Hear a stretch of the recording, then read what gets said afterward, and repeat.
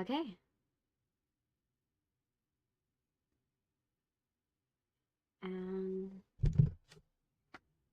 Game. Okay. Let me put this up. Let me move my stuff out of the way. So that way you guys can see me. Hey guys. Welcome. We have a, you guys on YouTube are probably seeing something a little different today.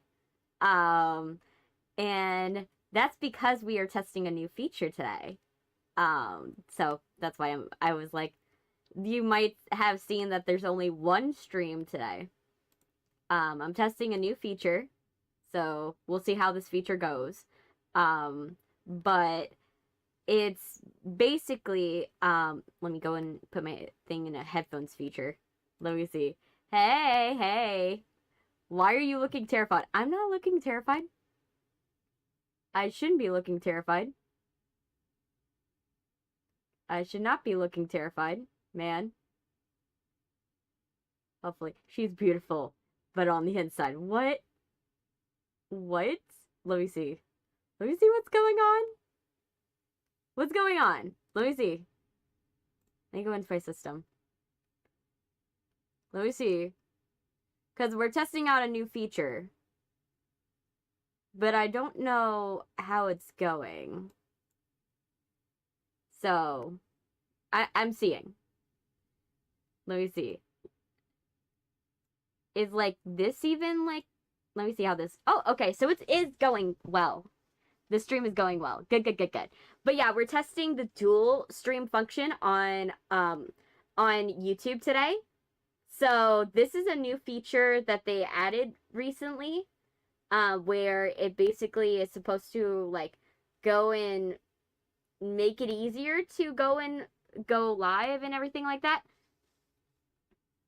Her was bleeding in every way. What? What does that mean? What does that mean, Zane? I don't know what you mean. I don't know. That is confusing. But yeah, so we are testing this new feature, and I don't know how well it's gonna go. I'm trying to see if this would be a good pivot feature, because so today you guys are all together on YouTube. So it's both you guys. Oh dear, Sophia, do you recognize? My arm is bleeding. Oh my gosh, Chan, stop. Stop hurting yourself. Who's ready for night 5? Yes. I think we're all ready for night 5. I've been working so hard at like getting the stream. You guys don't know. There's a reason why I was down for 2 days. So basically what happened was OBS was having an issue where like it had been getting worse. You guys could probably see how it like in my previous streams that it was progressively getting worse. And so is anyone missing, dead or alive? Oh gosh. But yeah, so yes. Everybody so basically we were down for 2 days, and oh, you probably saw in previous streams that the amount of time it took me, familiar faces, traumatized and broken and everywhere. Oh gosh. But yeah, so you probably saw that in like a similar way, you started seeing like things got worse progressively in terms of me, like the OBS letting me show up on time. Like today was better, but like the amount of time it took for OBS to let me, go live, it was being a lot. So I was like, okay, I need to figure out what's going wrong, because it was not letting me in when that one day, and I was like, okay, I need to figure out what I'm gonna do, because I need to go live. I have to go live on Saturday. That's today is kind of out of the way. I can't do anything about it. But like, I was like, I needed let everybody know that hey, so I shut down OBS. I went through every feature and I tried to like see what was causing the issue turns out, you did a little prank, buddy. What did I tell you about pranks? They're not good. But, so I went into OBS, and I looked through everything. I was like, okay, let me try to find out what might be glitching out the system, right? What could be like messing up the system for it to take forever and keep crashing. So then I was like, okay, let me go into the thing. So then I started deleting things. Like, I was like, okay, fall's over. So let me get rid of the fall decorations. So I got rid of those. Then I went back and got rid of the glitch graphics. Because I was like, we're not using the glitch graphics anymore, so let me get rid of those. Then I went in there and I was like messing around with some settings and stuff like that. And then I finally, after doing all of that, it started running a little smoother. So I was like, okay, it was probably that it was cluttered. It was probably that it was cluttered by all of the triggers and stuff like that I had for you guys. That, like, I had added stuff, but I hadn't gotten rid of stuff. And so because I hadn't gotten rid of stuff in, like, a meaningful way, it was having issues because it had too much going on. It had too much going on, and it just couldn't run correctly. So what I ended up doing, so now that I got rid of that, you guys could see it's a little more smoother. So I'm glad that, that fixed it temporarily. It's still having the issue, but it's like not to a big degree anymore. And then I'm doing all my stuff to get ready for this morning, and then I find out YouTube has blessed me with the dual stream feature that I was telling you about that they were going to soon send to me. So they were about to send to people. And so I got the dual stream feature today, which I was very happy about. I was very happy about getting the dual stream feature, which is wild. But I also was like cautious because I was like, I don't know if this thing actually works. Like how it actually works and also how well it actually works. So today I was like, okay, just so that way I could try to make sure that, this live stream, I'm going to see if it works out. So I'm going to be like, okay, let's test it on one live stream. So today is the test live stream. So we're doing Five Nights at Freddy's Night 5, but we're testing it. I'm not watching all of your streams, just Five Nights at Freddy's 2. But yeah, so basically, literally, I did that. What happened to my background? My background has been inching up. You guys saw that my background's, I just noticed my background is like inched up. It's still glitching out, as you guys can see. It's still glitching out. So this is one of the glitches that keeps happening, is that even the backgrounds will glitch out a bit. Like, I did not move this background. But I digress. But yeah, so basically, I've been like, I have a bunch of stuff going on, I got the dual stream feature and I was very happy about that. Hi. What happened with Sylvia? Because I know you guys try to tell me in the comments.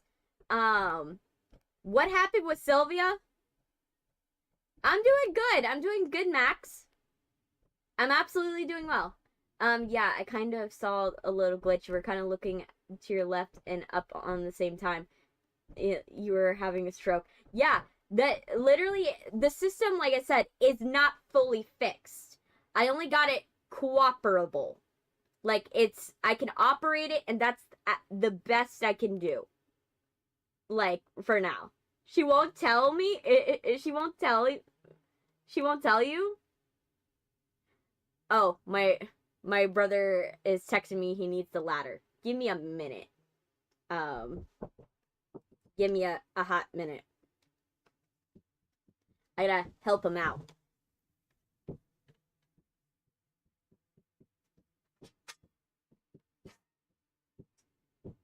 I gotta give him this ladder. Thank you.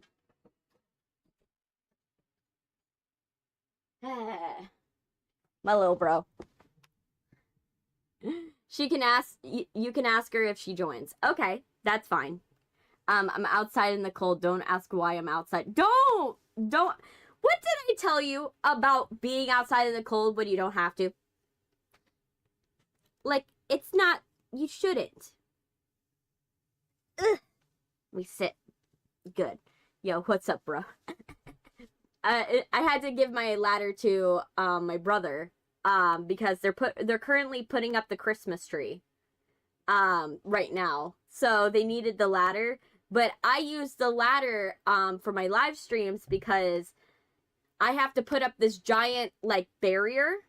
Oh, hey Sylvia, what's going on? Because everybody's been concerning me with like something's going on with Sylvia, but they're not telling me exactly what's happening. Can you enlighten me with what's going on with you? Because I don't know. I want to know. I like the cold. Then don't complain about the cold if you're outside. It's kind of counterintuitive. You know? Let me see how the stream's going. Like I said, I have to check back once in a while because it's like I wasn't. But yeah, I have to check back once in a while because I gotta see how everything's like going in terms of it. I don't think I make good content. Girly, no one makes good content. It's hard. I'm gonna start streaming when I hit 1,000 on my channel. You could start streaming sooner. Like, the thing is you gotta build up the muscle for streaming because it's a completely different muscle from when you go and just do like a let's play, because you have to learn how to interact with your audience rather than when you do a let's play, yes, you are going and interacting with an audience and everything like that, but you're not like interacting with them directly. You're just like, okay, what can I talk about to keep the air like not dead air? But my friends also said I should not make videos. Girly, if my friends, you know, I've had friends that said I should not do a lot of stuff. Do I listen to them? No, I don't listen to them. I try my best and I get better. All videos are, you know, bad at the beginning. You know, even my videos, I can acknowledge there's some elements that are probably bad in them and I need to improve upon them, right? But I don't have the equipment. You could get a free OBS software. Will it glitch on you? Yes. But you could get the software. 2, you don't have to do face cam. You could test it without face cam. Or if you do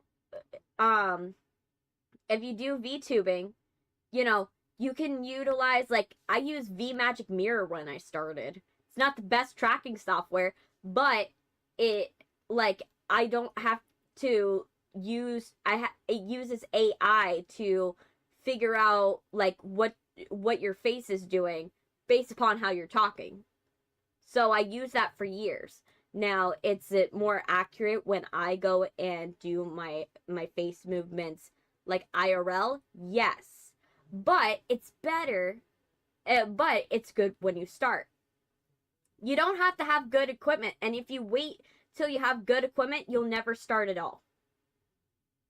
I didn't have good equipment. You know, my stuff, you know, I'm still working on one screen. And you guys know how hard it is for me to do that because I'm literally having to switch between different things to check on how I'm doing. And sometimes even you guys could see when that doesn't go well, and like my face will mess up and I won't know for a while.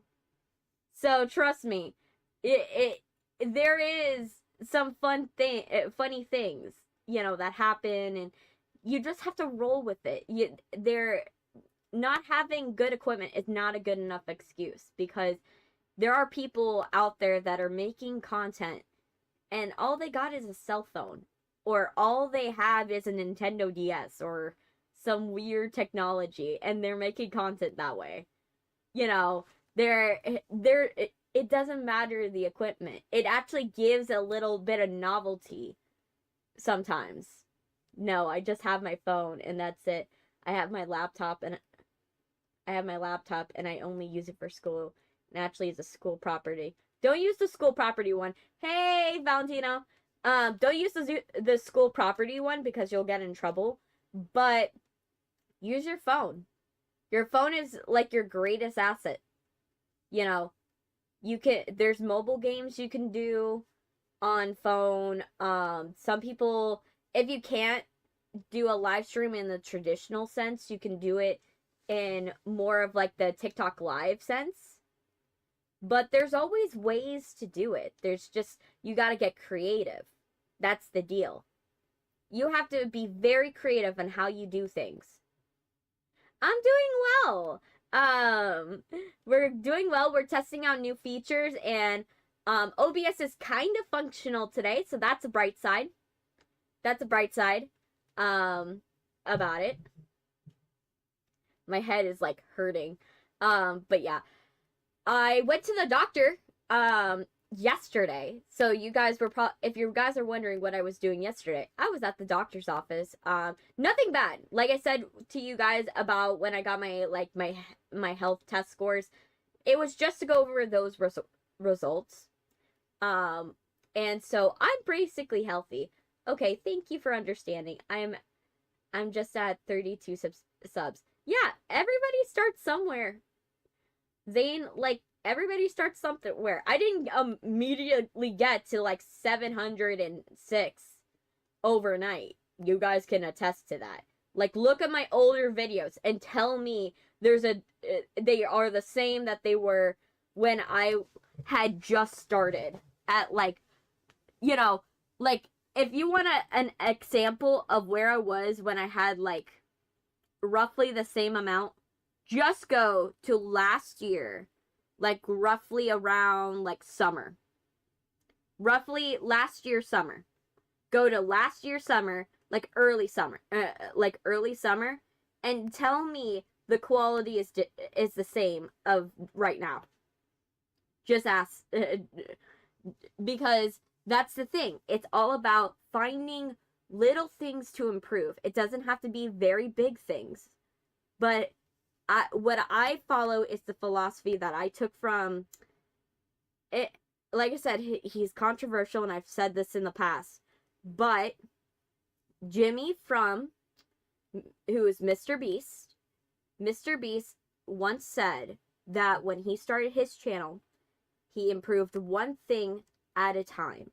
With every video he made, he improved one thing from each video. And he looked back on his videos, figured out what he liked. It didn't have to be the same thing. Sometimes it's, you know, little things of, okay, do I dress different? Do I speed up my videos? Do I edit different? Do I improve the sound quality? Do I improve... Your audio is kind of sped up and low quality, and I'm thinking because you stutter a lot. Yes, because I was very insecure about my voice. So what happened is I sped up my voice, and then on top of that, it was low quality because I didn't know how to calibrate my mic right. I have a good mic. That's the one professional equipment item I had, but I only got it because I swindled a guy out of it and like bought it for like $60 when the guy didn't realize he sold me something that's worth like $300. He didn't realize that. By the way, my name is Hiroto. Hiroto? Oh, welcome, Hiroto. But yeah. But yeah, so, yeah, like, I didn't know how to calibrate my mic because if you have mics basically function the same way. The only difference is the knowledge behind calibrating it for your voice. I have a Blue Yeti microphone, which it is a professional microphone, but it's probably the worst microphone that you could probably buy, unless you know how to calibrate it, right? The only reason why I chose it was because I knew roughly how to calibrate it. Yeah, it's Japanese. That's okay. That's okay. There's nothing wrong with it. Hiroto. Um, I just, it's new, so that's why. But yeah, so yeah. But it's one of the worst because it's too sensitive. I use my microphone on my phone. That's probably a better mic than I have, to be honest, because your phone's mic is a very high quality. Phone mics are very high quality. Trying to say it more to get used to it. It's all right. It just takes time, Hiroto. It takes time, for me. Like, it's a new name, so like it's something I have to another thing I have to commit to memory. That's what it is. It's just another thing I commit to memory, and that's fine. I'm just I'm getting my coffee. I spilled my coffee and burned my hand twice today, so my hand is a little painful. But the coffee's good. But yeah, so I feel like my name came from a Apama. But no. Nah, my name, my mom liked two names, but she was she had two girl names that she really loved. She really loved these two girl names. And she could not choose between them, so she was in the end of the day, she was like, you know what? I'm just gonna do both. So she just ended up doing was one name. One of them was kind of a family name. My name is very close to my grandmother, my Cherokee grandmother. That her middle name is what was given to me. My Cherokee grandmother's middle name was given to me for my first name. For my middle name, she chose the other name that she liked and put that as my middle name, so I do not have a family name for my middle name. And so that's how that went down. Whereas my brothers, they got family names. So they got family names, and then their first name is whatever they liked. But for my brother, one of my brothers, they actually had to change his name, because they were going to have, since my brothers were twins, they were going to be baby A, and they were kept on calling them baby A and baby B. They were okay, we're just going to name them something that's an anagram of that, right?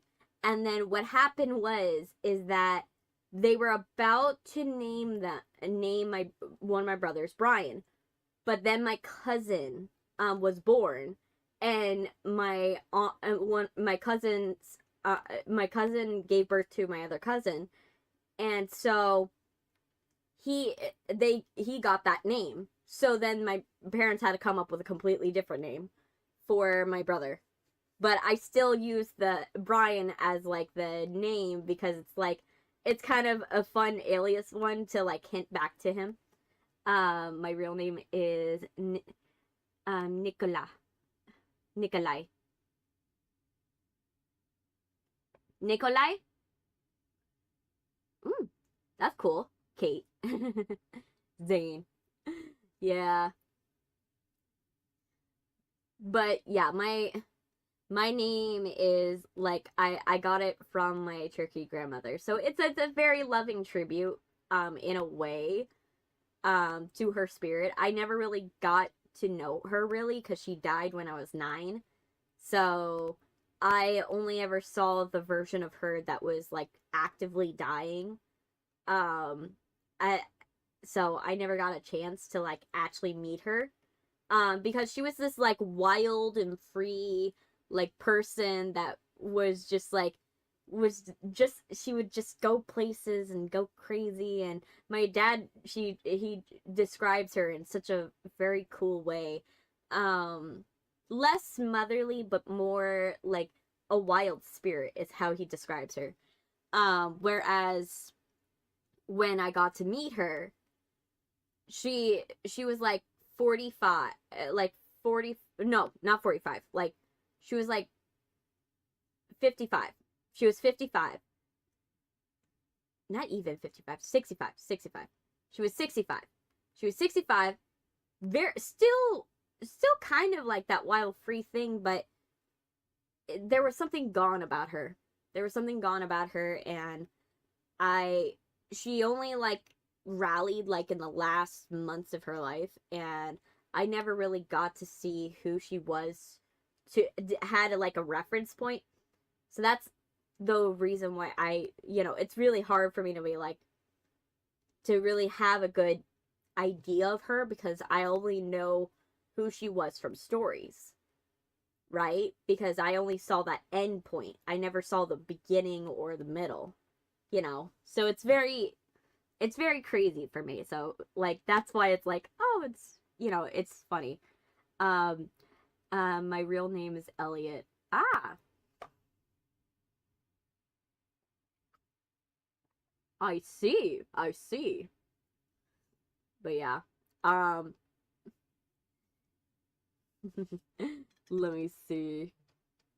Let me see. Let me get that translated so I can see it.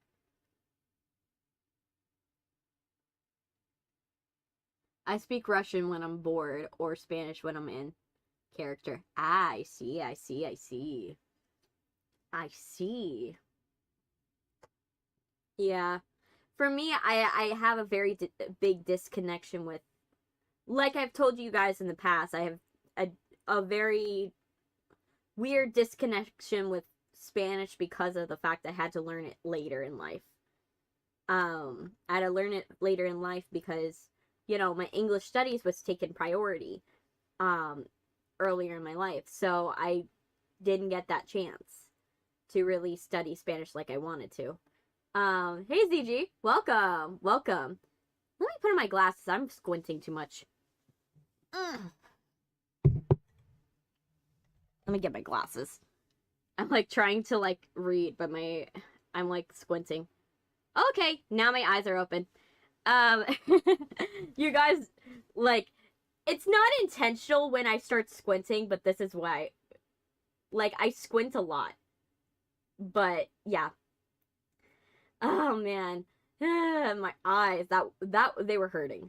That I was like squinting so much that my eyebrows were hurting. So I was like, okay, maybe I need to put on my glasses. But yeah, how you doing, ZG? Oh, and back to the medical stuff, that because that was what we were talking about before that. So yeah, I went to the doctor. The doctor, um, technically I was taken care of by my nurse practitioner, which he's chill. The only thing is that I like my doctor more. Are we streaming tomorrow? Not tomorrow, but the day after. Tomorrow I have to do some stuff. I have to do some stuff tomorrow because I have a lot of stuff for my internship to get done. Because even though, yes, I don't, I'm no longer in school, I still have to finish my internship. My internship doesn't end till May. So I literally have to like do that. Let me see what you said in Japanese. Pizza time. Yes. But yeah, so I have some stuff, but we are streaming on Monday. We will be streaming on Monday.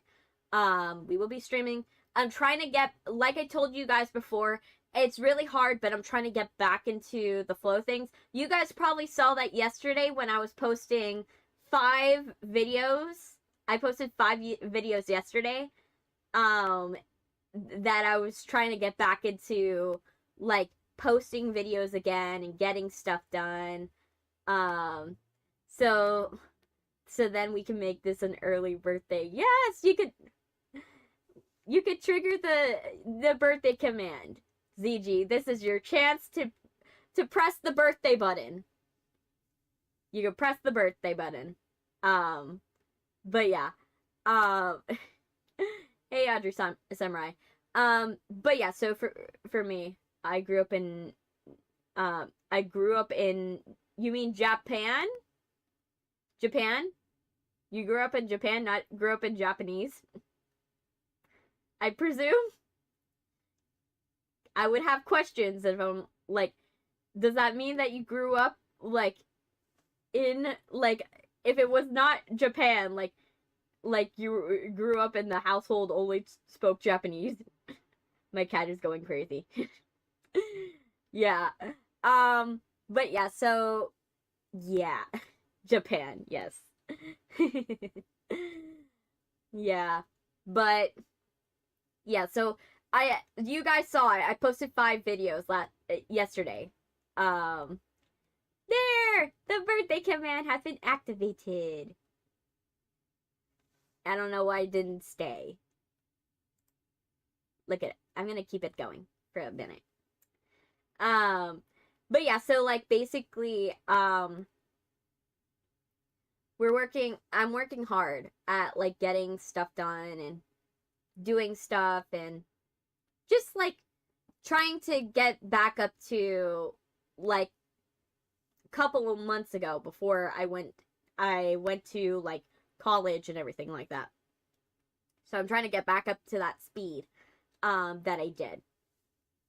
But yeah, that's why I posted like 5 videos yesterday. I'm like, oh my gosh, I have it. And especially, it's even more pertinent. I see your cat is going crazy.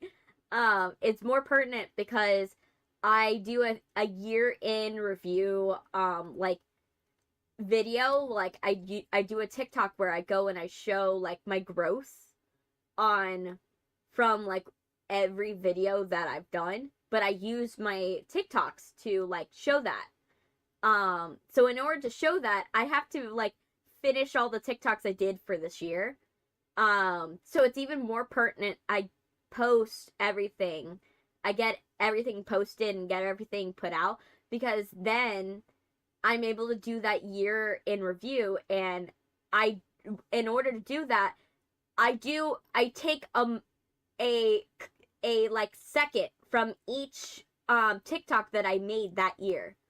So there's like a clip from every one where I'm like going and showing every video I did that year. So you guys will get to see like all the outfits, like one more like glimpse at all the outfits, how everything changed, what like going from the very like beginning of the year all the way to now is basically the idea. And I do this every year because I saw it. I just got out of an anime convention crazily packed. Nearly had a panic attack, claustrophobia maybe. Not like, yeah, you were probably claustrophobic, but I hope the convention was nice.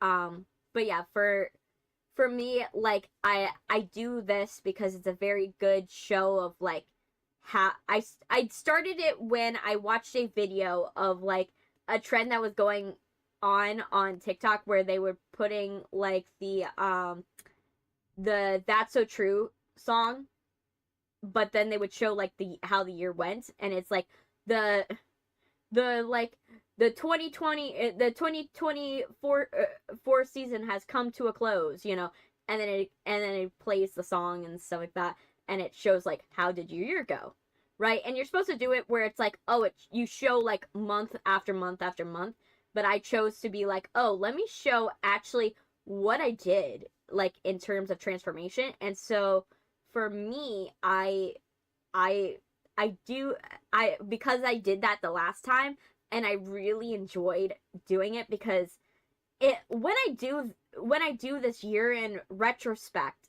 video, it means so much to me, because every moment meant something. That was a different version of me, right? Each video is like a snapshot of who I was.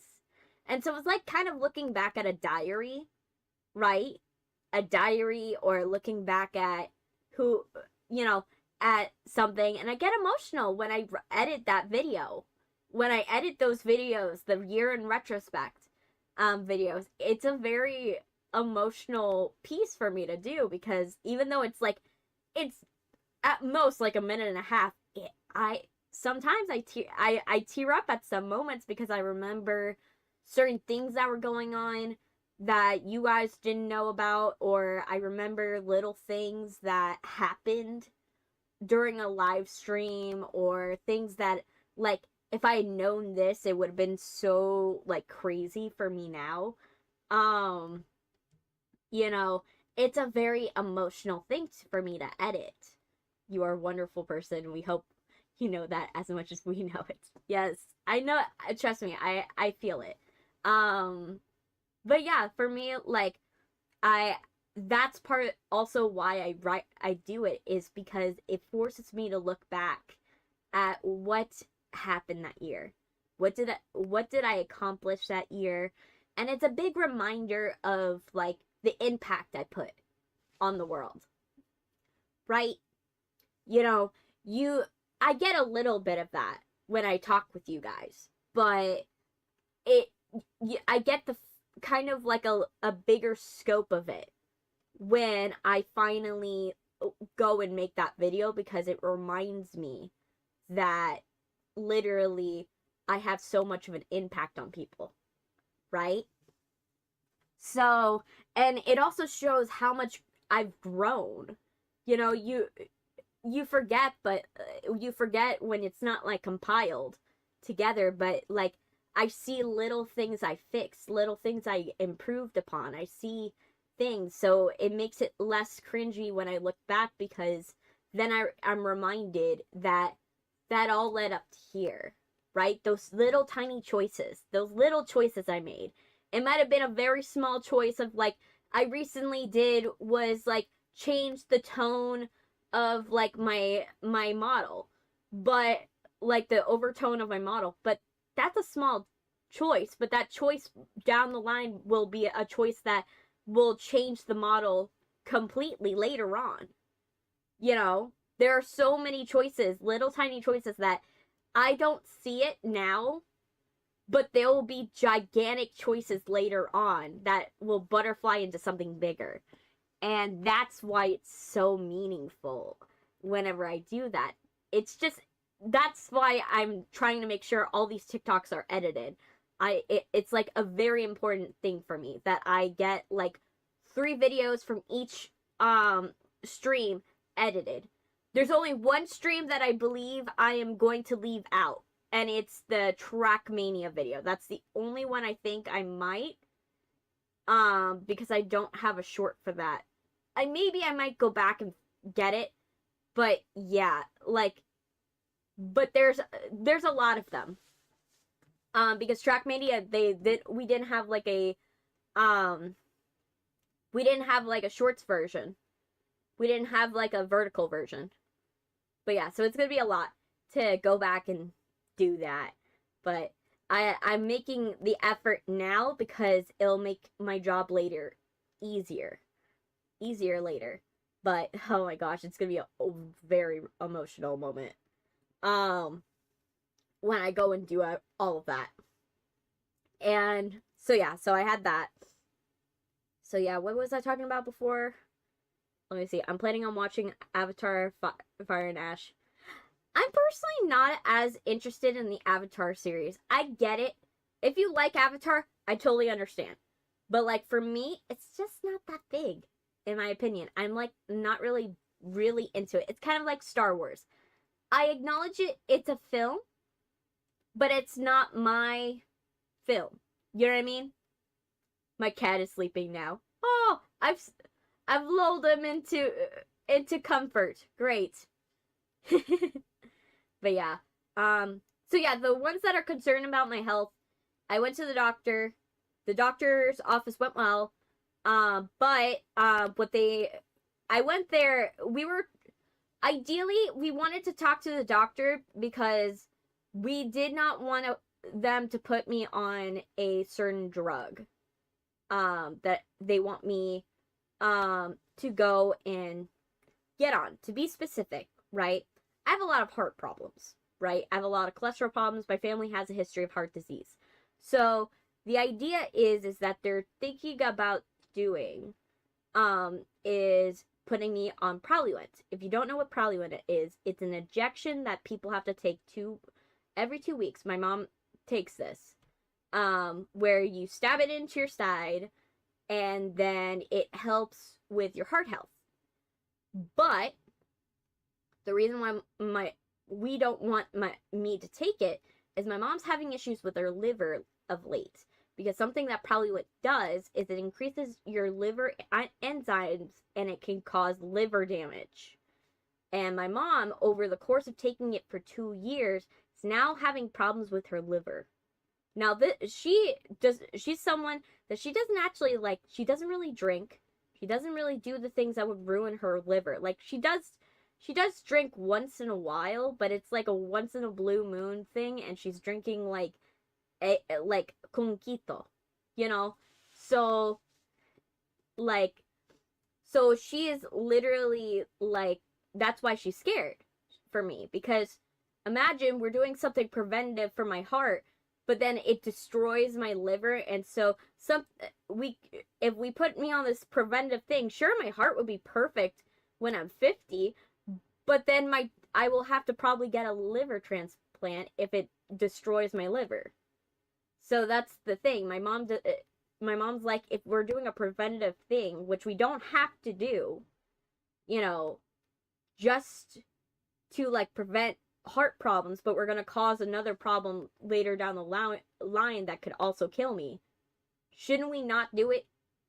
So that's what she's worried about. So we asked I want to show you something I saw girly, but like, what are you planning on showing me? Hey Charles, welcome. You having a good day?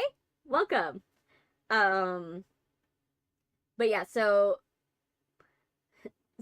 yeah, just send it, girly. Send it, Sil. So yeah, so that's why my mom is worried about this. So we talked with the nurse practitioner. Hey, playing FNAF? Not right now, but we will be playing it in roughly 20 minutes. We will be playing FNAF 2 in a little bit. Ash. We'll be playing FNAF 2 in about 20 minutes. I always do these talking bits for a little bit, so that way, we get all of my thoughts out before we start playing the game, because otherwise I'm going to get super distracted by what I'm thinking about. Well, my cat's name is Dash. Oh, that's nice. I'm doing good, Chrissy. Handshake. Yes, handshake. Handshake. In real life, I don't do handshakes, to be honest, because I have trust issues after retail. I have so many trust issues. But yeah, virtual handshake. Imaginary handshake. Of course, you probably have a lot on your mind. Yeah, I have a lot on my mind, a lot of stuff going on in my life. You guys know I always have a lot of stuff going on in my life. My life is chaotic, always. My life is always chaotic. Yes. But yeah, when you clean bathrooms, you have trust issues. You see what people do in bathrooms and what they don't do in bathrooms, and that's why you have trust issues. But yeah, so yes, so we went to the nurse practitioner. The nurse practitioner is like, well, the lipid clinic's going to be the one that ultimately makes that decision. So I won't find out the decision on whether I'm supposed to take Praluent or not till January. So that sucks. And then we talked with my doctor, and what he's more concerned about is that, well, okay, it's sent. Okay, I'll go and I'll see it in a sec. But what he's more concerned about is the fact that my my iron levels, about my iron levels, because my iron levels are higher, but I still don't have enough oxygen in my blood. Like, I have good oxygen saturation, but the saturation of it inside of my blood is the problem. I don't have a lot of oxygen in my blood. So I'm not getting a full breath, obviously. I'm not able to, like, I'm not getting a lot of oxygenation throughout my body. So, yeah, my veins are a lot cooler tone right now. And they're concerned because they're like, well, we know you have this issue, but we need to figure out a way. We need to figure out whatever's causing it. Because your iron levels are fine, but if your saturation's not getting higher, even though you're taking medicine, there's another issue you must be having that's causing it. Because currently we don't know the cause, right? I think it's familial genetics, but in my mind, but my doctor's like, we need to check other things. So we need to check everything first. So I'm going to be seeing an OBGYN because they're like, well, maybe it might be linked to, my monthly cycle, or it could possibly be something else. Because if I go to this doctor and they're like, nah, she bleeds fine, then the question is, I might have internal bleeding that I might not be knowing about. And that's the most concerning thing that they're worried about. That if it's not something normal, then what they're more worried about is it something where I'm bleeding in, like, my intestines, or maybe I'm bleeding somewhere in my body, and I have, like, a pocket of blood somewhere that we gotta, do something about it, surgically. So that's what they're more worried about. Yo, what's up? I didn't get the notification again. Make sure you have your bell. Make sure the bell is clicked correctly, man.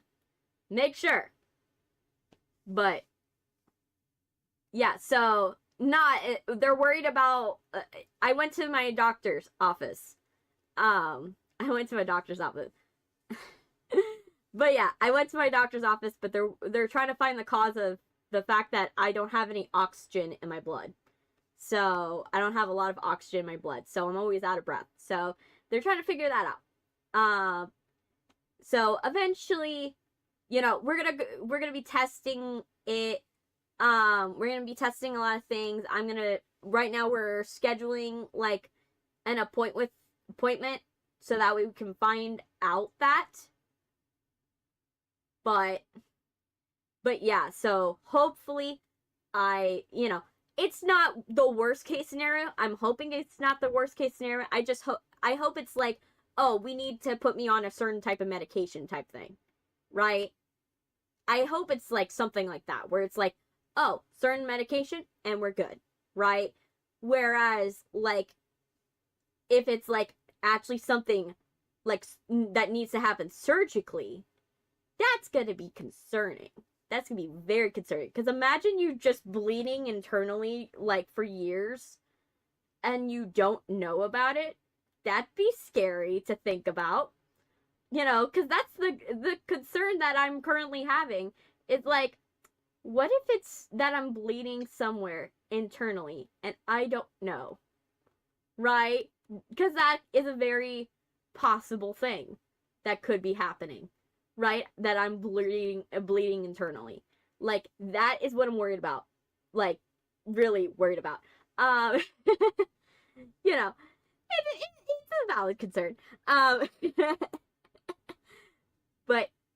But yeah, so yeah, I've been, so that's what we're worried about. So I'm gonna go to a bunch of more doctors. We're gonna see how that goes, and then hopefully it's nothing bad. Hopefully. But yeah, let me see what you sent me, Sylvia. Let me see. Let's see what Sylvia sent. But yeah, but that's been my concern and why I've been going to the doctor lately. Let me see. But yeah, do you guys think I'm overreacting? Do you guys think I'm overreacting? Because like, because maybe I am. Maybe I'm overreacting to like something so small. But like, that's what I've been worried about. Dang. Let me see. I see. It looks like a Pokemon gym trainer, but I don't know who. Remember, I don't really play Pokemon. So let me see.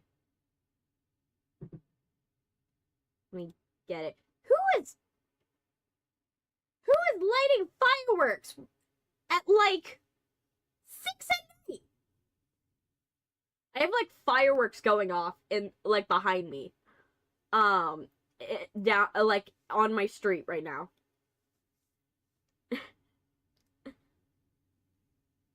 Like, if you're gonna do fireworks, like, do it around, like, what? Like, middle of the day?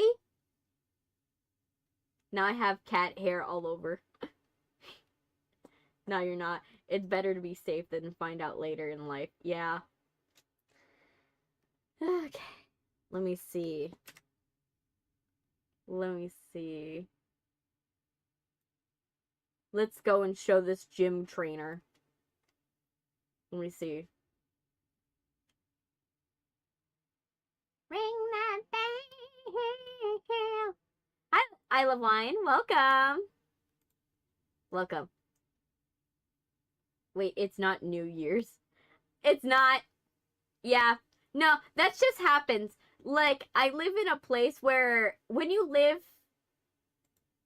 far enough south, when it gets close to any holiday, fireworks start getting, people start playing with fireworks randomly. It will not be Christmas yet, but they'll start playing with fireworks. And it'll happen at the weirdest times of the day. So like for me, I'm like, okay, they're doing the fireworks, but like I'm just like, if you're gonna do fireworks, I get it, you're trying to see how good they look at night, but like, and like it just got dark outside, but I'm like, man, can you do that in the middle of the day? Like middle of the day? Or like in the dead of night. If you do it in the dead of night, that's also perfect. Because like by then, right? Everybody's out. Everybody's asleep. We don't have to worry about anything. Like, sure, some people will be waking up. Like, but like, it's less of a problem. Maybe in the morning too. Morning's an option. Morning's an option. You know? It's not from Pokemon, but it looks like it's from Pokemon. You can ring my bell. Oh my gosh, you guys are like, it's someone that used to joining your chat. used to join your chat. Let me see. Let me see. By the way, I also been organizing my computer because, like, I have too many pictures. Too many pictures. That I'm like, okay, I need to get rid of it. A lot of pictures. Let me see. Let me see. Get this. Put this right here. Put it right there. Let me see. Let me see. Let me look at my live. Where is it? My live? Look at my live.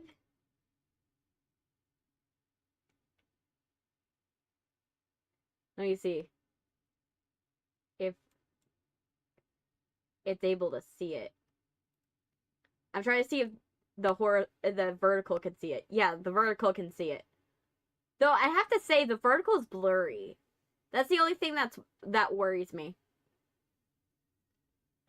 It's someone that used to join your chat. Picture equals fire. Fire. But doesn't it look like a gym trainer though?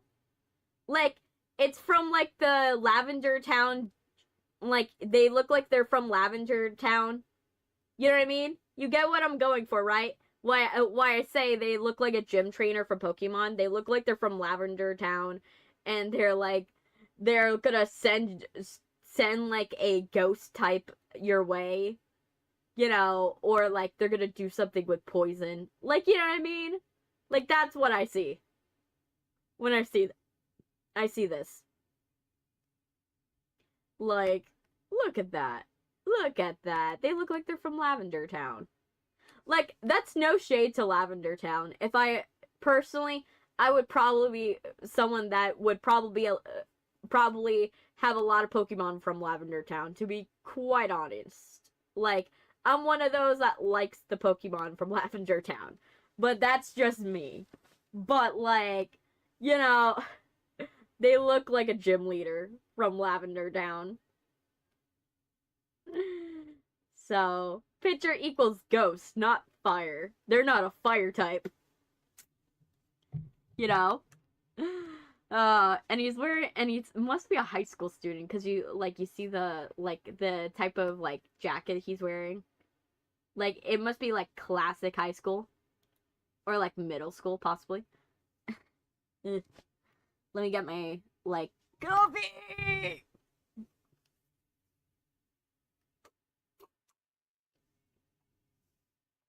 But yeah, got my coffee. But yeah, so literally, yeah, I like it. I just, you know, it, like I said, it looks like it's from a Pokemon. But yeah, it's so weird to look at the vertical and it not have anything on. It looks so weird, but give me some coffee. It's Soruso? It's Soruso? By the way, how is Soruso? Is he doing any shows? Like, how's his shows doing? Like, he's doing okay?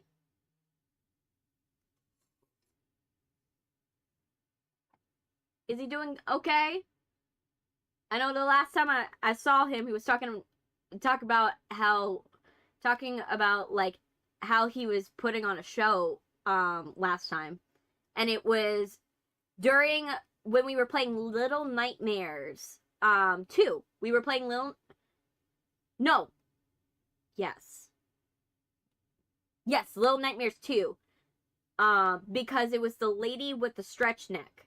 We were talking about what he was doing, what he does when we were doing the battle with the lady with the stretch neck. I remember that. I'm licking my cup.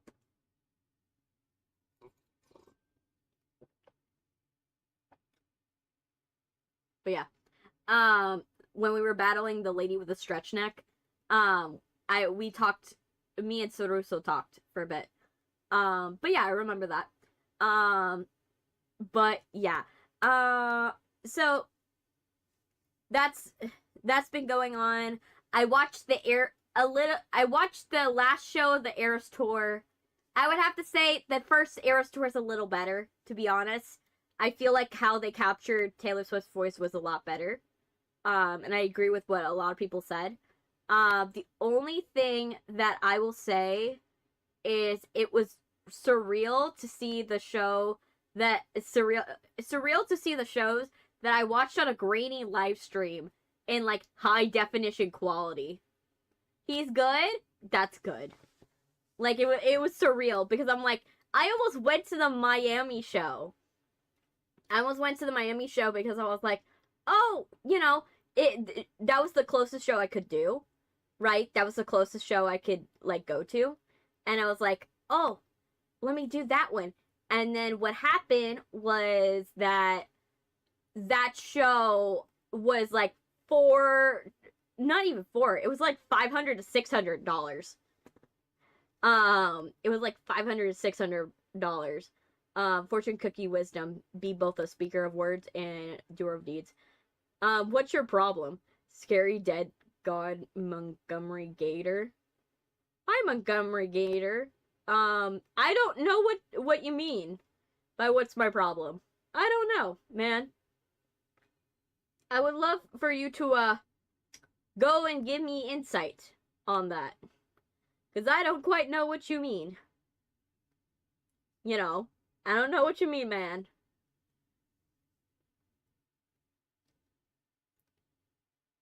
Do you want to fight? I don't know what you mean, man. Why are we wanting a fight? I confused.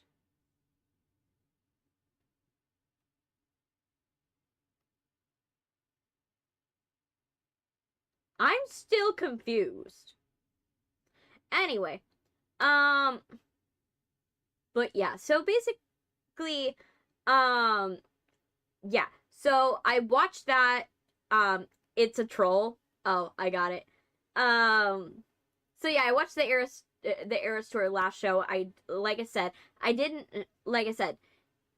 liked how surreal it was. I was gonna go to the Miami show, but it was like way too expensive. Like 500 to 600 a ticket is like way too expensive for me.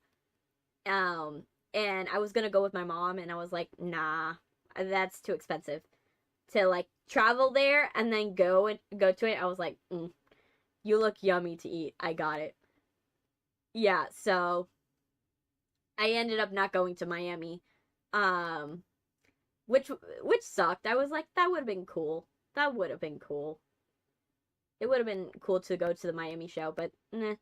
And it would have been even cooler because Florence and the Machine performed that time. And I was like, oh, it would have been so cool to see Florence Welch, like, on stage. Obviously, I would have been in the nosebleed seats. Obviously, I would have been in nosebleeds. But it would have been cool, you know, if it wasn't, like, $500 to $600 for nosebleeds. Like, if it was closer to, like, maybe $150, I would have been fine with it. Who taste?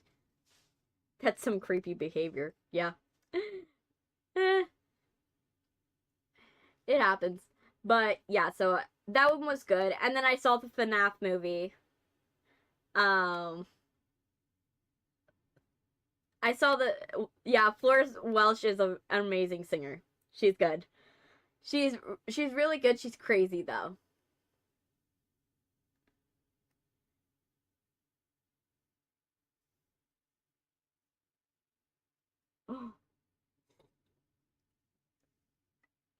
Don't worry. If we ignore him, he will not expend any of our energy.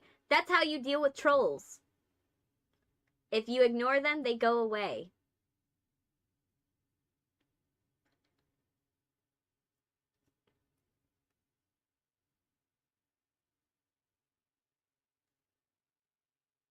Yeah. If you stop acting weird, I will comment on your comments. But that's how you deal with trolls. You just don't talk to them. You don't talk to them and you don't interact with them, and then eventually they go away. They're kind of like ghosts in that sense. You know, if you don't give them your time of day, they go away. You know, they realize it's not worth their time to go and haunt you. So, it's gonna be fine. But anyway, let's get into the game.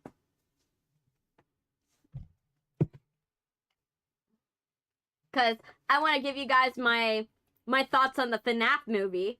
Because I watched the FNAF movie, as you guys, and you guys been wanting to, like, talk about the FNAF movie. So if any of you want to watch the FNAF movie, right? If you guys want to watch the FNAF movie, no spoilers, no nothing, like, just know that this stream will be full of that. So if you don't want, like, spoilers, just mute me for, like, a hot sec. Like, just mute me for a hot sec. So, if you don't want spoilers, like, cause I'm probably not gonna, like, finish the game quickly. So, that's the deal. Okay. Now here's the question. How is this gonna work when I go into when I do the AI system. We're gonna see how this goes.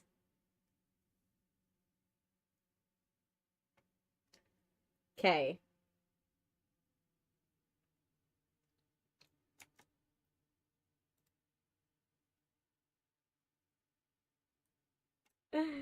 Okay, let me see. Make this game capture.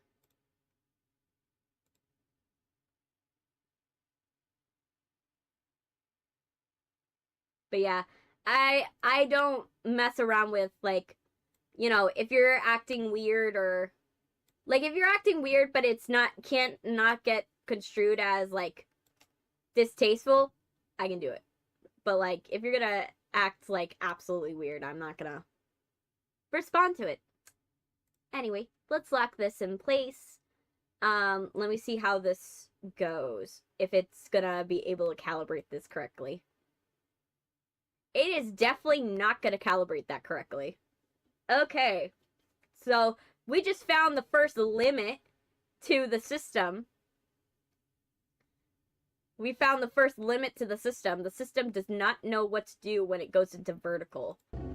Because all it does is it's like putting anything that's in vertical. So, let me see. We're gonna go and, for now, I'm gonna do, so that way we can, like, have me there. You guys could easily see me. I'm gonna put this like this. Let me see. Let me see. So that way you guys could easily see me.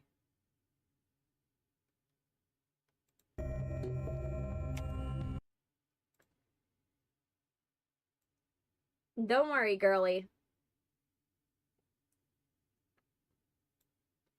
There.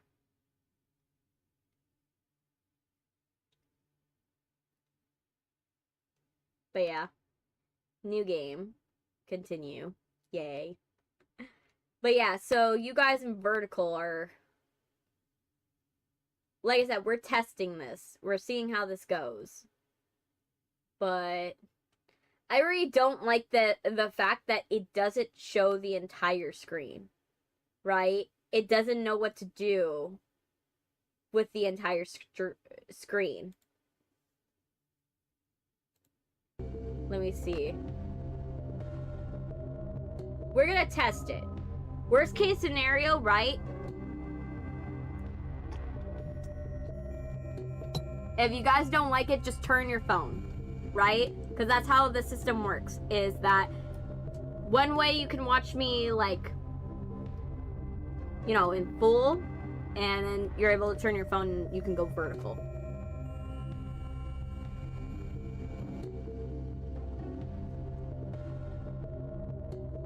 There you go. There, this, and let's continue. But yeah, tell me if you guys, like, we don't like this. If you don't like how the AI is going and calibrating the window, just let me know if we don't like this by the end, and we'll just change it. Okay. I'm putting the chat up here. My phone is already broken. Hey, keep a close eye on things tonight, okay? From what I understand, the building is on lockdown. No one is allowed in or out, you know, especially concerning any previous employees. When we get it all sorted out, we may move into the day shift. To beat FNAF 2, you must prioritize winding this music box and cam 11 to prevent the marionette from attacking. I know. I think the name of the place was Red Bear's Family Diner or okay. Something like that. Closed for years, though. We're going to do that. Okay. Just get through one more night. Hang in there. Good night. But yeah, just let me know if we like this. If we don't like this, that's fine. We'll go back to the original setup of how I do the verticals. But I want to test this because I want to see, is this a way we do this, right? We're testing it for the stream. If we don't like it for the live stream, that's fine. I see a tiny Chrissy.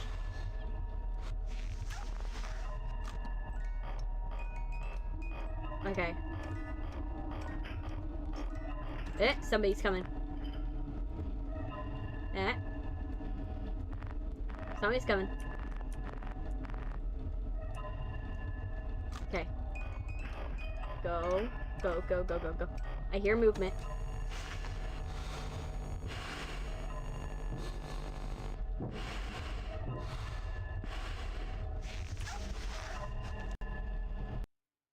Okay. Well, that didn't go well.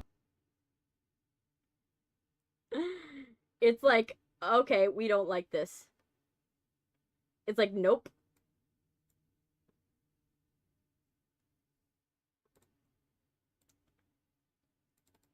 The game noped out. So that's not a good sign.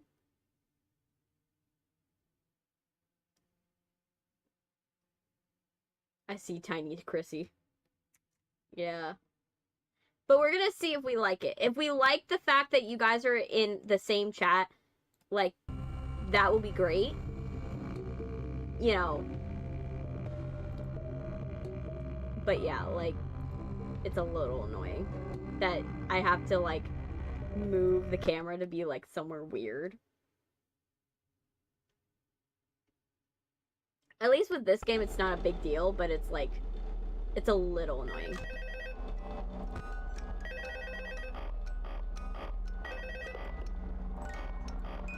Oh, hey, good job, night 5. Hey, keep a close eye on things tonight, okay? From what I understand, the building is on lockdown. No one is allowed in or out, you know, especially concerning any previous employees. Balloon Boy, go away. When we get it all sorted out, we may move into the day shift. This one just became available. No one loves you. We don't have a replacement No one likes for your you. shift yet, but we're working No on one it. likes you. We're gonna try to contact the original restaurant owner. I think the name of the place was Red Bear's Family Diner or something like that. It was closed for years. Okay, Withered. So I doubt we'll be able to track 1, anybody 2, down. 3, Just get through 4, one more night. 5. Hang in there. Good night. I hear you're moving. I hear movement.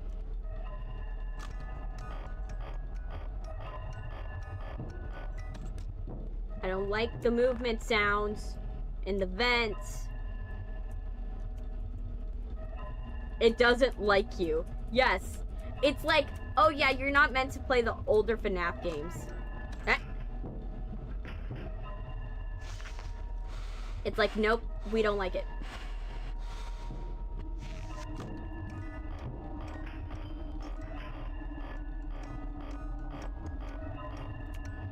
Oh gosh. I'm already messing up with the marionette. That's not good.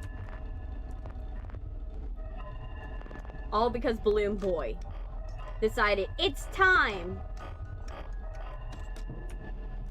It's my time to shine. The marionette is like mad at me now. I'm dead. I'm dead. I'm dead. That was too long. Yep. That was way too long.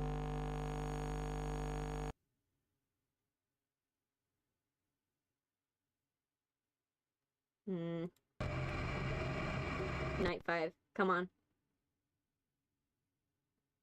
Let me see what it says. I saw a stream of Kato. She's the actress of Hinako. And I was laughing the whole time because of how crazy scared she was in the game. I see. My cat is biting me. Oh, hi. Hey, Zeke. Welcome. Yeah, my cat is biting me.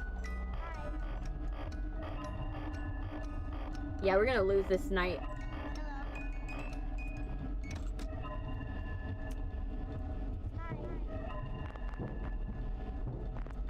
Balloon Boy, get out of my DMs. You have a split screen to put the mask on. Split second. Yeah, I know. I know I have a split second. That's why I know I lost. I was like, it took too long. I took too long and I knew it. I'm doing good. I'm right, you know, I'm doing good. You know, I'm trying to make it through night 5, which is not ideal. You know. Oh, Bloom Boy's here. Go, Blue Boy. No one loves you. You don't even have parents. You don't even have anybody that will miss you, man. Get on my DMs. You know, we hate Balloon Boy here. Night 5 is torture. Yes. We are not, if anybody's wondering, we are not doing a night 6. We are not doing night 6. I know some people want a night 6. We ain't doing it. Let me see. Hey, CR7. Are you thinking that you don't have enough attention to remember all of the Withered to appear 3 minutes in the movie? Yeah, I watched the movie. I actually enjoyed the movie. I thought the movie was actually fine. You know, that is a child, dude. Not Balloon Boy. Not Balloon Boy. The Withered, yes. And technically in the movie, it's just prototypes. In the movie, they're just prototypes. It's not the original ones. You know, the only ones that have dead animatronic kids, I'm dead, are the ones from the original game. These only are killing you because of the fact that they, you know, have a parental system locked into their systems. You know, if we're going by movie lore, okay. You know, Foxy just appeared out of nowhere. Okay, thanks. Message of my I didn't help play FNAF 2 for 6 years. I'm out. I haven't seen the movie yet. Yes. Jump scare without the animation. Yes. We had a jump scare without the animation. That keeps happening, by the way, Zeke, because we keep getting glitches. So, FNAF for me glitches out so much. It does not, like, it refuses to work. We've already incurred so many crashes already playing this. That's why there's this game. We've played it across multiple streams, like multiple live streams, and it's less of the fact that I can't get it done, and it's more of the fact that it literally keeps crashing. The movie I saw, it pushed the PG-13 rating with some moments of blood and gore. I thought it was fine. The movie was fine. Movie was fine. It was chill for the most part. Yeah, like the one scene with Abby, I was like, oh, that one hit like Insidious levels. I was like, okay, that one, they were going for Insidious's crown with that one. That scene. But Mike decapitated BB because he was annoyed. Yes, because like Blue Boy, like I said, canonically there's no one that, you know, died and was put into Balloon Boy.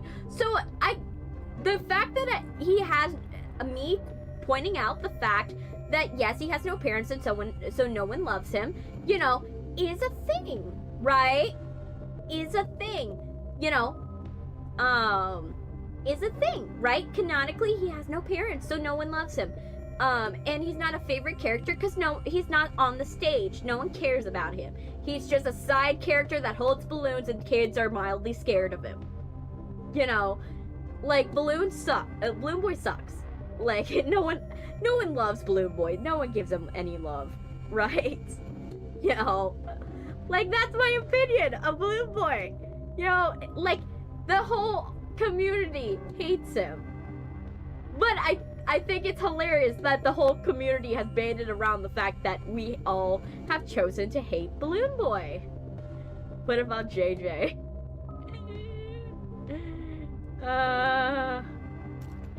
Yeah. But yeah.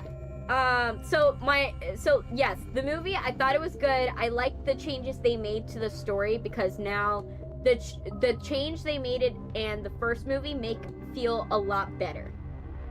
Sorry, Ass, but is that a different outfit? I change outfits. Technically no, but yes at the same time. I change outfits, but for this, for Five Nights at Freddy's 2, as people that watch the YouTube versions, they are able to see a little clearly. I have technically not changed the outfit per se, but changed the headpieces and the hair pieces, or things that are on my head, or different, like, shadows that are in the outfits, or I've changed stuff like that for this game. Because in my head, it doesn't make sense. Hey, Vintrex, welcome! How you doing, Vintrex? Because in my head, it doesn't make sense, like, you would have a different outfit other than the uniform. Mid. I came here only one time, so I just remember Halloween outfit. Yeah, I change multiple times. I change outfits all the time.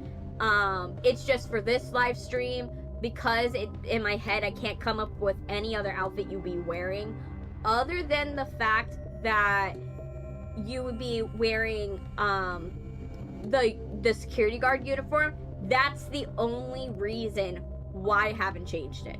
Because I'm like, and I also like the idea that I'm Purple Woman. So, like, in a way, that's the joke, right? That's the joke. So, if you come on another stream, then you'll see, like, I'll be wearing something completely different. Because, in my opinion, like, I feel weird whenever I don't change outfits. It's making me feel weird now, because this outfit's not anything different, but it feels less weird because in my brain it's like, logically, you would wear the same uniform all the time, right? You would wear the same security guard uniform. So there's no if I were to change an outfit during a FNAF 2 stream, it makes no sense in my brain that you would change the outfit, right? It would cause a weirder thing in my head. So that's why the only reason why I have not changed the outfit this time. And there's only a couple of couple games that I've done that for. There's only a few where they kind of have a designated outfit. Like, Crime Scene Cleaner technically has that, but I have a little bit more things I could change with it, because I could change the outfit. I could change the shirt. The shirt changes. I could change the color of the jacket. The color of the jacket changes. I'm able to change the accessories and stuff like that. But the actual mold of the jacket that I'm wearing stays the same. So that part stays the same, right? So technically, it does have a uniform for that stream, but it's a uniform that changes, so you don't notice it as much that it's the same thing, right? So there's only a few streams, like I said, that it will stay the same. Hey Joseph, welcome. I haven't seen you in a minute. Oh, Foxy, go away. Die, get a seizure and fall on the floor. But yeah, so there's only a couple that do that. I do that for. But usually there's more interchangeable elements that I can do, that I could get away with, right? There's more interchangeable elements, there's more stuff I could do with it. Oh!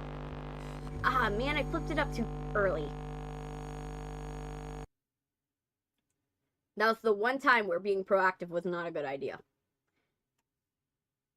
But yeah, so, literally, I personally, like, am like, and so, yeah, so canonically in the movies, since this is a different location, the animatronics are technically not haunted in this one. In movie universe. It's not haunted animatronics. There is one animatronic that's haunted, but it's not the mascots. The mascots are not haunted.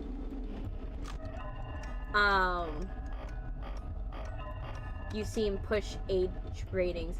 I really couldn't tell you right now. My brain is so focused on doing this. There's a couple. One thing I would say is, like, Taylor Swift's Eras Tour, I felt it in the opposite way. Because they gave her a TV MA rating. And I'm like, the most that's wrong with it is the fact that she just, like, she says bad words. Like, she has profanity in it. That's literally all it is. And I'm like, and sure, yeah, they talk about serious subjects about, like, for example, she had a terrorist attack that almost happened. And luckily, it was prevented in Vienna. Or the fact that she had to visit the families of the people that their kids died in a like dance party. You know, their kids died in a dance party incident, and it happened to be a Taylor Swift like dance party, you know, in Liverpool. So it does have like things that would be actively like mature, but I wouldn't say like mature audience. I would say like maybe TV 14, if you get what I mean. Like, the rating is more in my brain for her docuseries, it's TV 14. Right? Because especially when like the Eras Tour is PG-13, I'm up to episode 3 of her docuseries. And so I'm like, maybe there's stuff that is a little like raunchier later on, but like in my opinion, her thing doesn't really have much in terms of like anything that would warrant like an MA rating. So that's the only thing I would say that says it I would say it for the opposite way, where I actually think it might have been overclassified. But because most of it's like puff pieces, they don't actually go into like big detail.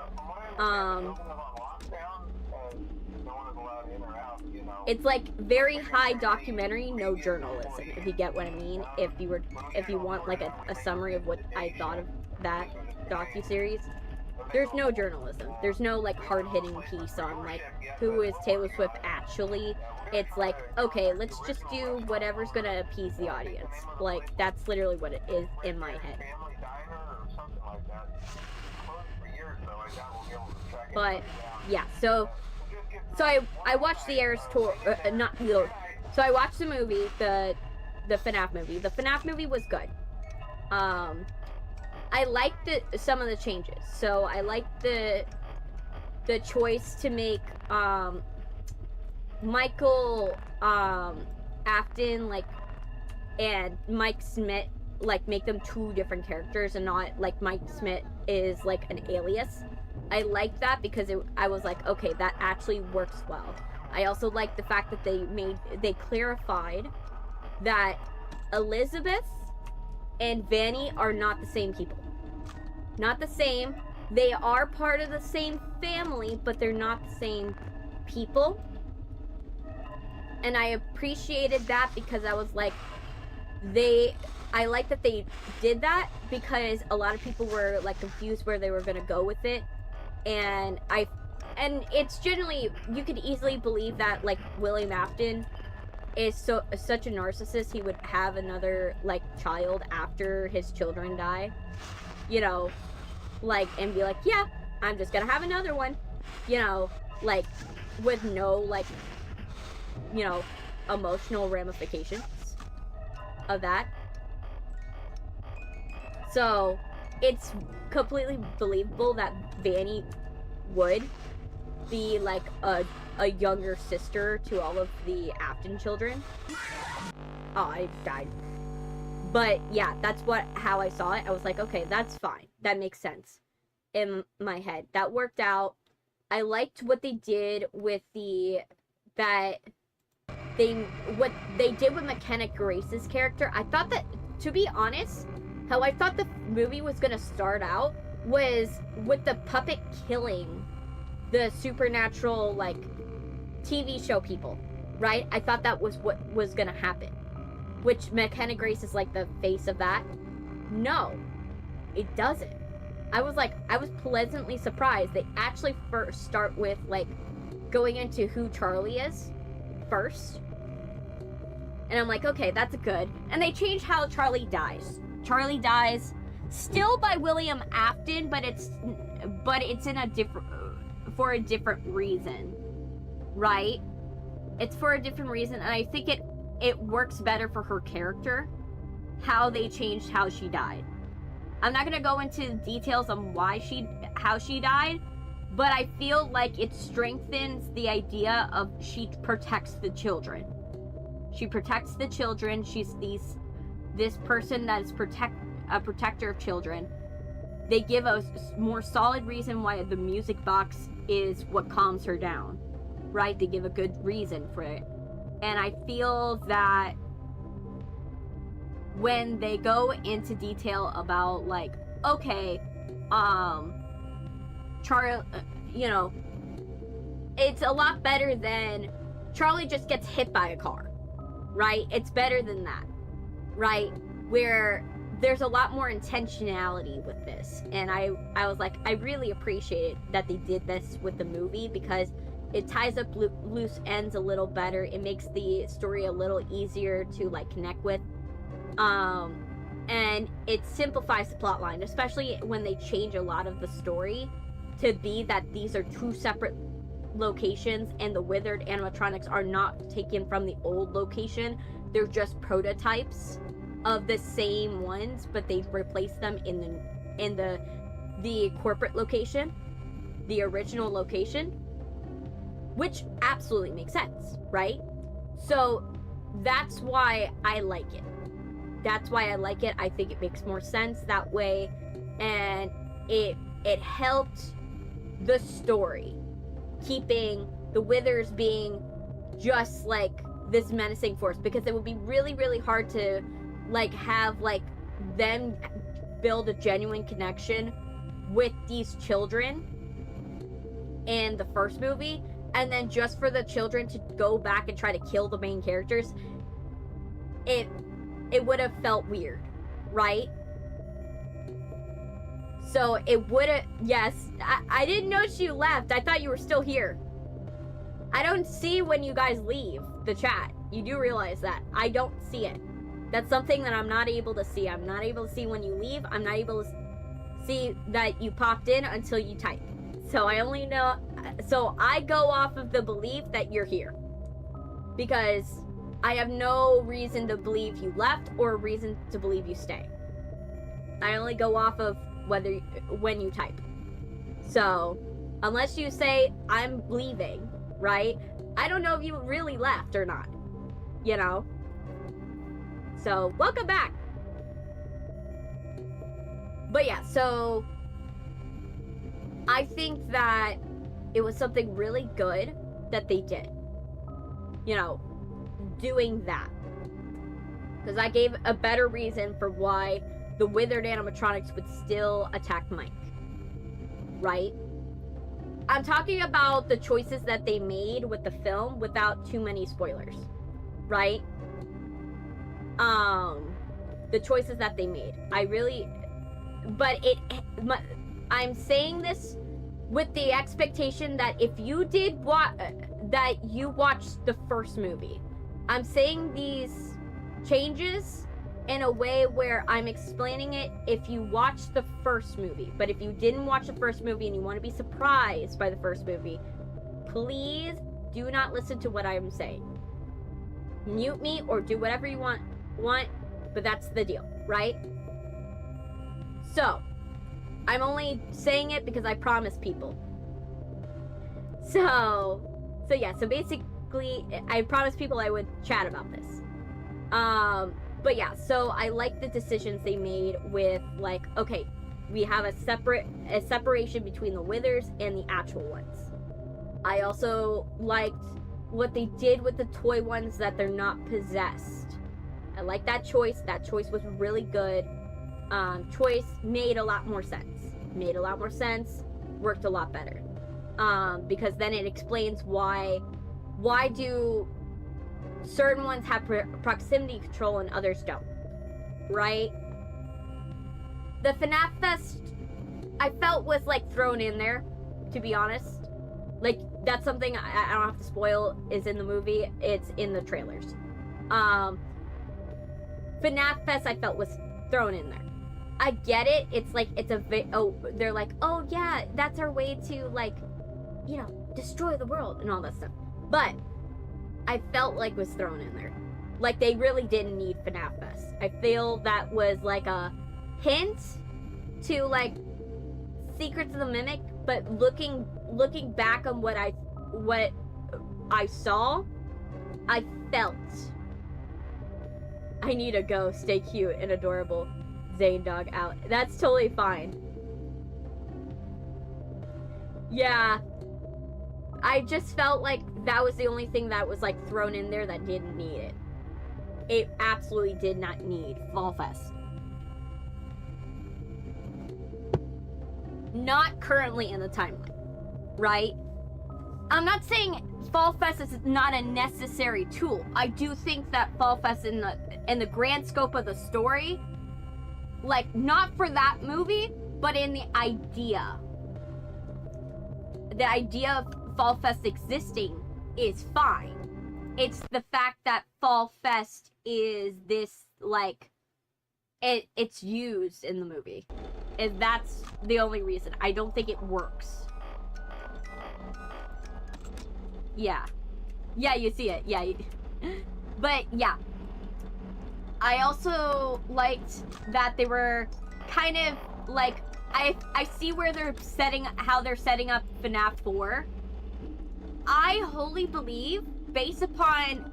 Now, this is not anything... This is just speculation. But I don't think David, the crying child, is dead in the movies. I don't think Crying Child's dead in the movies.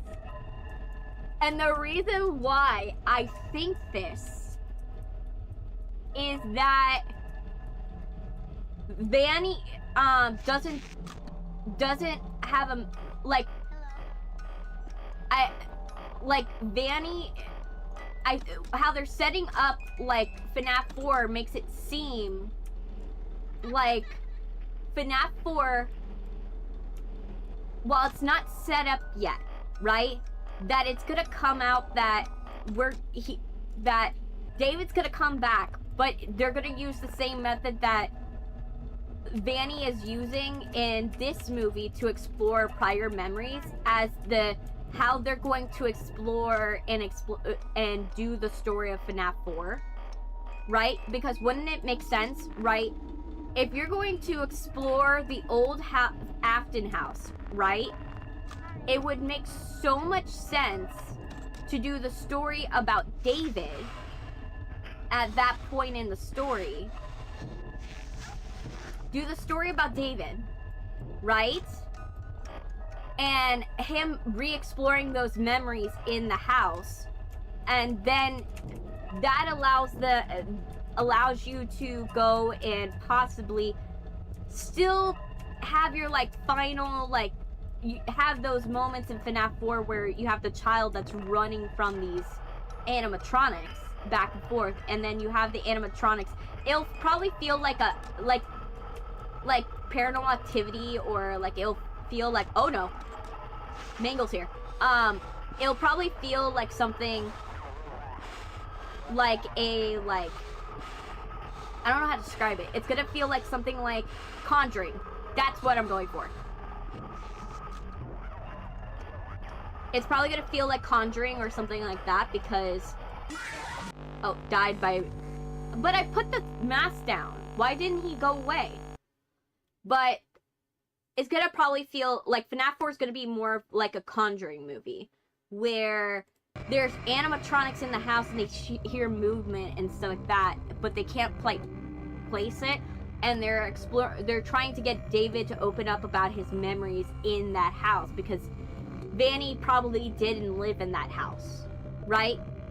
Vanny, I think, probably, like, from what I understand, Afton moved away. in the general thing. We'll never leave the ceiling.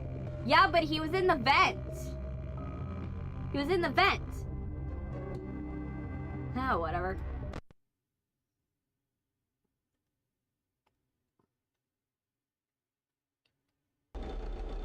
But yeah, so I feel that they're gonna do something like that where it's gonna, every movie, from what I understand, is kind of like a FNAF version of what Blumhouse has already done, but done differently, from what I understood. This movie felt like it was a mixture of Shaun of the Dead and Insidious put together, but with a less of a serious tone. She'll stay there until she gets bored and decides to kill you.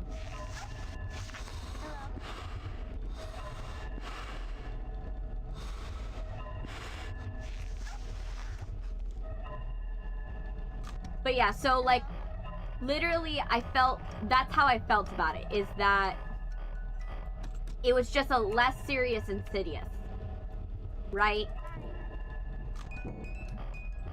And I feel that eventually, like, FNAF 4 will be like Conjuring, but less serious, right? Like a Sam Raimi, like, Conjuring. If Sam Raimi did The Conjuring, right? I feel like that's what's gonna happen. Right? Whereas, like, for example, like, FNAF 3 is gonna be, like, one of those, like if I had to say, like, a good one, oh, shoot, a good one that could pair with that one, like, they're setting it up for the haunted house, definitely. They were setting it up in the post-credit scene, that the haunted house and everything like that, and that of, like, William Afton and everything like that. They were doing that, right? I saw FNAF 1's jump scare sound came from a low-budget movie. Alien Baby. I don't know, but yeah, so that's what I saw, with that, is that they're gonna be doing different riffs from different, like, movies that they did. I feel that, like, if I had to pick one for FNAF 3, it's probably gonna be something closer to, like, Annabelle, if you get what I mean. They're gonna be doing a rip of, like, Annabelle, just with, like, you know, William Afton. That's how I see it, right? It's gonna be the Annabelle movie. Because that's the trend I'm seeing with this. They're ripping from their existing catalog. And then I could see how they could do, like, a FNAF 5, where, because Vanny is an existing character, right? Vanny's an existing character. I could see how you could go and eventually change the story where she's like, okay, I'm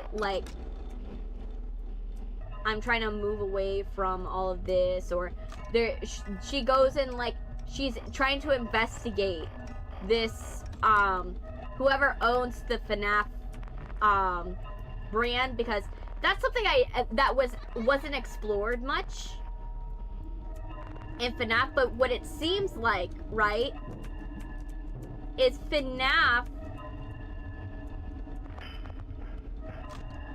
is, owned by someone other than William Afton, from what I understand.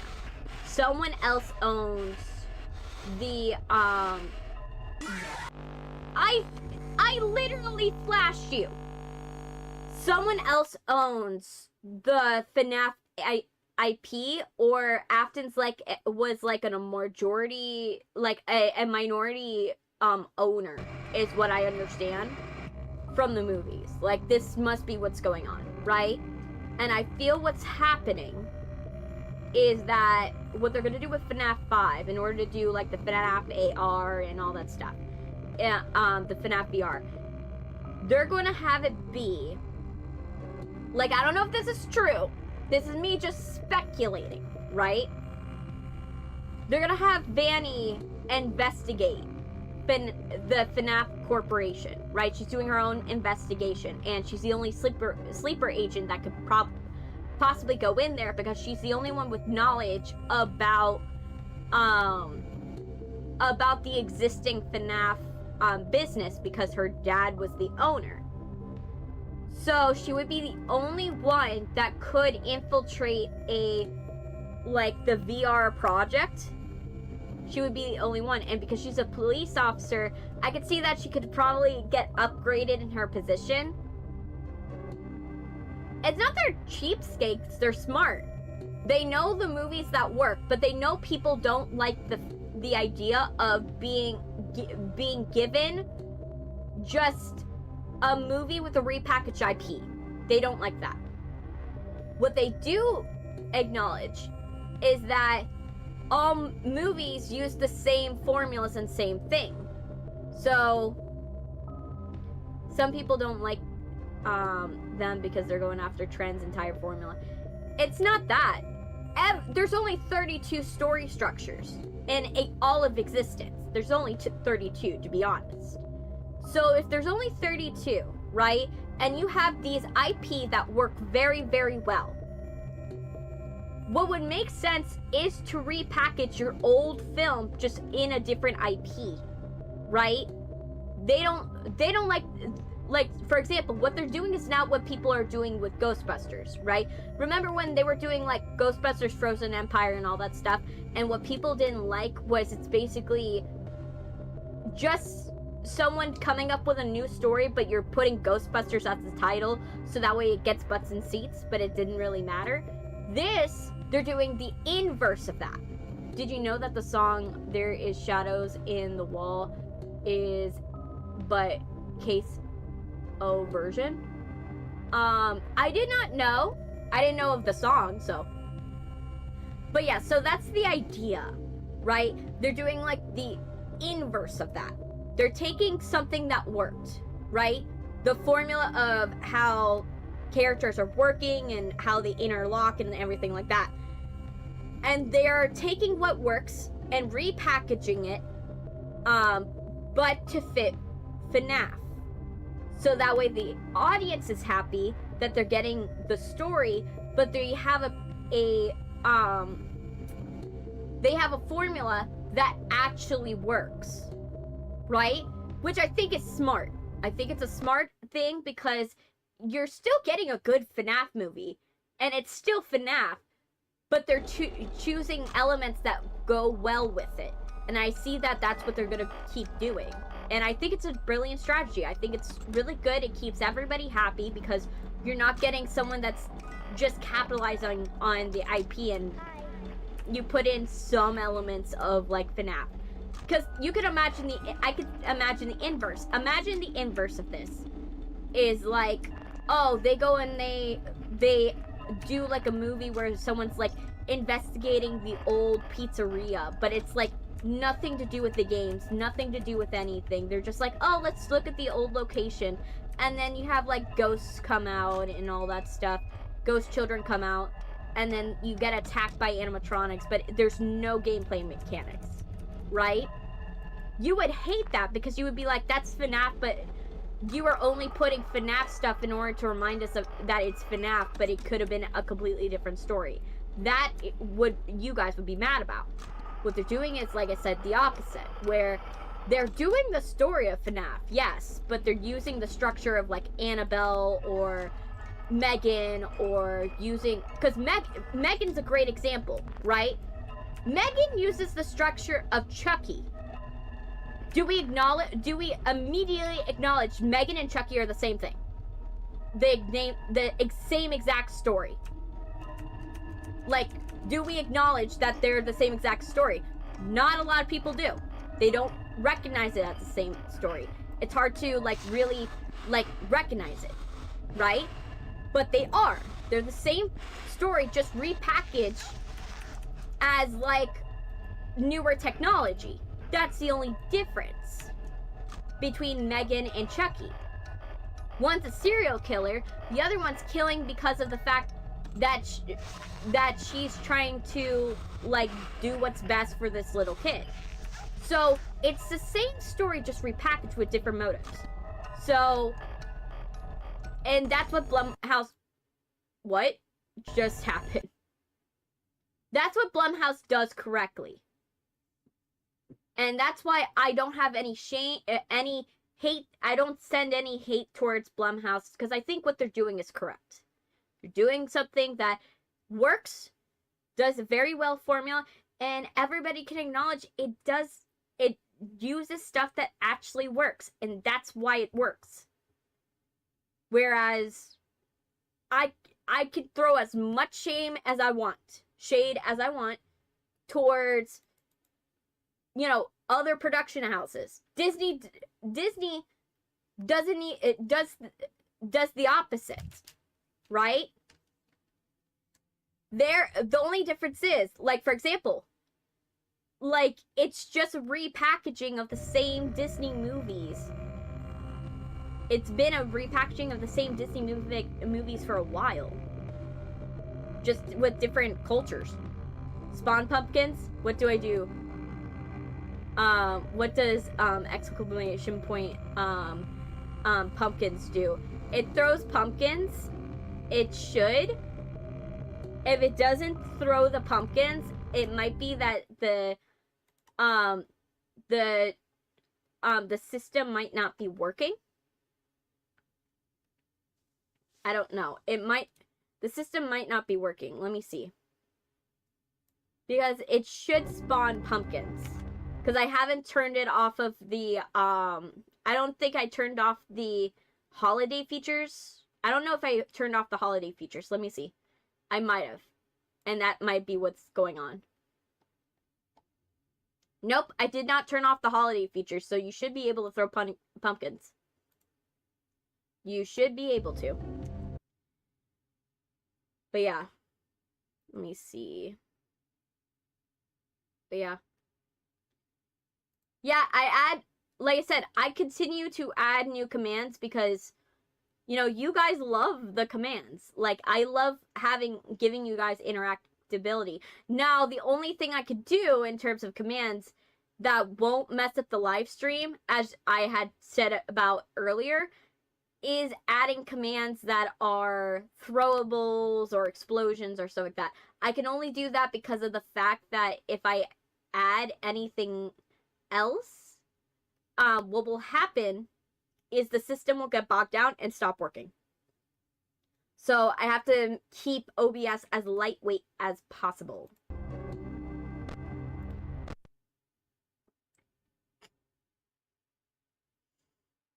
But yeah. But I have, like I said, I have a lot of speculation on where I think the story's gonna go with FNAF. I think it's going to continue being like $1 million franchise. It's probably going to get bigger than Ghostbusters, if I had to be completely honest. I think it's going to become bigger than Ghostbusters. Like, the IP is going to be big. But I'm happy with it getting that because it's very good. Now, what I don't like is the fact that Five Nights at Freddy's, I have a young sibling that loves Five Nights at Freddy's. Little Spice loves Five Nights at Freddy's, and I'm like, you are too young to know what Five Nights at Freddy's is. I don't like that. I don't like that you know what Five Nights at Freddy's is. You know what I mean? Like, a 5-year-old should not know what Five Nights at Freddy's is. They should. Oh, somebody's coming. Like, a 5-year-old should know what Five Nights at Freddy's is, and I do not like that. That's the only aspect I don't like. Oh, he's coming. Go.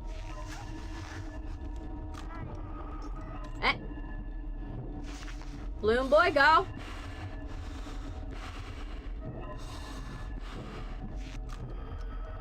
But yeah, so that's the only aspect I don't like about the fact that the franchise has blown up.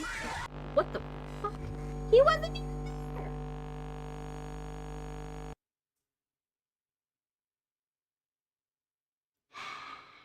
He wasn't even there.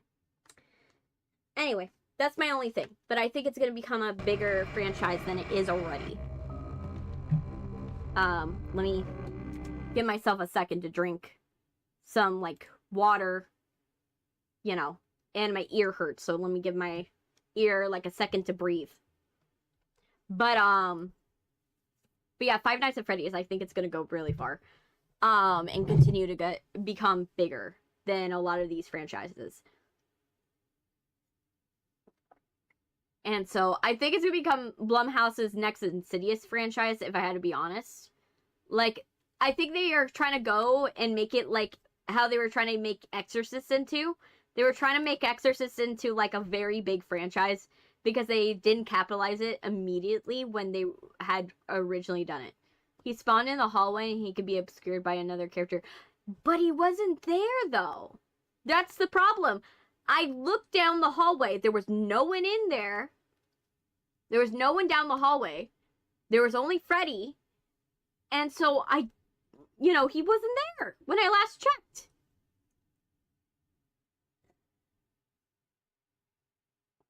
But yeah, Five Nights at Freddy's, that's what I feel about it.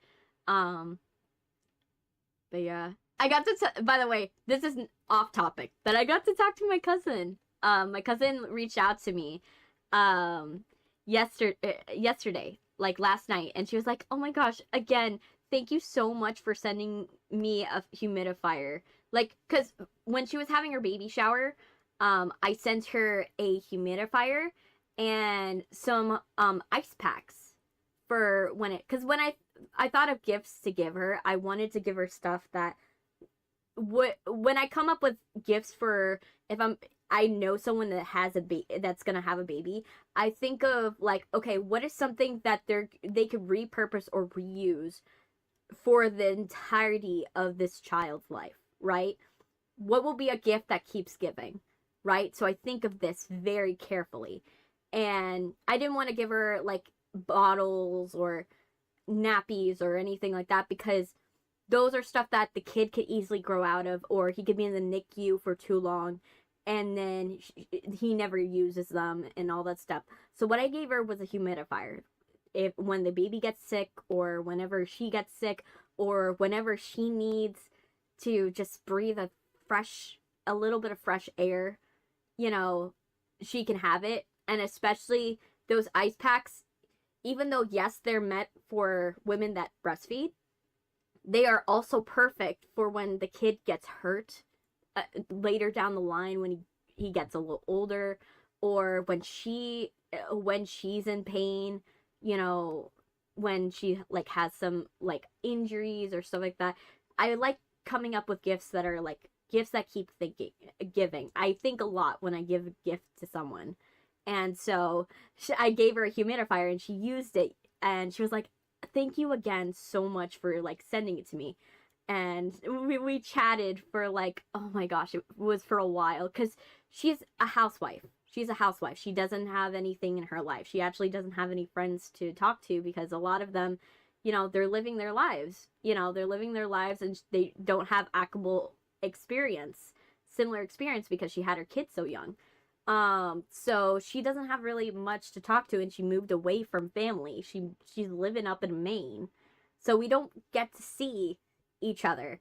And so I chatted with her and we talked about Apothecary Diaries, and we talked about anime that she should check out, and we talked about her and her little baby boy, and it was so sweet. It was so nice to talk to her about it, because we haven't chatted in so long because her aunt wouldn't let us, hang out, and it was sad because whenever we would go over to see our cousins, we would be like, oh, where are they? Like, where's the girls? And they would be like, oh, she didn't want to bring them over. And we felt so bad because we wanted to see them. We know now why. I'm not going to go into detail on why. That's her privacy. to respect her privacy on the reason why. But, you know, for her, we didn't get to chat much when we were younger. So I'm taking this time, since she extended the olive branch, I'm right now trying to take the time to, like, be, like, a source of contact for her, because right now she's got no one. And I'm trying to make sure that she's doing okay and she's not getting bogged down, because especially when you feel like you're the only one, you know, this is the only thing you are doing, and the only one she gets to talk to other than, you know, me was her husband. That's the only one she gets to talk to, you know. So I'm trying to, like, comfort my younger cousin, you know, because having a baby at 19 is a little hard, you know. I totally, you know, I try to give her some tips, because I have even though I've never had a baby, I have younger siblings, back to back. I've had back to back younger siblings. So because I have younger siblings that grew up back to back, I have a lot of experience around, you know, taking care of babies, taking care of younger children, and all that stuff. So I kind of have I have a very fresh memory of what she needs, you know, things that you know, needs to talk about. We talked about how she's like, I don't know, I feel like I'm not doing enough. And I'm like, girlie, you're doing the most, girl. You're doing as much as you can. And that's everything, you know. And so we chatted, and I tried to make her feel good, because I was like, you know, it's hard when you have no one to, like, be like, you're doing enough. You know what I mean? No one's there to tell you you're doing enough. You know, so I'm trying my best to, like, reach out to her, even though I'm like, you guys, I've said this before, I'm kind of like a gopher. I come up for air only, like, sporadically. So when I chat to people, it's like once a month, or maybe 2 times a month. I don't really chat much, and I don't get to talk to my friends often, because I am so busy. I am absolutely busy. I'm making content, I'm making movies, I'm doing all that stuff. Hello. And so, because we hadn't chatted in so long also, it was funny, because she's like, wait, you make movies? And she's like, she didn't know I make movies. She didn't know. And I actually told her about the channel, so hopefully she does swing by. I hope she swings by, because, you know, it would be nice for her to, you know, come into the chat, especially when she needs people to talk to. She needs people to talk to. And it was fun chatting with her. I was very happy about it. You know, like taking care of my little cousins. You know, I don't get to chat with her sister though. Her sister chats with my brother, because I don't have her sister's phone number. So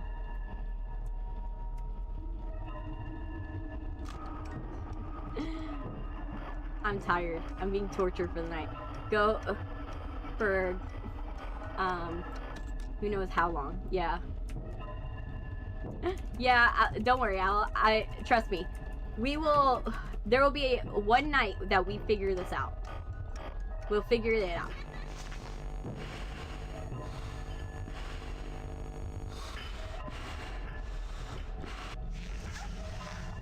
We'll figure this out. Okay, balloon boy, go.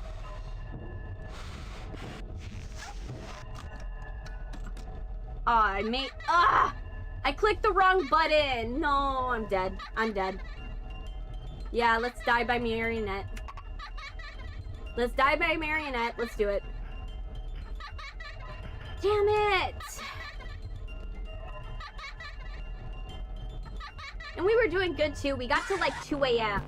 Oh wow, we died by... Wow, we died by Foxy. That was unexpected. I fully thought we were gonna die by, like, marionette. I fully thought. But I guess not. We died by Foxy. Okay. So, we're gonna try this again. But yeah. Let me see. Yeah. But I've been trying to make, like, videos for you guys and get stuff done, and I'm trying to get you guys better.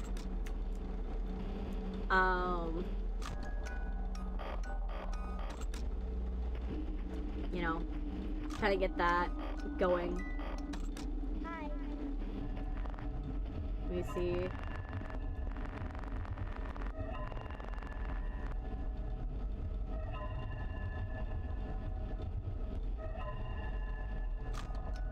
But yeah, I don't know if I spoke about how my movie premiere went.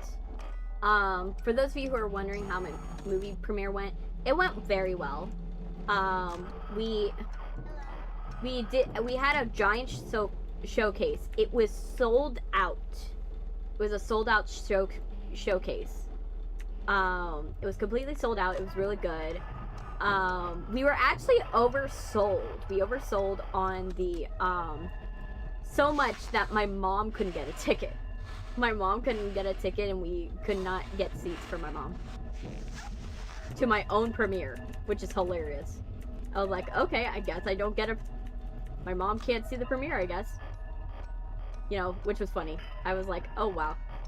When can you say that your mom couldn't, like, get a ticket to your own premiere, which was funny. Not because you did anything, but because it was so sold out. You know, it was so sold out. So I was like, I found that kind of funny. But yeah, I did the red carpet. The red carpet was, it was fine. It was fine. And then, you know, I chatted with some people, chatted with my, I chatted with my 2 professors, like, that of the class. So we had one guy that helped us with the production part, and one guy that did post. By the way, he makes it so if he gets in, he happily will take your sweet, delicious AA batteries. I know, but I made the mistake of pressing the button. I was trying to press the button to, like, go and put the face mask on, but I accidentally pressed the button for the camera because I went too close to the middle. I went too close to the middle, and that's my problem. That was my problem. Die. But yeah, hopefully we can do that. But yeah, so my premiere was a success. I went to the movie. I talked. There was no food when I got there because I got there and it took me 2 hours to get to the movie, which sucked. I was like, 2 hours, and we're going through, like, you know how traffic, but it's in torrential downpour. Like, have you ever been in, like, a torrential downpour? Like, traffic? It's that type of traffic? Yeah, I was in that traffic for, like, 2 hours trying to get to my own movie premiere. Which kind of sucked. I was like, oh, man, I have to be in this traffic for too long. I didn't want that, you know. Would have been nice not being in traffic for that long, but oh well. But yeah, so please quickly switch from camera to mask.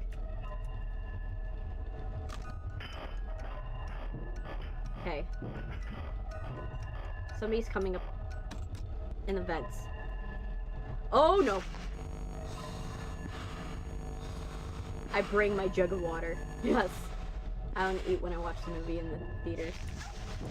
Oh, and it's Withered Freddy.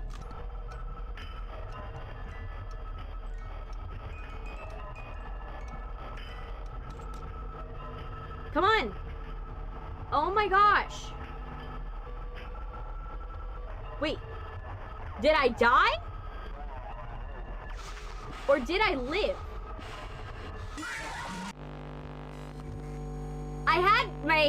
I had my cursor hovered over the button, but for some reason, nothing came down. but the whole, like, animation played of if my thing was down, right? That was so weird. Anyway, so yeah, so I went into the premiere, I watched the movies, I got sat with the Grammy crowd, so all the people that had, so just a reminder, I did 3 movies. One that was about, like, a Grammy Award-winning producer, the other one was about drag racing, and the other one was a movie about AI, a spirit possessing AI, right? So, we did that. Yeah, I think it glitched. I do agree with that. So then what happened? So, I was sat with the people, with my producer, and then the people that they had the Grammys. So I was, like, I sat next to by the way, this guy, his wife, like, dressed him and their 2 boys in these expensive suits. Just imagine, they're in the same suit as their dad, and this is expensive. And you have the suit on a 6-year-old and a, like, 1-year-old. Like a 1 or 2-year-old, right? By the way, their boys were so well behaved. Their boys were, like, so well behaved. Like, the little one kept on cooing during, like, the whole thing, but, like, never cried a single thing. Like, never cried the entire time. And I was like, oh, that's so sweet. He's so buddy. He's a little cute. Little munchkin. You know, we always love little children. They're adorable. But yeah, so yeah, I was like, oh my gosh. So I was like, okay, status symbol, I see. And so then, like, that was one detail I remembered. We go in there, they play the featurettes first. So they play the featurettes, they watch, so our featurette comes on first. The best way to strategize this night is immediately switch from the camera to the mask. I had the mask on! Yeah. Yeah, it's the strategy. We gotta do the strategy. But yeah, so the featurettes play, and then what happens during the featurette, I'm, like, scanning the crowd to see how people are reacting to the movie, because I'm like, well, I didn't affect the movie directly. Like, I didn't film the movie, I only did the marketing arm. So the movie doesn't have my name in the credits, which is expected when you do the marketing. When you do marketing, your name's on marketing material, it's not on the credits. So whenever you see a movie, there's probably like 50 more people that worked on the film, but their name is not on the credits of the film. So I went and I scanned the crowd because I wanted to see how people actually reacted to the film, because, you know, you want to make sure that people like it. So I looked at how they were doing this featurette. Then do cams, then mask.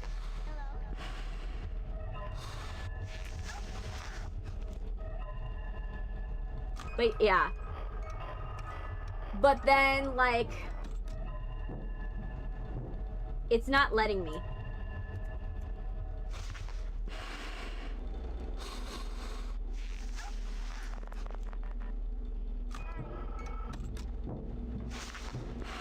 But, like, basically,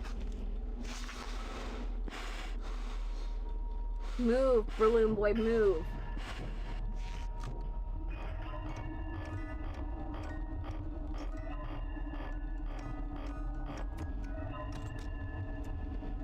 Oh, Mangle's here.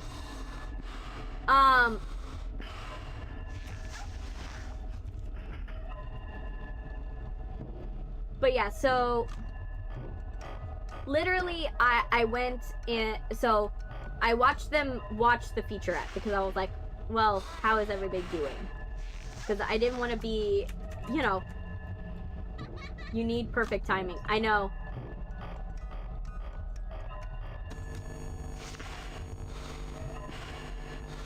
The problem is the button disappears. And I hate that the button disappears. The button disappears and then you can't click on the button. Which I'm not... it sucks because I'm trying to click on the button, but the button doesn't want to click.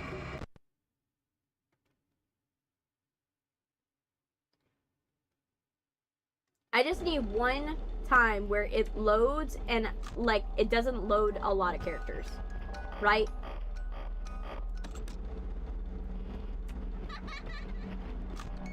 Like, Balloon Boy leaves me alone. Ideally. If Balloon Boy could leave me alone, that'd be amazing.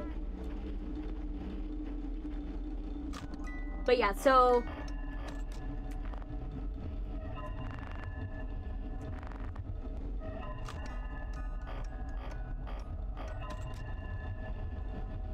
But yeah, so I watched them watch the featurette, and it went well. You could see people liked it, and I was like, okay, this is going well. This is why FNAF 2 is hell. Yes.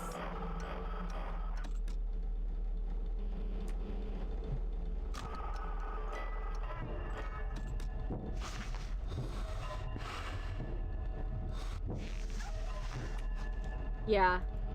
I do agree, it's hell. Because the buttons disappear. You could try your absolute best, but then the buttons decide, nope, I'm not gonna load the buttons for you. See? Buttons didn't load that time.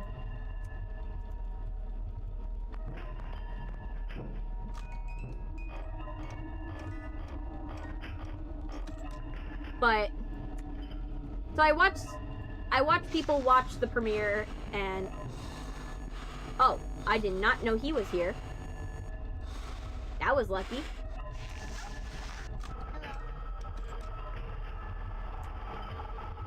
Oh, Mango, go.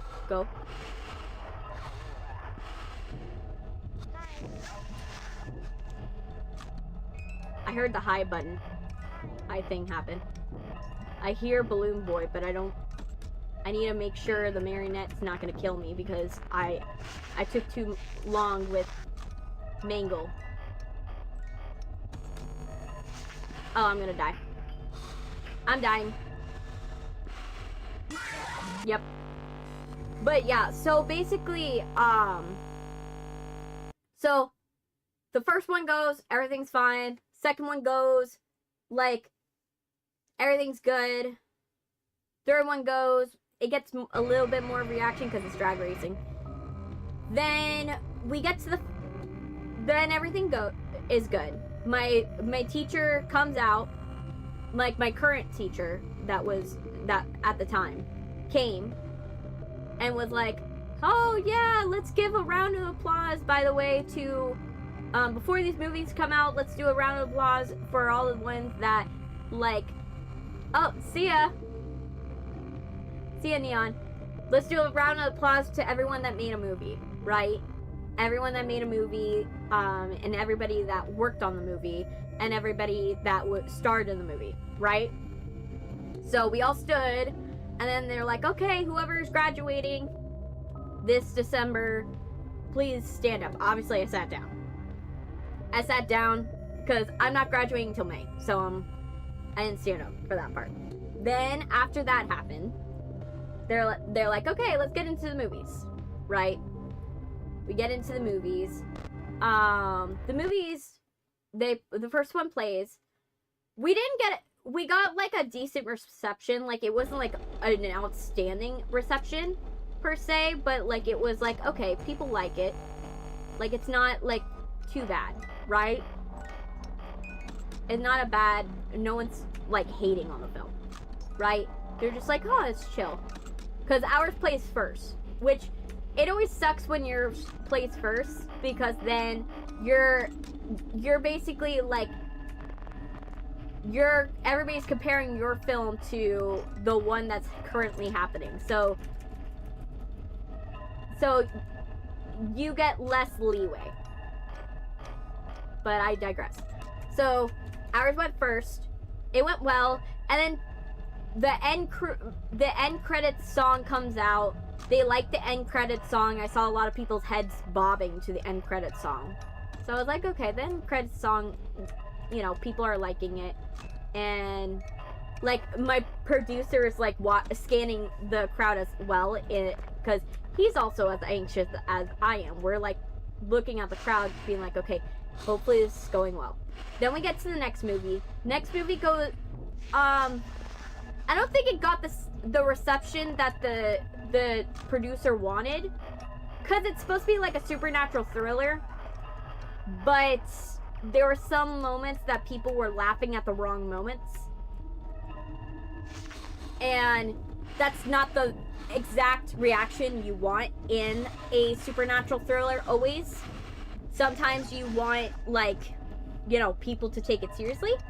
And so what it ended up happening is people were laughing at some parts, and, you know, I hope it, you know, it was the type of reaction she wanted. I don't know.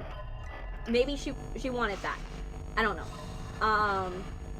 But then basically I died again. So that happened. Then we get to the last movie. Last movie, the drag racing movie. The drag racing movie goes well. It gets a similar reception to what our movie got. So we were like, okay, good. The drag racing film, you know, do that. Now, when I say our movie, remember, I worked on all three of these, but the one that I worked on for this class, because it was I did the marketing arm, is this one. I worked pre-production for the other one. You're back from dinner. Okay. So the drag racing movie goes, and that one obviously is the clear winner of the whole thing, because they get a standing ovation. Theirs gets a standing ovation, which I expected. We all expected that one was going to be the one that got better reception because it got the bigger budget. So we were like, well, you got the bigger budget, so it makes sense why you were able to afford, you know, getting extra, like, very good cameras. Like, they had 3 red cameras. Do you know how expensive red cameras are? But yeah, so they got more budget from the school. They got 5 times the budget that we were supposed, actually no, even more. Yeah, 5 times the budget. They got 5 times the budget because they were given $15,000 to $16,000. We only got 8,400, and we could only use that on the studio, and that was after a lot of asking, you know, that they got the studio, the money to, like, pay to be in the studio, because if we're gonna work with these Grammy Award winning producers, they were like, if we have to schedule out a time where we're not gonna have any clients come in. So they had to pay $8,400 just so that way they could have 3 days of filming. So imagine, that's a lot of money. And then for the other one, I felt bad for her for, like, the AI thriller.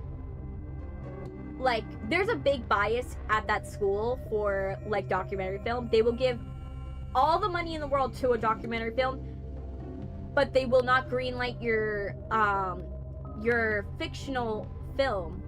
Like, if you have a narrative film, they will not greenlight it unless you have a private investor and the school's not giving you any money. That's how hypocritical it is. So she only got the green light because she had a private investor, an angel investor. That was the only reason why. And so I felt bad for her because, you know, she's doing this film, and she's doing this film on, like, $5,000. She's doing it on $5,000. The school wasn't going to give her even the maximum. of like the allocation. They were like, oh, we'll give you 200. The maximum that they told us at the beginning of the program was 3,000. So imagine how frustrating that is, that when one documentary film is given 15,000, 15 to 16,000, one of them's given 8,400, and you get $200. And yours has the massive CGI budget. Yours has a large amount of CGI. Imagine how much that hurts. So, anyone that says money doesn't affect a film, they don't know, because money really affects a film. If you have all the money in the world, you can fix all your problems with it. But if you have a low budget, you still can make a good film, but you have no room for error. And that was her thing. She lost a day of filming because of she had to edit a whole section of her movie out because she couldn't reshoot at a location. And she didn't have money to allocate to a paid location to reshoot everything. And she's using this money to go and pay her actors. So I felt for her. I felt bad for her, and I knew I've been in that spot, so I understand how painful that might have been. But yeah, seeing that like standing ovation for the car movie that got the bigger budget, and if anything went wrong, they could have easily like reimbursed it. You know what I mean? So I understood. I'm getting bored of this. Don't know why I'm still watching. It's totally fine. It happens, you know. Trust me. This is why I don't like... It's not that I hate Five Nights at Freddy's. I like Five Nights at Freddy's. I just don't like Five Nights at Freddy's, the older ones, because of the fact that I have no control over the volume of Five Nights at Freddy's. Like the older ones. Like I have more control over the newer games than this one. And there's more room for error with the newer games than this one.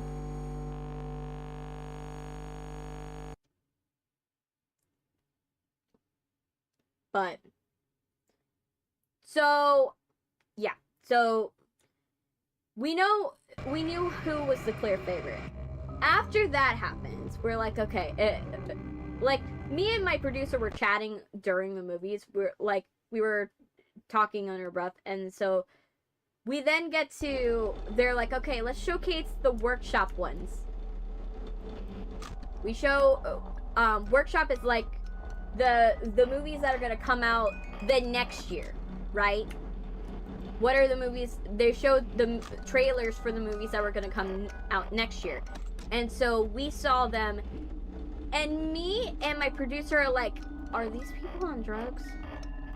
Like, you know it's bad when before, like, before they show the movies, they're like, now I want you guys to remember these kids, they went through COVID, they went through a really bad recession, they all had to hold jobs while going to college, and they were giving, like, a lot of excuses for the films before, like, the films came out, and we were like, oh gosh, what happened? What's wrong with them? What's wrong with the films? And then we got to the films, and then we're like, oh my gosh, they're all about substance abuse. We were like, oh gosh, that's not great. That is not great for society. Yeah, I saw. But yeah, so we were like, oh no. We're like, this is not good. So, this is not good for society. When that is, you know, the main thread of the movie.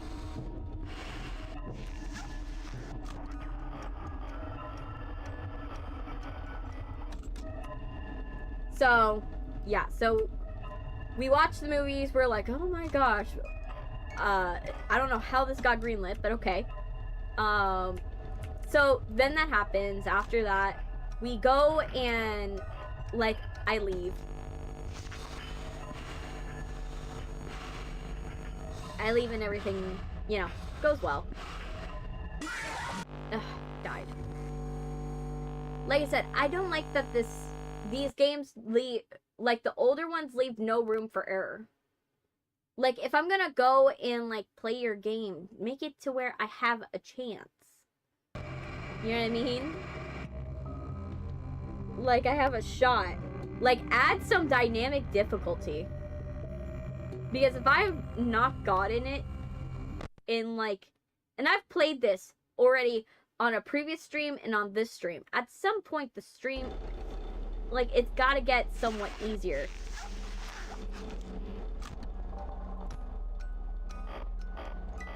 But... is what it is. We're gonna... Eventually, I'm excited because eventually we're gonna finish this game. Oh my gosh, my stupid headphones keep falling out of my ears. We're gonna get through all of this and then it's gonna be a fun game.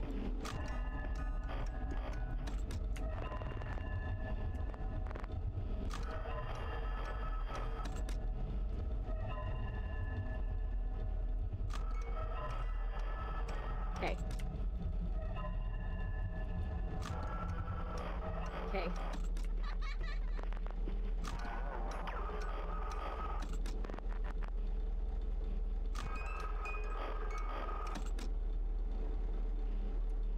Okay. 1, 2, 3.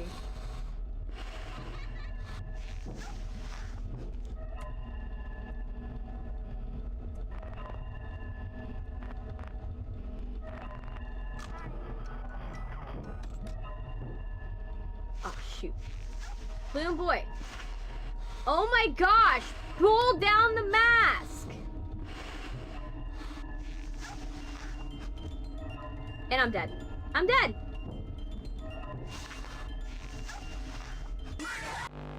I'm dead. I hate that the buttons disappear. Why do the buttons disappear? When you are trying... When it's like a split-second decision, right? Where you have to be like, oh, I need to do this quickly. It's so frustrating that this game is like, oh, we're just gonna make your buttons disappear, and they'll sometimes appear, sometimes they won't. And when you have to be like absolutely perfect on timing, losing the buttons at the wrong time is not ideal. I'm telling you guys, if I don't finish this game, do not expect another stream of this. Do not expect another stream of Five Nights at Freddy's 2. We will go and move on. We either get Five Nights at Freddy's Night 5 or we don't. Because if we don't get it, I'm not gonna spend like 100 years on this, hurting my wrist, just to make this happen.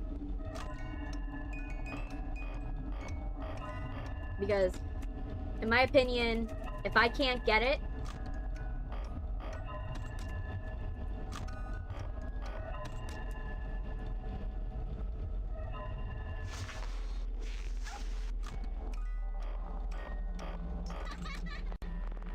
and it's dead.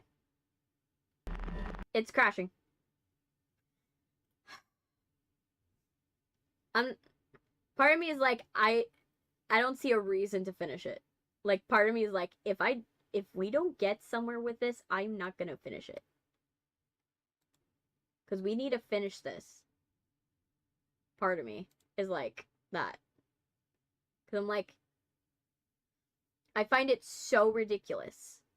So ridiculous that we can't get, like, that the buttons disappear. Why do the buttons disappear? Buttons don't need to disappear.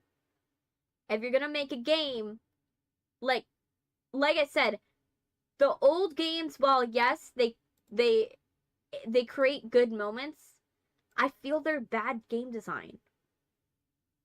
They're bad game design because if you don't make it fair, if your game is broken to the point where, like, I have to, it glitches out and it makes it unplayable, it's not worth it. Half of me is like, do I even continue? It's like, what's the point of continuing? Right? What's the point of continuing this when, like, you are literally trying to, it will crash and it will, like, go and glitch and just not work.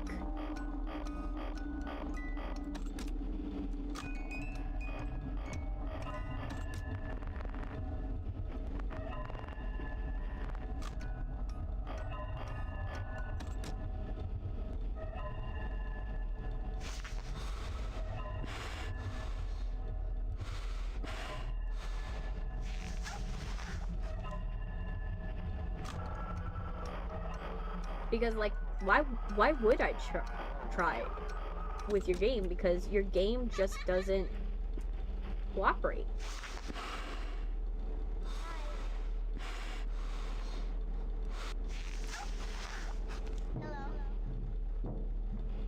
Hello. I hear Bloom Boy.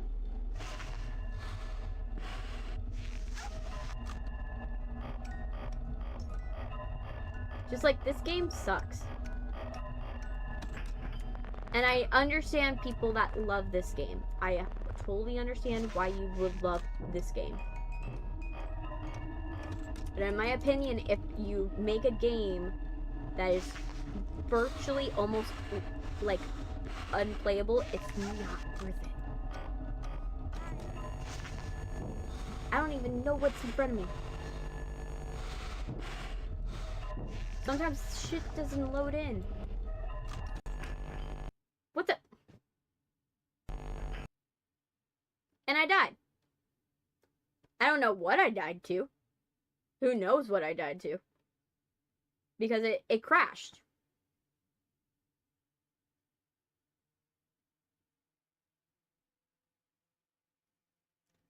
I am, like, I do not like this game. At least with 4, while I do acknowledge I did not like Five Nights at Freddy's 4 for the fact that you had no control over the sound, like, which makes it unplayable for anybody that has any hearing disabilities or any hearing problems. This one's a whole different thing, because the fact that I can't, like, the fact that this keeps glitching, that it continues to glitch, making it basically unplayable.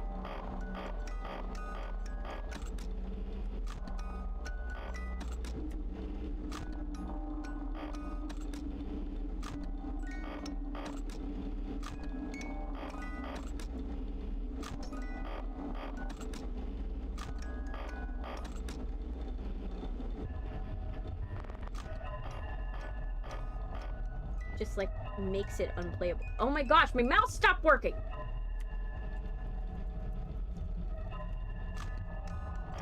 Like, I feel like this one, like, it doesn't suck as much as Poppy's Playtime chapter, like, 4 did. Like, I feel personally victimized by, like, Poppy's Playtime chapter 4. I will never go back to Poppy's Playtime chapter 4. I feel very similar emotions to that. I do not think I will ever go back to playing this one, chapter 2, like this one, like playing like number 2, like Five Nights at Freddy's 2. I do not think, because what's the point? Your official mask gives me nightmares. Why does it give you nightmares? I don't understand why it's creepy. The mouse wants you to die. Yes, my mouse is like keeps kind of like disconnected, and I hate it.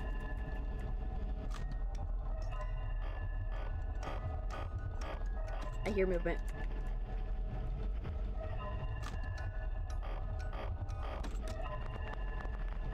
Okay, somebody's coming down the hallway.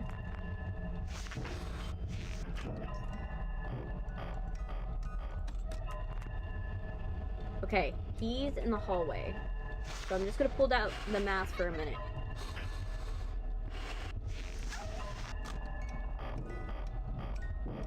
Yeah.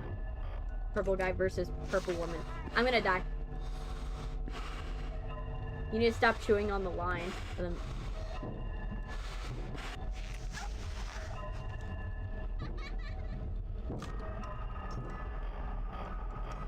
Oh.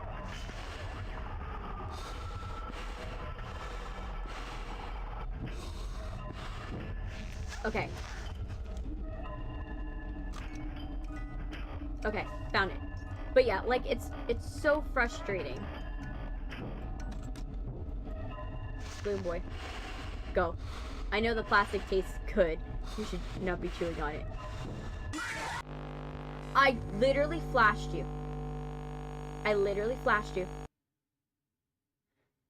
But like I said, once I'm done with Five Nights at Freddy's 2, we are not going back to this one. Even if you guys were to request it, would not do it. Because it's so, like I said, if a game is so faulty that it keeps crashing, glitching, or basically making it having features get taken away from you at very critical times, and I probably would not feel the same if I didn't have like a split second to pull the mask down. But the fact that I have a split second to pull the mask down basically makes it like unplayable when there's this glitch. When these glitches happen.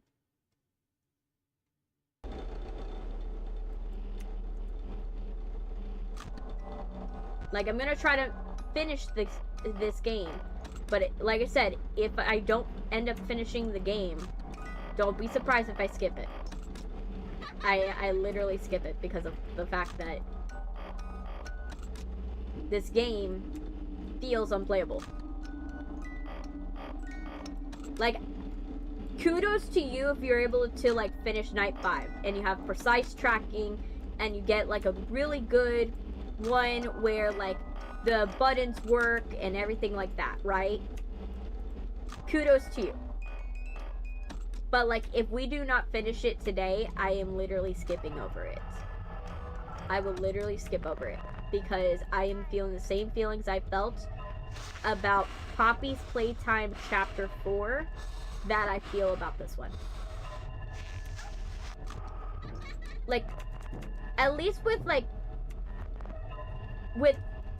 the one saving grace I could say about like I said, doing FNAF 4 was the fact that with FNAF 4, at least it played.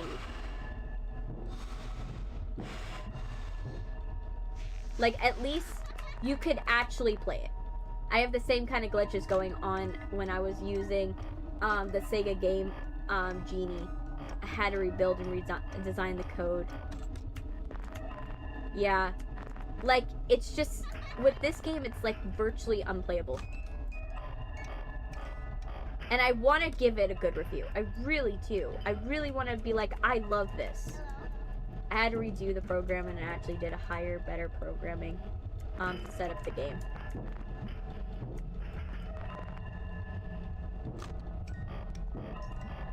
But like I said, if you love this game, that's good for you.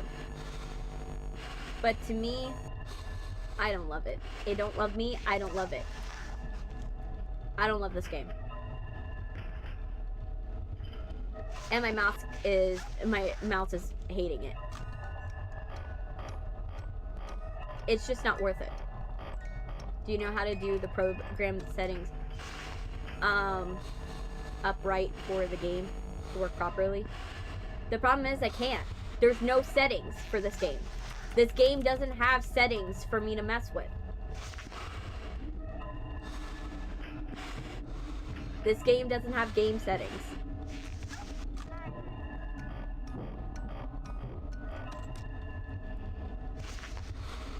You can't do any settings to this game. It's not available.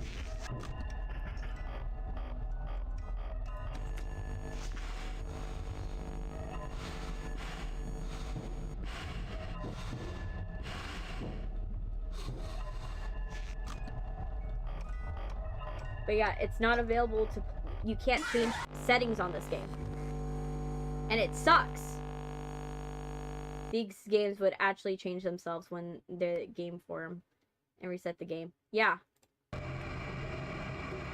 Like I said, I'm someone that I'm not expecting the game to be easy.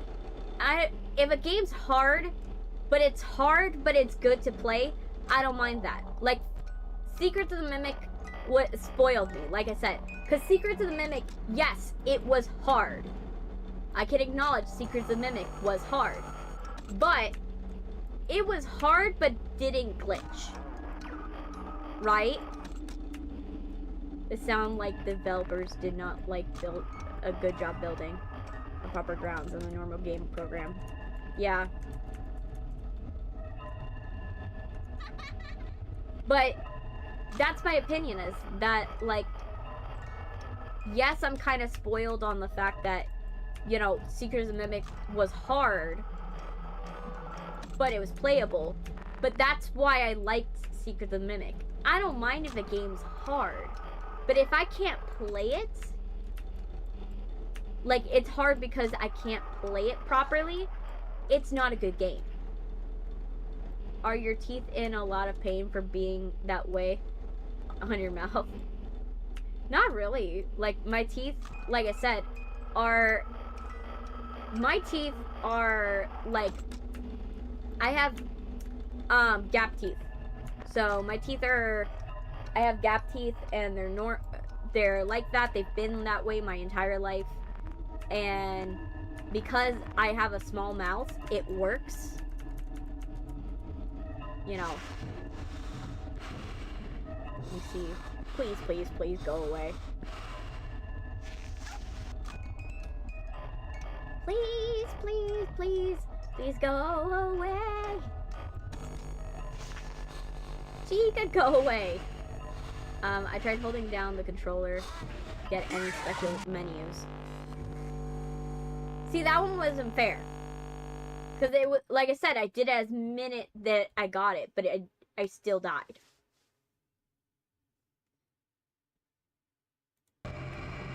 But yeah. And I know this is randomized. The only thing that is its saving grace is that I know it's randomized, but I wish that one thing that would save this game is if it had dynamic difficulty. If it had dynamic difficulty where it recognized, okay, you have not won this game. You have not won night 5, maybe, like, maybe either slow down or, like, reduce the how fast, like, the animatronics move, or, like, how many are allowed to pounce on you, or so like that. Like, I feel this game needed dynamic difficulty, and it doesn't. And like I said, because it's a split decision thing, and it's glitching, I can't, you know, this one will definitely never make, like, my top games list. It will never make it. Because, like, for example, Five Nights at Freddy's, like, Secret of the Mimic, that one's top of the list. It's top of the list, but it's top of the list because it plays so well. It plays like butter. Please check out the guy, Conan the Barbarian. He's got some weird mechanics that pop up when you hold the controller down for a second. A few seconds. Well, the controller down for couple seconds. I don't have a PlayStation 4, so I wouldn't be able to check that out. I don't got PlayStation money. I only have PC money. And the only reason why I bought a PC was the fact that with the PC, there's so many things I could do, you know, including playing games, but like with like a console, all you can do is play games. I'm gonna die. Again, don't like the fact that it's a split decision, but you can't, like, the button doesn't appear fast enough. And I get penalized for the fact that the button didn't appear. Great, I get to do a minigame, even though the minigame is going...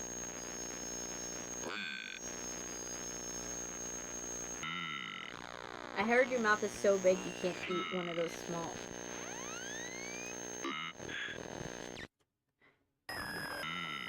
You can't eat. Because they're too big for it. Nah.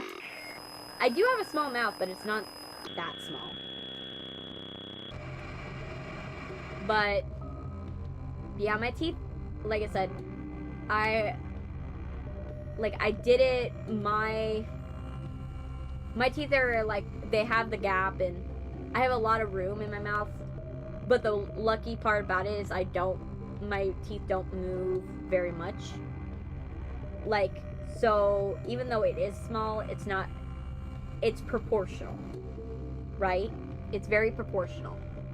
So, for me, it's fine. But, like, for someone else, it's, like... For my brothers, for example, they have bigger mouths. But their problem is that they don't have they can't swallow very well. So, because they can't swallow very well, they have a tendency to bite a little more than they can chew. And then when they swallow, they get stuff stuck in their throat. Me, because I have a smaller mouth, I can only take small bites, so I don't have that problem.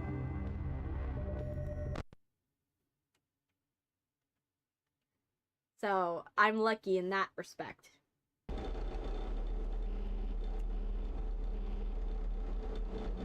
But yeah.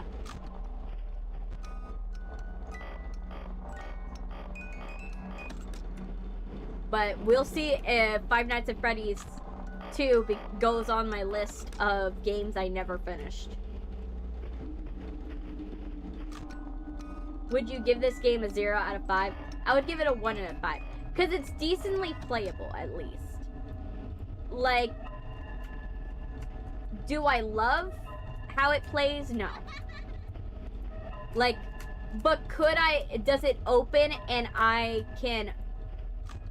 And did I get to at least the end? Yes. So I'll give it like a 1 out of 5. Like, that's what I would give it.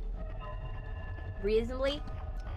But only that. That's the best I could give it. Like a 1 out of 5. Because literally... anything more than that. Yeah. See? Button disappeared. Hello. It didn't even trigger the mask.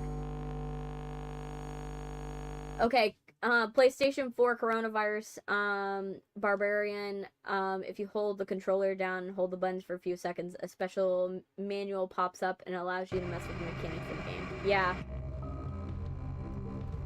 Wish that was the case, but here, nah. But, yeah, like, it's way more expensive than PlayStation 4 can be. Not exactly. Here's the deal, right? It's expensive in the sense that, yes, you gotta spend a little bit more money. Mine, I bought my first PC for $1,200. I saved up a lot of money and I bought it. No. Yeah, wait. No, 800. Because it was worth 1,200, but I got it. It was listed for 800, and then I told the guy to take $100 off because it didn't have a power cable. So I actually realistically paid $700 for a $1,200 computer. Because it didn't have a $6 power cable.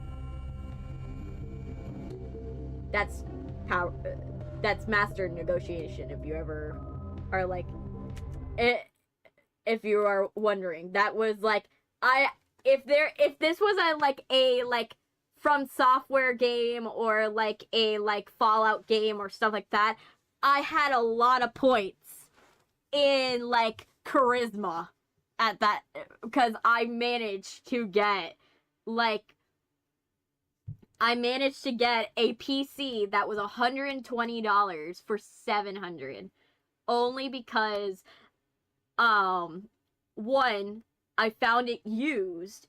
Two, I argued that it didn't have the most important function that it allows it to be used.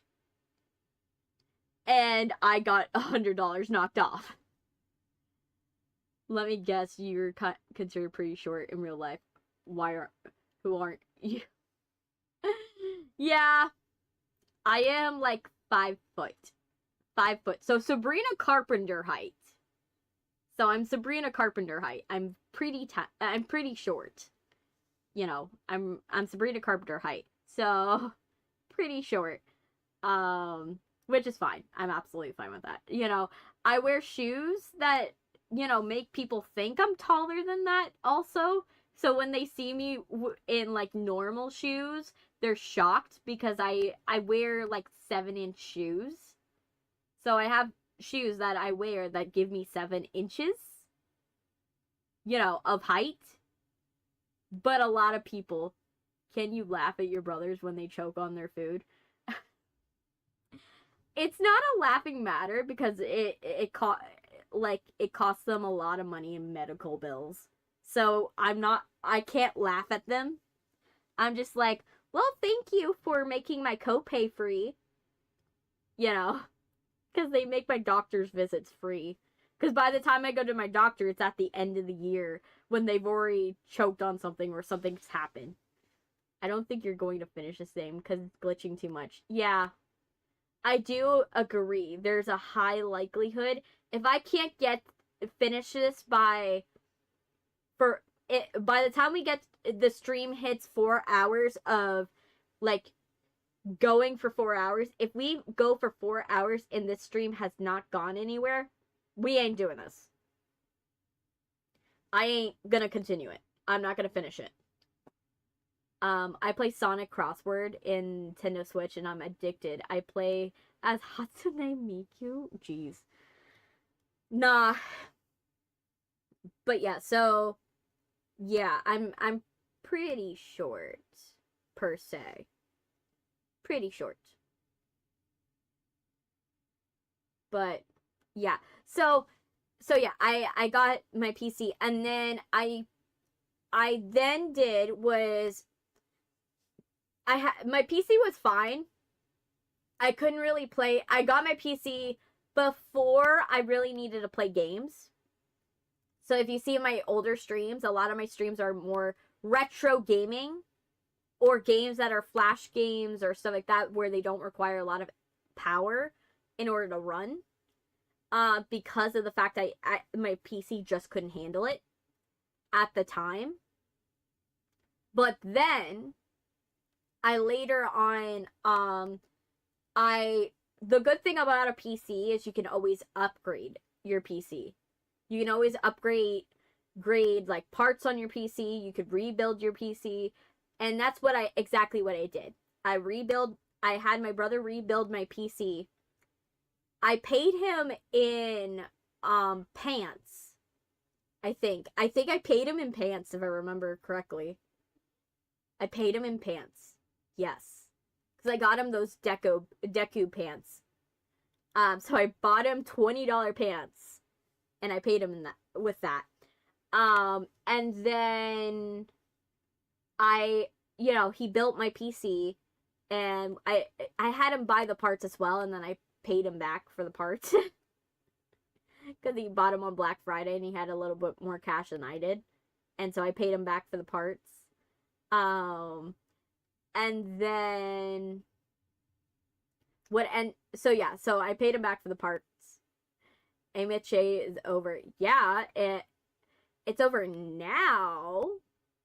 But back then, when I got my PC updated. It wasn't.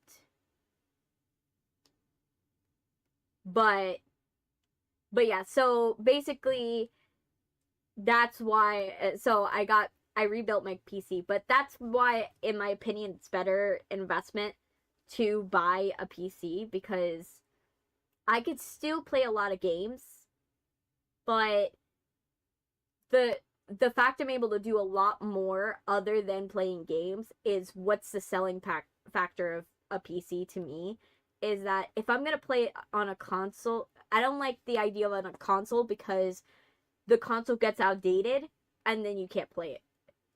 Then you can't play new games and on it. Some of them are not backwards compatible, or if they are, they downgrade a lot of systems. So, in my opinion, I think that buying a PC is a lot better. I heard you have to use a ladder to get into your bed in order to go to sleep. You're funny. You're funny, Kenneth. You're funny. The joke is funny. But yeah, so that's the deal. French RPG, Claire Obscure, Expedition 33-1 Game of the Year. Oh, that's good for them. Yeah, she wears big monster shoes to make her taller and add. Not 4 inches, 7 inches. I wear monster shoes that add 7 inches. Not 4 inches. I just got home. What did I miss? Not much. Absolutely not much. Daku.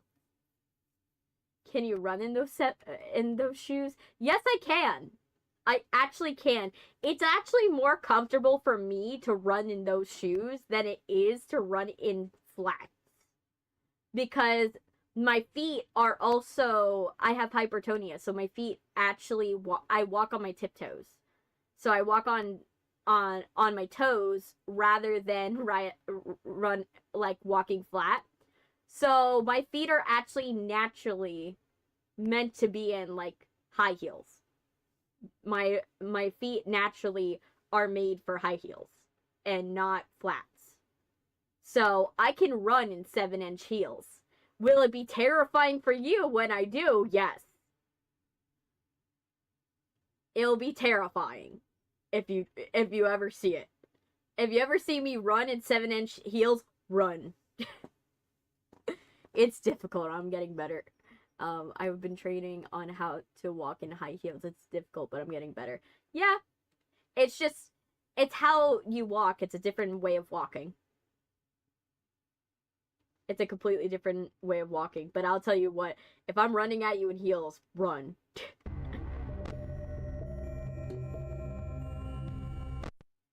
Because I will run faster than you. If it's high heels. If it's flats, oh, I'm a grandma. No. I'm not going to be able to walk faster. And also, if I do run in heels, just expect me to not be able to walk for the next 2 weeks, also. So if I choose to run at you, it better be a life or death situation. You know. Because my body cannot handle running or jumping. I actually can't jump. My body cannot, like, handle me jumping. You're playing Dragon Ball Xenoverse 2 on PC? No, I've never heard of that.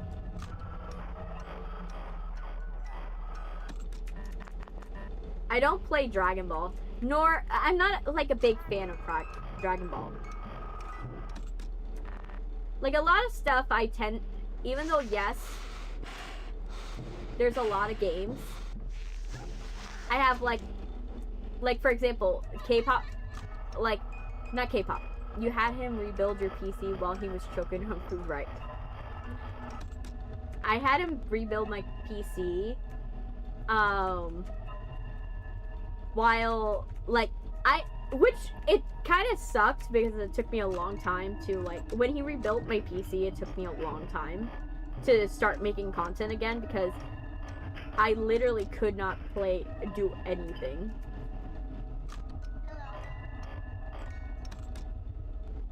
Balloon Boy, stay in your lane. Stay in. I'm gonna die. I started listening to a Japanese rock band called Fear and Loathing in Las Vegas, and they have good bangers. Never heard of them. I don't like. I'm not averse to listening to like music from other countries. I just haven't. I just bought a 32-inch TV, which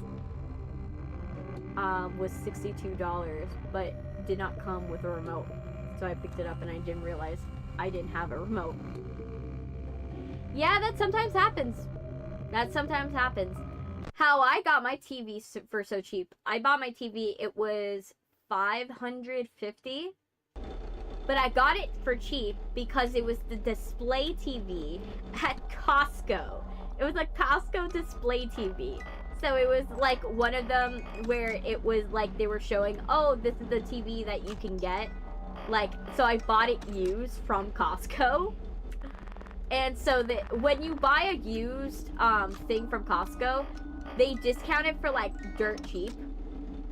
So, like, and so I had that. I also, like, I bought it for that. I got the insurance for dirt cheap as well. Like, I got, like, Allstate insurance on it, because they were offering the insurance on it as well.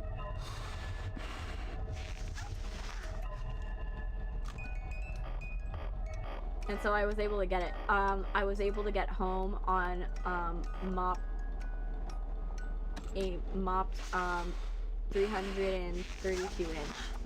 Yeah, mine's like a 52 inch TV. 52 because I need a big TV. I had to pick it up and raise it up higher. Yeah, me, I had to like. Mine, I have to have it very big because I need to see it, to see what's on the screen. And also the reason why I had to get a new TV when I bought mine, it was because my TV, I accidentally burned a hole in my last TV. Just to let you guys know, never put a TV in front of a window. Never do it. Never put a TV in front of a window. I learned that the hard way. I learned the hard way why you don't do that. Hit a payment a little bit. Tie. I made it at work and hang off the side of that. Yeah. But yeah, I broke it because what happened was, yes, it was the sun. So basically what happens is, even if you have a closed window, right, a little light shines through.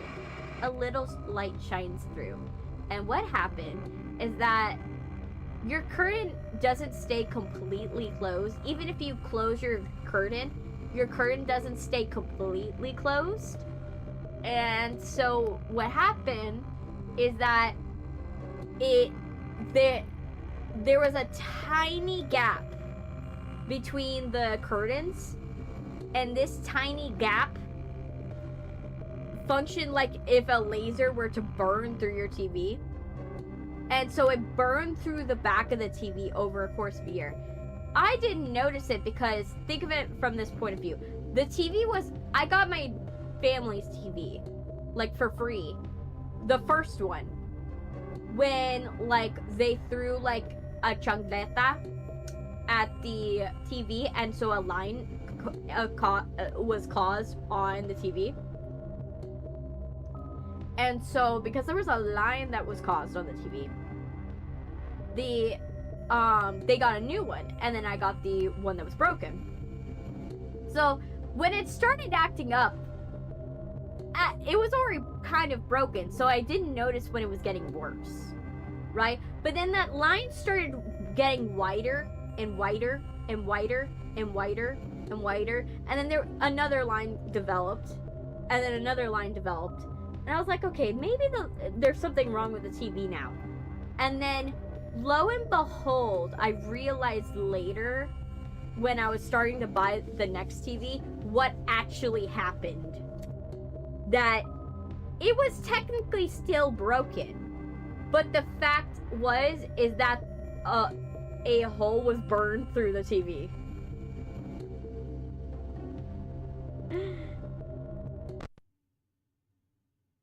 But yeah, I have a feeling we're not gonna finish night 5.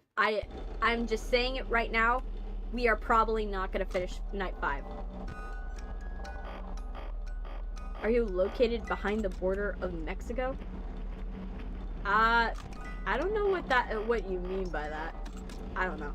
But yeah, the sun burned a hole in my TV, and I literally had to scrap that TV. And luckily, when the TV stopped working, it was after I got the new TV. So I wasn't without a TV, because I use my TV as a computer monitor. So that means you won't be able to make it over the border to you? I don't understand, man. I'm trying to get the joke, but I don't understand what you're trying to say, Kenneth. Like, I'm trying to figure out what you're trying to say, like, where is the joke? I know you're trying to say a joke, but I don't know what it is.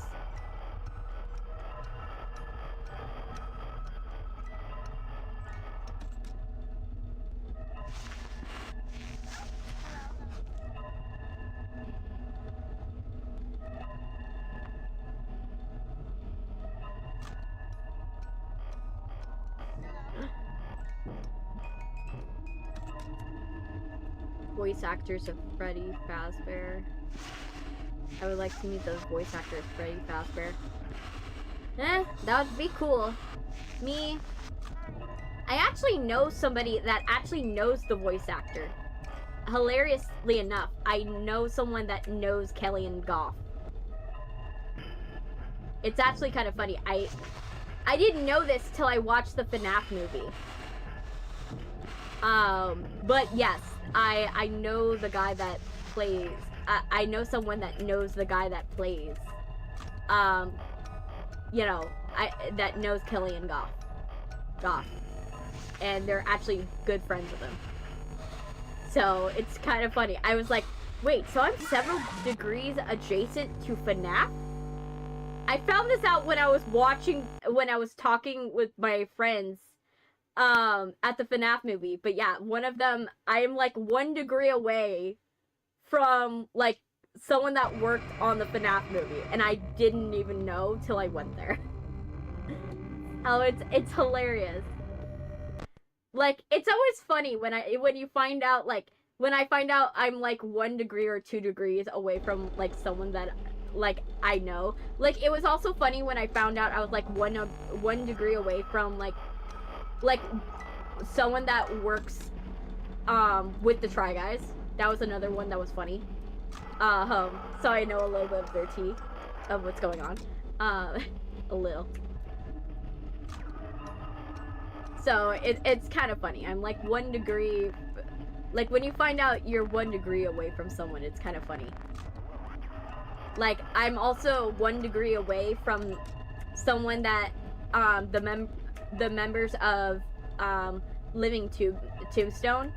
I'm 1 degree away from them as well, because I know somebody that is friends with the lead singer.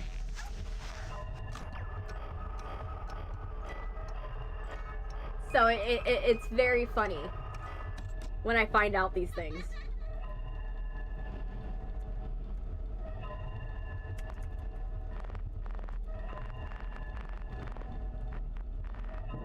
But yeah, hey Stalinfoot, how you doing? I just realized that you were a different person.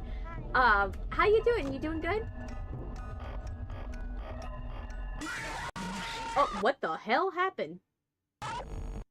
I got jump scared by both Bonnies. How did I get jump scares by both Bonnies?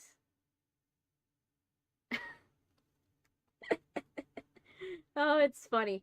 It's absolutely funny. I got jump scared by both bunnies. Okay. Well. Oh, we're gonna get through this. Yes. You're doing good. Are you doing good, Stalinfoot?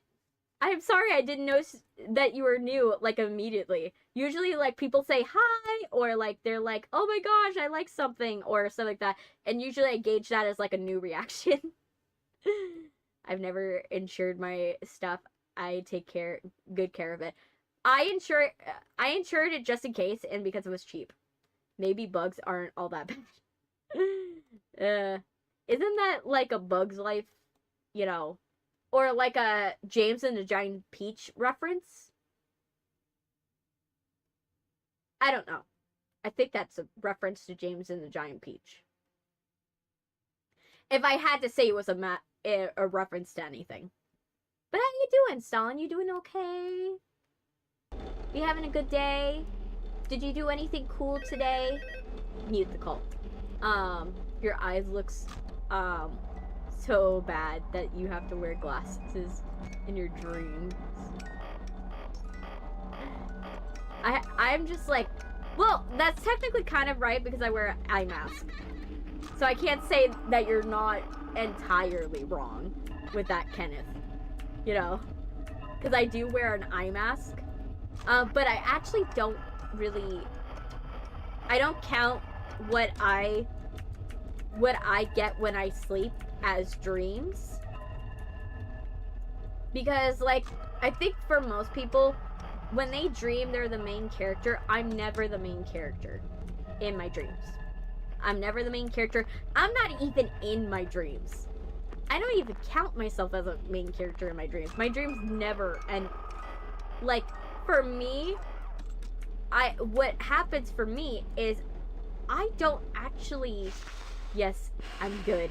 And I just hop on some streams. That's cool. That's wonderful. It's hard for me to type the letter I. It happens, man. Yeah. But it's nice that you liked some, you've hopped on a couple of streams. It's always nice. I like when people, like, pop into my streams. And, you know, I always appreciate when they come in and they chat. You know. That's why you put it in the corner where the light does not hit the TV.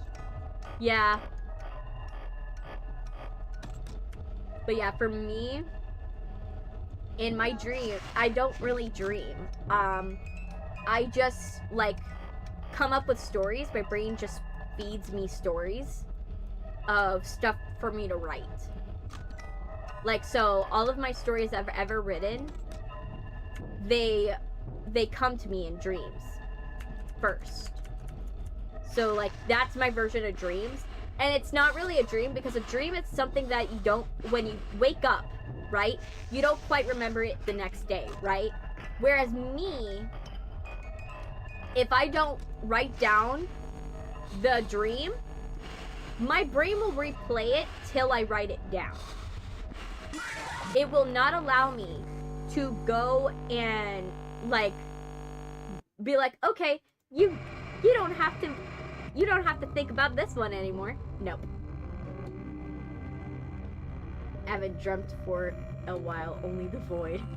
I'm 49 and have a lot more experience in the kind of stuff and tend to know where to put it on the console up and down. Yeah. Yeah. For me, I had to learn that the hard way. Also, the reason why I put my television the way I did, like, against a window, was my room's awkwardly shaped. It's not like a square, it's like a hallway. So, like, my room's like the equivalent of a hallway. Hello. The sounds like slow crackling inside of the system. Yeah. But yeah, my room's kind of like a hallway. Where, like, so, shaped like a hallway. So it's a little weird to, like, have the TV, like, And I used to sleep, like, on the other side of, like, my room. I used to sleep on the other side of my room. So, because I did that, the other end was where the thing, because the other side of my room is my closet. So I can't put my TV over my closet. That's not gonna happen.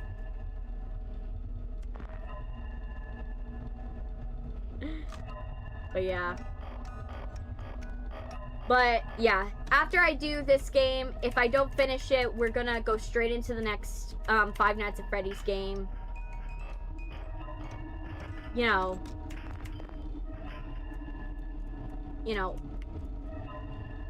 So if we don't get this, that's what's gonna happen.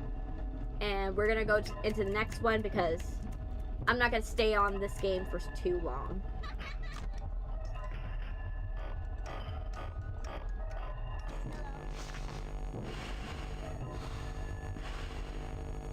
Come on.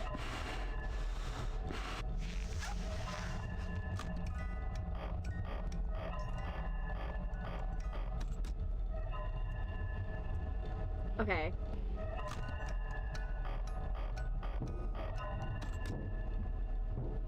Somebody's coming.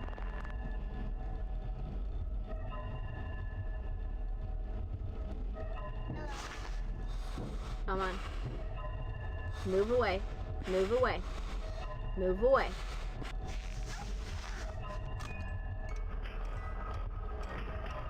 Oh no. Mango, go.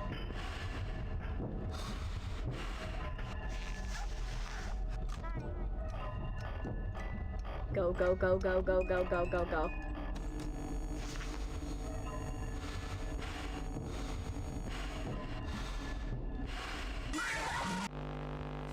Like I said, it's not fair. I think this game is, like, absolutely not fair. If it were a button, I'd be more happy. Right?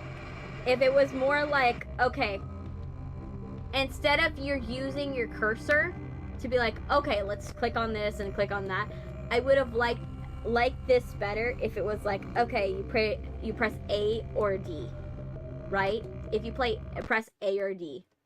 Because if I could just press, like, A or D,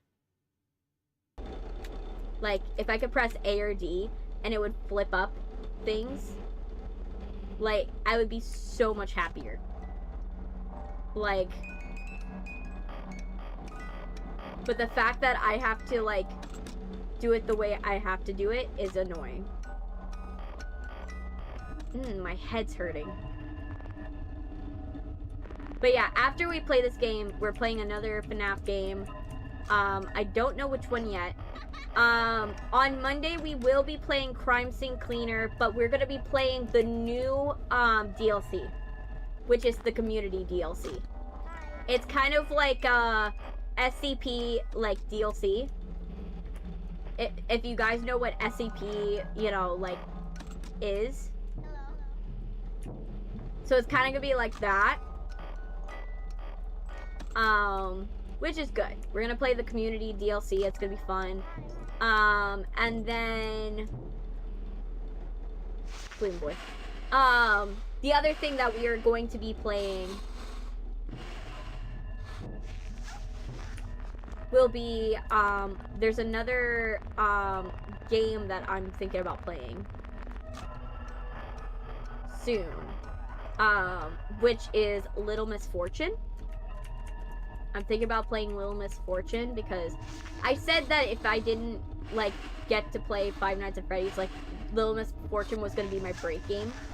The game where I would play it if I need a break from Five Nights at Freddy's, and I think that that's what's going to need to happen, is I'm going to need a break from Five Nights at Freddy's because the fact that Five Nights at Freddy's has, like, got me this frustrated at it, I need, like, a palate cleanser for a minute.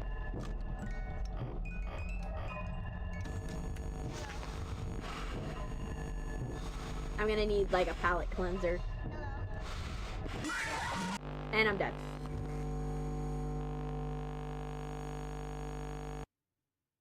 again, still hate the fact that I would probably not be as angry about the whole Chica thing.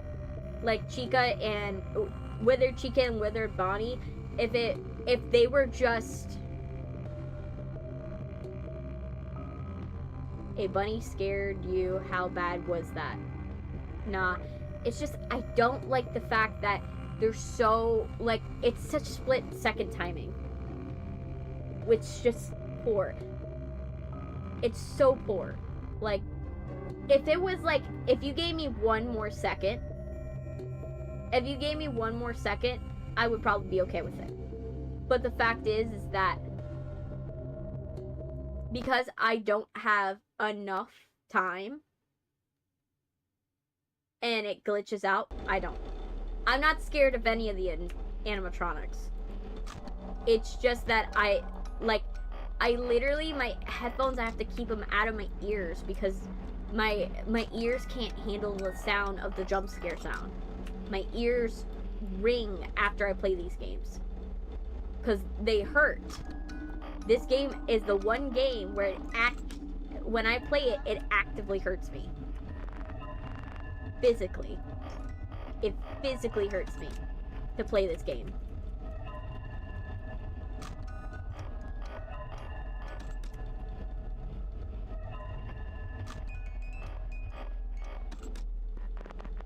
It physically hurts me to play this game because the jump scare sound effect is so loud in comparison to everything else. It's not as bad as FNAF 4. FNAF 4, I will say, that one, if I had to say it was on a playability scale, FNAF 4, I would argue, is like maybe a 1 or a 2. Like, only because I could play FNAF. Like, the only reason why I might say it would be like a level, like a 2 out of 5, would only be because I'm able to play it. There's not really many glitches. It's just a matter of timing and luck. And in my opinion, like, the only reason why that game sucks is because it hurts. Like, you should not be in physical pain playing a game. Unless you choose to wear a haptic suit, which then that one's on you. You chose pain. You're a masochist.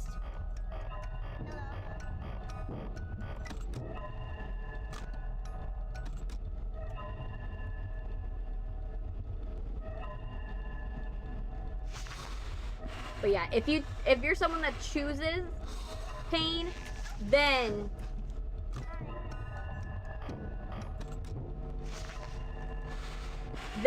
that's on you. But if you're playing a game and you didn't actively choose that for yourself, that's the only time where I'm like, that's a game that's not worth playing. If you're gonna actively be in pain playing a game, like, I had to take a break from playing games with my headphones in for a long time after playing that game because my ears were inflamed. My ears are still kind of inflamed still.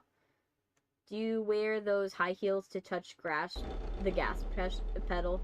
I don't drive, man. I don't drive. And it's not that I like, it's mostly out of an anxiety issue. Like, I have a lot of anxiety when I go to, drive. I have a lot of anxiety, especially after I had, like, after the car accident. I have a lot of anxiety when it comes to driving.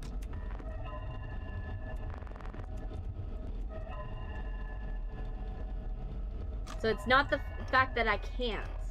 It's that it's just, like, physically, like, mentally, I freeze up behind the wheel and I will crash.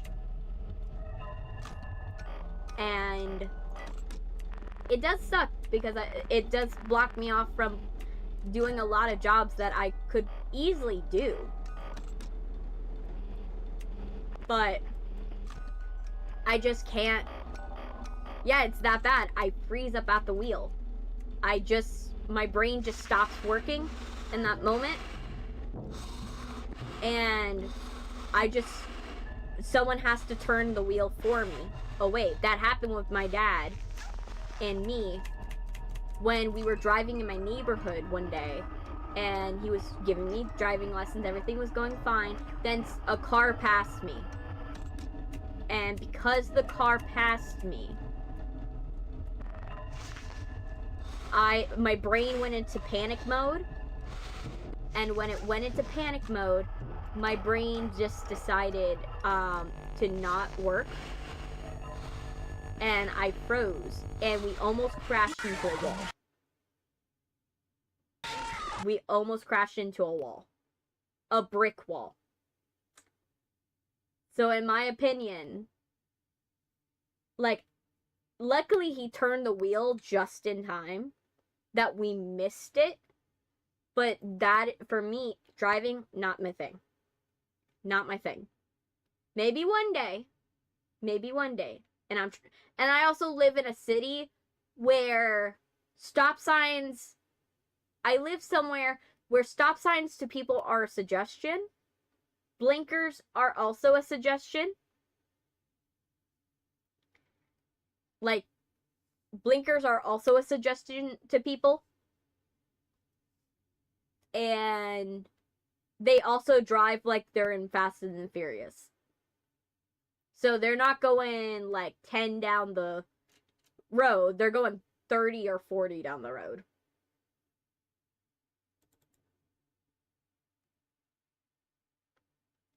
So, like, there's so much of a suggestion, they had to put roundabouts. Like, stop signs are such a suggestion. Maybe you should have one of those helmets they have for kids that blink the blinds. The blades. In my opinion, it's just, I'm probably not meant for it. I'm not meant for the roads. You know, just like some people are just not meant to, you know, do certain things. There are some things that I'm just not meant to do. I think that's one of them. Hello. You know? Like, for example, I don't think I'm cut out to be a doctor. You know why? Because the amount of guilt I would feel if I ended up making a mistake. Like, I like this job because at least, I like doing streaming because at the least, worst case scenario, I make a mistake, no one gets hurt. No one gets hurt. That stream goes badly once. But at the end of the day, it's not like a big deal. Like, it doesn't hurt anybody. Nobody, like, no lives are ruined. Like, so I wouldn't be cut out to be a nurse because I would feel so guilty if something happened. Have to consider respect, and you have to consider them back, and always back to always watch them, don't trust them. I learned that a little bit of potential driving. Yeah, I hate the roundabouts, they're annoying. Yeah, but they had to do that because literally so many people were ignoring the stop signs and ignoring the stoplights. They were just driving 40 miles per hour and just ignoring them. And so because of that, they had to literally make that a thing. I see you as a red smear on the road if you're driving a septic tank.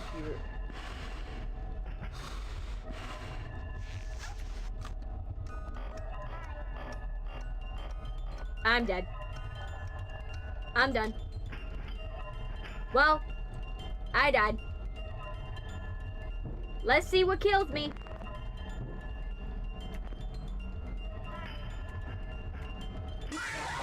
Yep.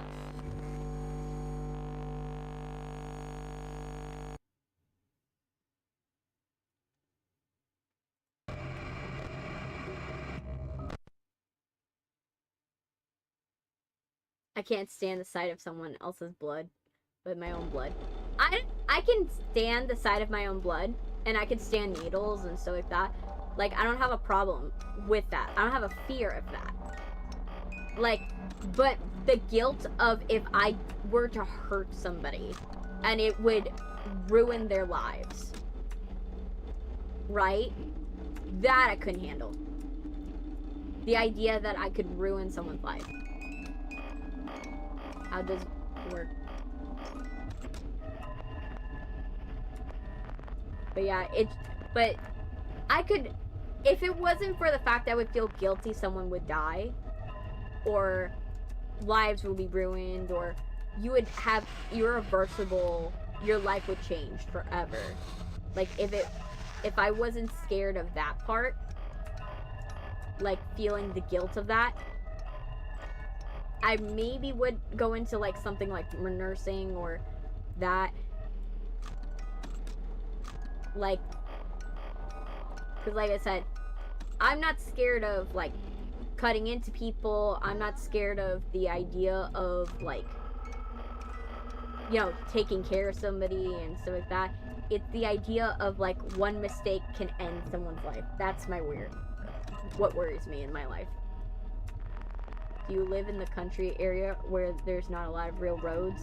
No, I live in like, it's kind of like city suburbia, where it's like you live, where it's kind of like you're living in, I'm dead.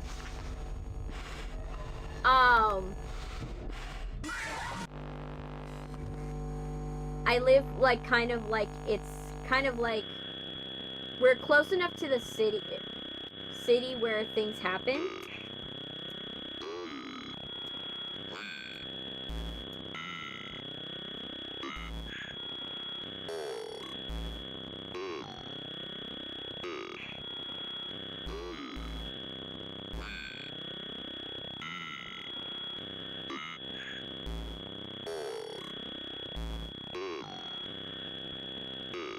Let me see. It's slowing down. Yeah, I know what a cow pie is. My grandparents owned a farm. Kenneth. Take. I can't. It doesn't let me move. Oh, crying child's dying. Actively. Let me see. Where are we at? Okay. If we don't figure this out in 20 minutes, we're not going back to this game. We'll go without the ending. We'll go without the ending of FNAF 2. Because, again, like I said, if we can't finish it, it's not worth finishing it.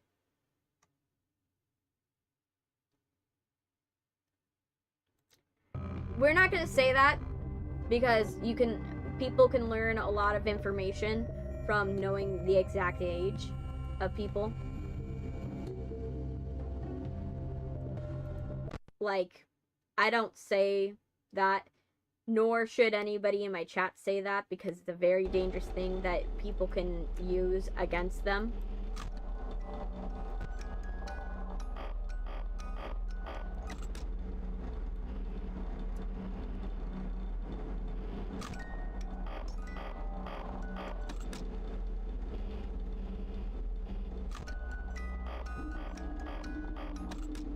So, I don't play when it comes to ages. I don't play. I will not say anything because that's dangerous information to be handing out.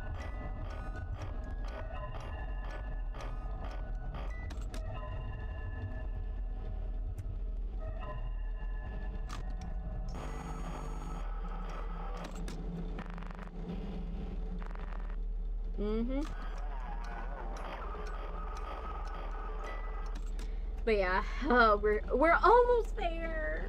Like, we just need one good run. Why can't I get the one run one guy did, like the 1 in a million run where like nothing comes down the hallway? Like, one guy had like a 1 in a million run where like nothing happened on like night 5.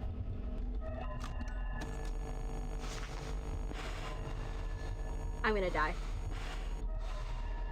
Hey, Ken! Do you have a big noisy area inside of the city? Shakes the entire city in the sound during that. Hope your day's going well. I'm not feeling sleepy. It's just that I'm like, when you haven't made progress on an area and it's taking forever to get progress, you kind of get more frustrated and more frustrated and more frustrated and more frustrated and more frustrated. But I can't actively like express that, because if I go and focus too much on that feeling of frustration, I'm just going to get, it's gonna take away, it takes away a lot of my energy. Exactly. Frustration is giving a lot of energy. So I'm getting frustrated and frustrated and frustrated. And as you can see, because I'm so focused on the game and I'm getting so frustrated, it's really hard for me to focus, right? It's hard for me to lock in because I'm getting mad. So because I'm getting mad, it's hard.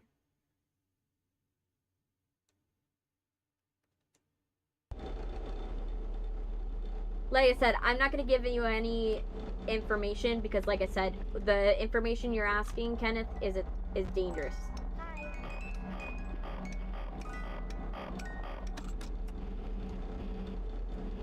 Because you're asking for pinpoints on locations and ages, and that's not right. Much harder than FNAF 4. It's less painful than FNAF 4, but the fact that it keeps glitching and it keeps having issues, and I don't, like, at least with FNAF 4, like, I had a little bit more leeway in terms of time.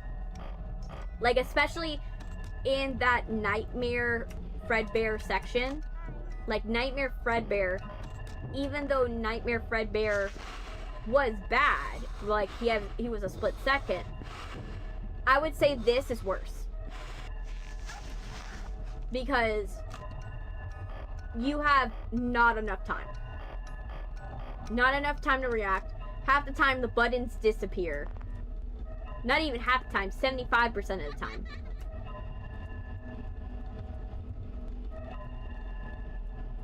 Well,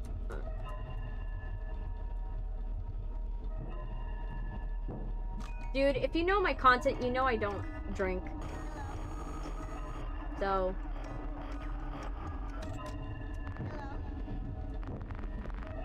yeah, he's being a little, you know, toxic. Kenneth, if you continue to be this toxic, I'm gonna have to ban you out of the stream for a bit. Because you're being toxic.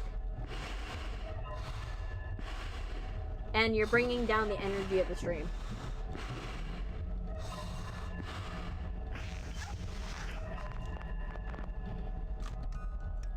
I'm saying it nicely to you, because I treat people with respect, but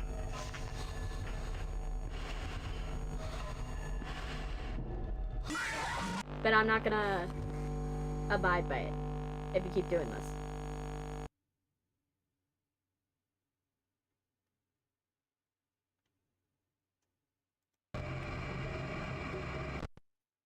No, there's another Ken in the chat, Ken Bush. There's another in the chat on YouTube that's being toxic in the chat.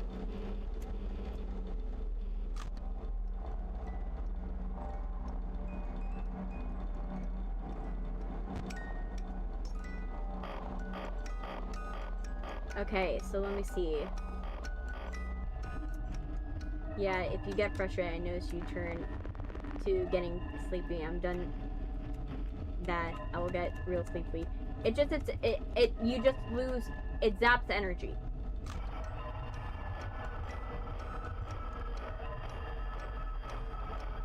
But yeah, please, Kenneth, can you stop being toxic? Otherwise, I'm gonna have to ban you out.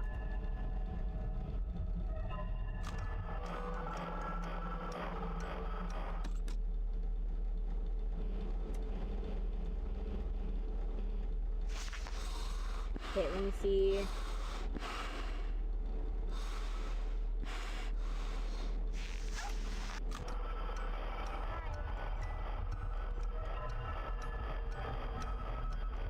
She says no to toxicity and embraces kindness. Yes.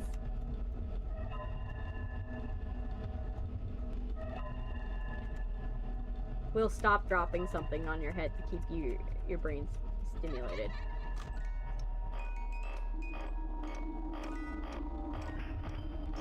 Okay.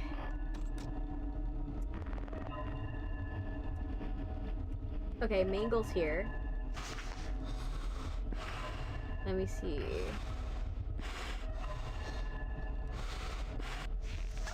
But yeah, I'm someone that, like, even if you're being rude to me in chat, there's no reason I should get overly, you know, mad at you. Like, I'm not gonna overreact.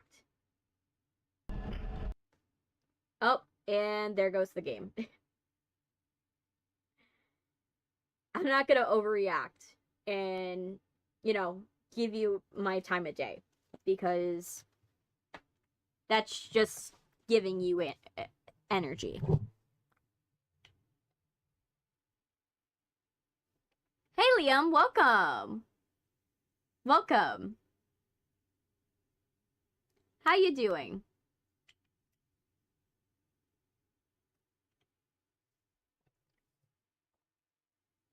Oh, you're doing good. That's wonderful. That's wonderful.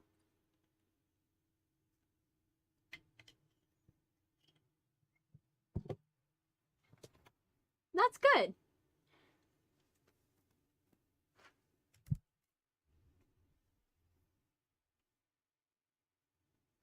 Yeah.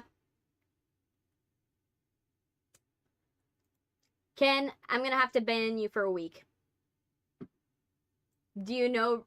I've listened to her music, but I don't know her personally. Though, I did have a friend that went to school with Camila Cabello once. They used to be, like, neighbors at one point when she lived in one of her old homes. You know. But, yeah.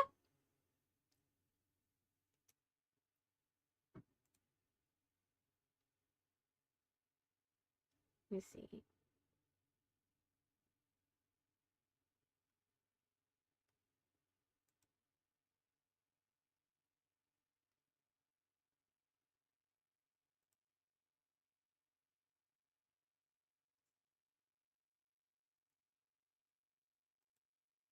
But yeah, what's your favorite song by her?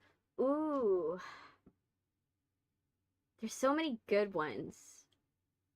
I do like the song Teenage Dream. I think that one is, like, a very nice song in lyricism. You know, it's a very good lyrically challenging song, but it's really good with what she's saying and things that she talks about in that one. I'm sorry, I got us mix up. I think I've been attacking him, and I almost in the what's on my joke. Yeah, Kenneth, I'm putting you in timeout. I can't. Okay? You lost your privileges.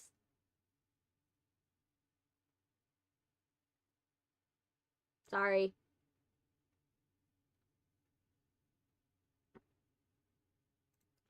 There you go. But yeah, I really... Jealousy is a good one. I do agree. Is like... Jealousy is really good. I do agree. That one's a pretty good song. Another one that I say... I like the smart wordplay of the song Get 'Em Back. I do think that one's very smart in the... of the... You know, the wordplay. I like the wordplay also in Vampire, because I didn't appreciate it till I listened to the song on tour, that I really got an understanding that she's also... The joke of the song Vampire is not only is he's using her to, like, suck, to profit off of her fame and fortune, that he's dating her because of. She's also calling him old. I wanted to ask you for some time, but don't take it the wrong way. But I like your content. But do you play other games beside? I do. They're not very. I do play other games other than horror and scary games. I do though make sure that they have some type of horror, scary game element inside of them. So like Crime Scene Cleaner is one of those where they have an element, but if you really were to like look at the game, it's literally just Power Wash Simulator with a horror movie spin. Right? Nothing scary happens in the game, or nothing really weird. Some of the game, part of that game is not even scary. You know, when you play Crime Scene Cleaner, some parts of Crime Scene Cleaner are literally not even scary. Like when we played the cat level. Like that one's one of them. But I try to do is whenever I play a scary game, I like to mix it. I like to balance it with the next week I play something that's less scary. Or whenever I play like if right now Five Nights at Freddy's and Crime Scene Cleaner, I bounce between these two because Crime Scene Cleaner is a very chill, not so crazy game, whereas this one is that I'll probably do. I used to play Stardew, but Stardew, it was good, but the problem was it was a little too far of a jump for some people that like my horror movie content, and especially when I like to make jokes about horror movies and stuff like that. So I'll probably play Haunted Chocolatier, or another one I thought about playing is Little Witch. I thought about playing Little Witch because that one's technically like it's not a scary game. It's not a scary game, and it is technically in the horror the monster genre because there are witches and werewolves and vampires, but it's in a cozy package, a very cozy chill package, and it's like a crafting game and stuff like that. I'll probably play that. That will probably be the next cozy game we play for a bit after I finish Crime Scene Cleaner, because like I said, I like to balance it with one game where it's like super super super high action, high octane, like creepy, scary, and then hey Springtrap, welcome, how you doing? You having a good day? We having a good day? Are we jealous that we not getting a lot of love in FNAF 2, and we kind of want to be the center of attention, so we want to be the center of attention of FNAF 3, you know? Oh, what is Ready or Not game? But yeah, I don't know what Ready or Not is. I don't know what you're talking about, but yeah. But yeah, I personally, oh, you're doing good, great. But yeah, I personally, like, I'm sleepy.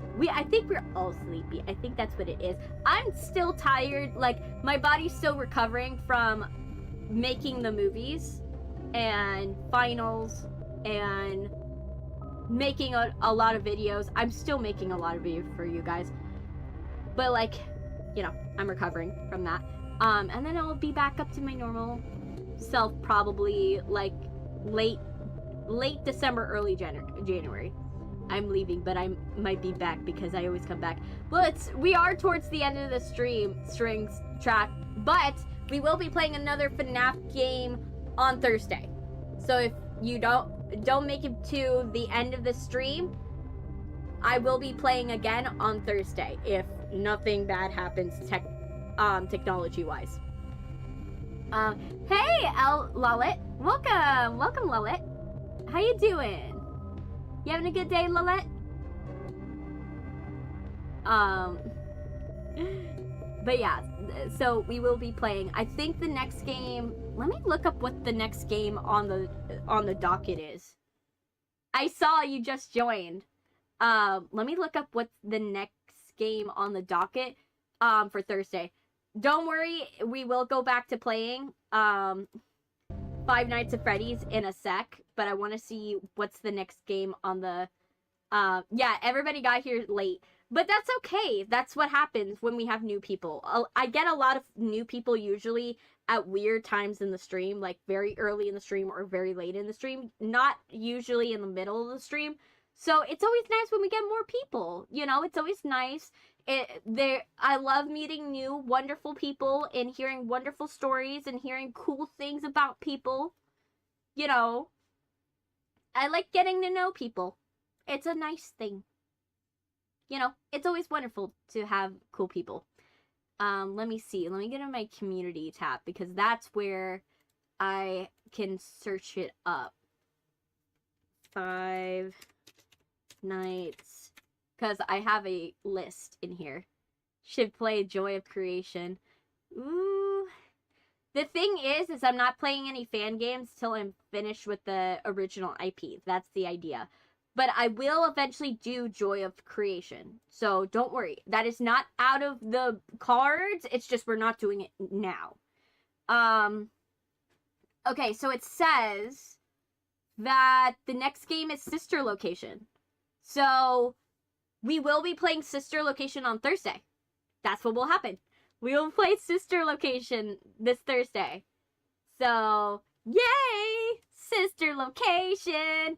This Thursday. We'll play Sister Location this Thursday. Hopefully that one goes really quickly. And then we could get into the classic Five Nights at Freddy's. Which will be so cool. It also will allow me to dress up again. Because I don't think there's a uniform in Sister Location. I don't think there's a uniform in Sister Location if I remember correctly. You know, you're not like a night security guard. You're just somebody coming in.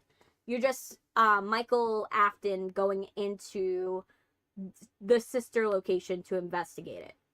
So I'm probably gonna maybe wear.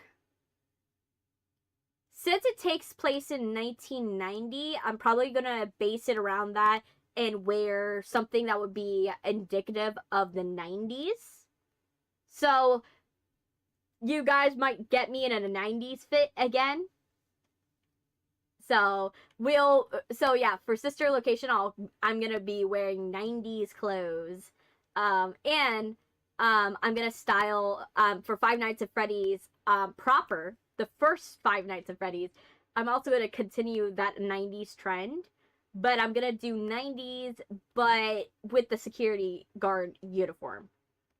So that's the idea. Like, what would be an evolved version of the security guard's uniform, right? Other than the purple guy uniform, right? So that's the idea. But yeah, I'm excited. You know, we're gonna do that, and then we'll do Into the Pit. Into the Pit will be another one that we could play. I mean, we're in the 90s nostalgia era. Yes. But yeah. Because technically Five Nights at Freddy's 2 takes place in 1987. So, yeah, it's a little. I don't have to be as crazy with it. But with the other ones, it's more 90s. I did ban him. I did ban him. I did ban him, Chance. I did. I did ban Kenneth. Because I had to. I had to ban Kenneth. Because Kenneth, he was asking very, very, very dangerous questions for a streamer. And you do not want people, those questions are too revealing, and those questions can put you in danger and put you at danger of people doxing you. And I'm not about to do that. I had to ban Kenneth.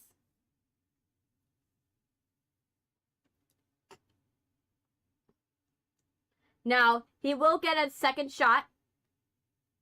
I'm someone that believes in redemption.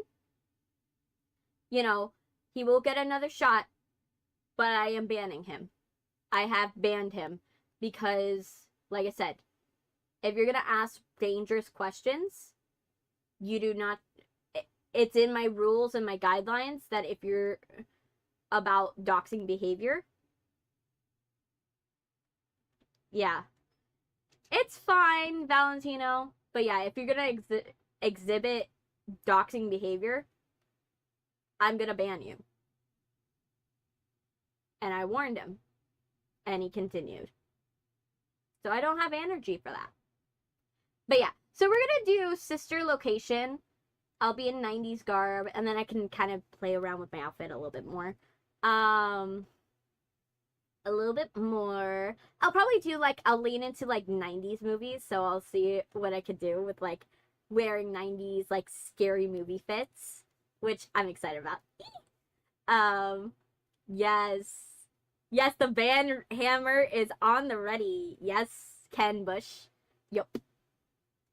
The better Ken.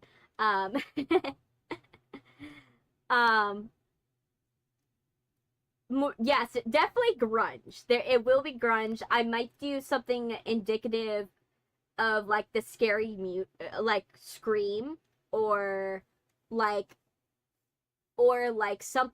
It's definitely.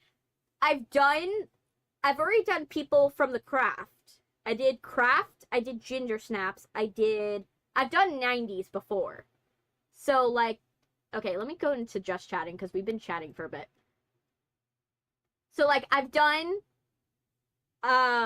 ginger snaps, I've done the craft, I've done inspiration from, you know, different punk movies that I watched, different grunge icons. I've drawn inspiration from, like, watching outfits from, like, Cranberries and Blondie. You know, I've drawn inspiration from those before, so I'm gonna be looking more towards like the either Terminator franchise. So I might go for a like go more of, like, Terminator fit.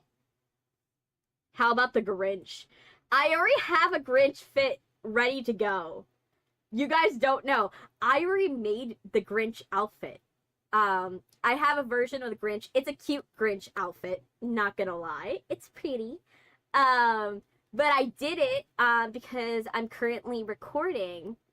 I almost done recording my cover of Cindy Lou Who, and I wanted to wear the Grinch fit for the song Cindy Lou Who. So yes, I am gonna do Terminator outfit for probably that. Why not the Grinch with a smile? Yes.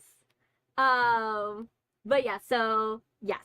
So literally I'm probably gonna do a Terminator fit indicative of Sarah Connor. So, like, a Sarah Connor fit. Or I'm gonna probably, because I'm gonna go sci-fi with it, is the idea. I want to go into sci-fi horror. So, like, Alien, so, like, Ripley. I could go into the feeling of, like, doing, like, Alien versus Predator, or Predator. That's another one I could do. Like, that's the idea. Oh, next week is your last job week? Nice. Yes. Nah, my boss gave me, like, a week, is giving me Christmas off. So, I turned in my last project. I turn in my last project tomorrow. I have my meeting with him on Monday. And then I'm off from then all the way through Christmas into New Year's because he's going to be in Ireland.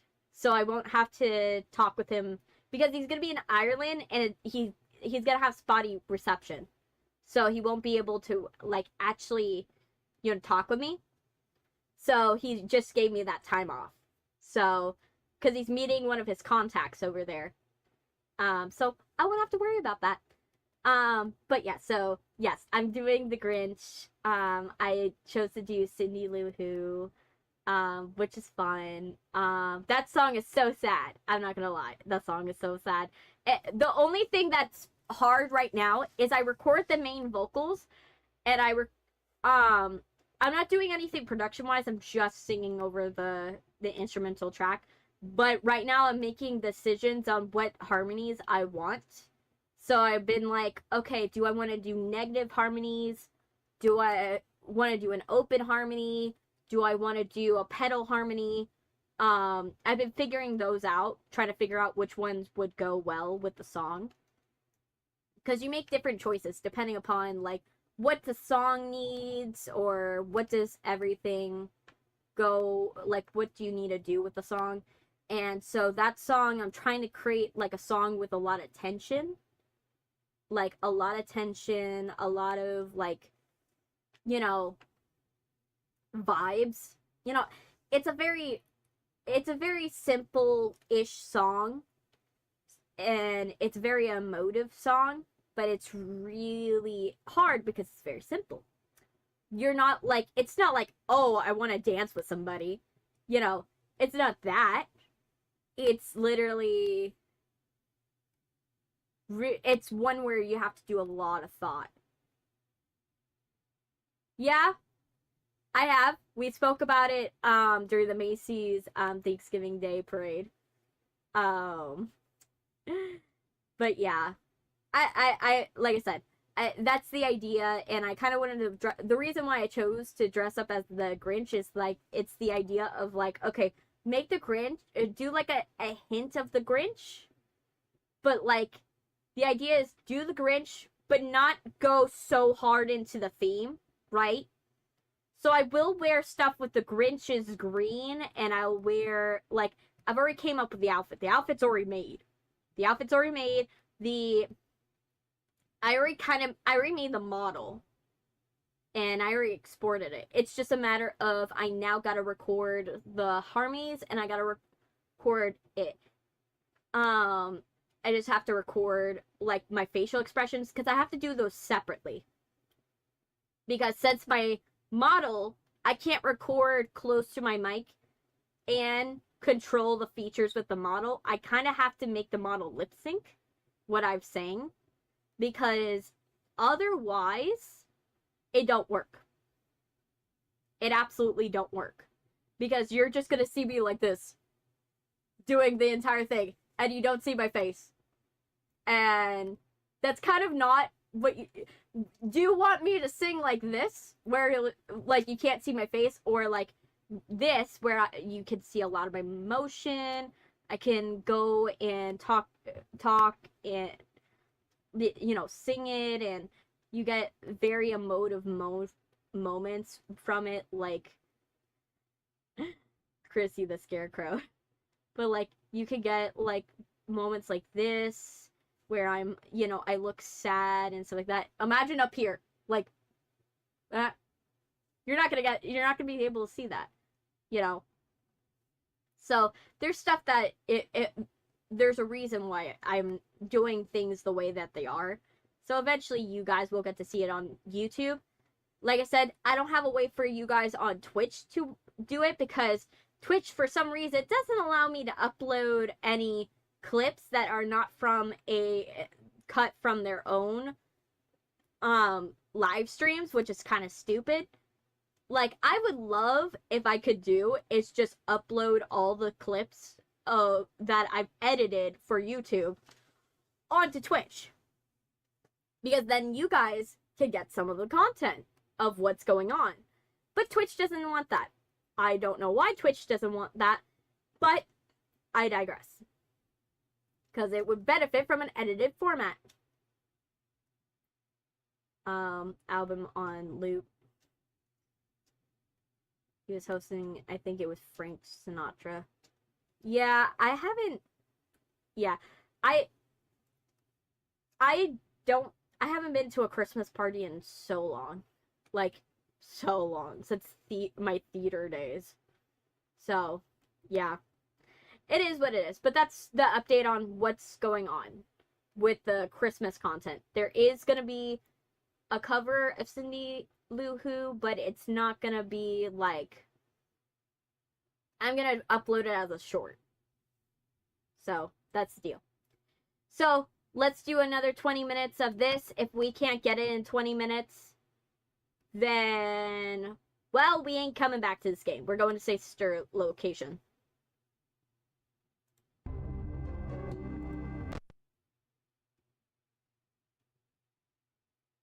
But yeah, I hope you guys do like it. Like, you like my cover of it. I know I'm not everyone's tea.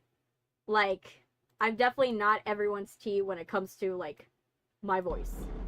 I do acknowledge that. I'm not, like, an amazing singer.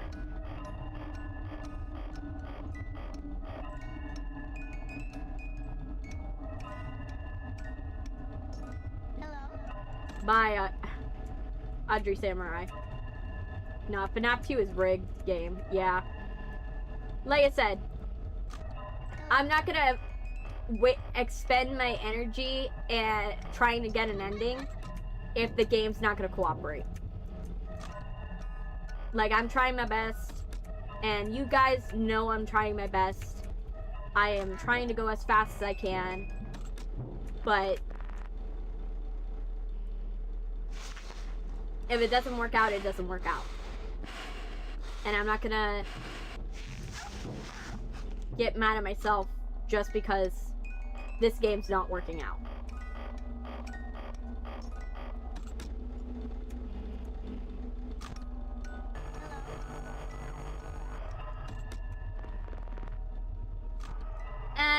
There's people in the Twitch one, so don't worry. You're not the only one.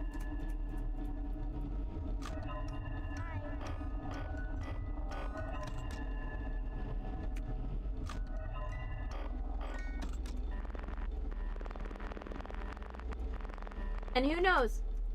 You might be the lucky one. Maybe we finish this. And if we finish this, and you are the last one, then you have the bragging rights. You have the bragging rights that you got to watch me till the end. Beat this. So look at it like that, right? If I do get past a certain point in the night,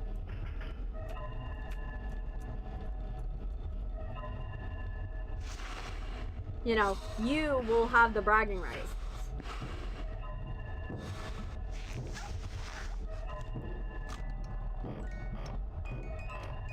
You'll have the bragging rights for it, so look at it like that.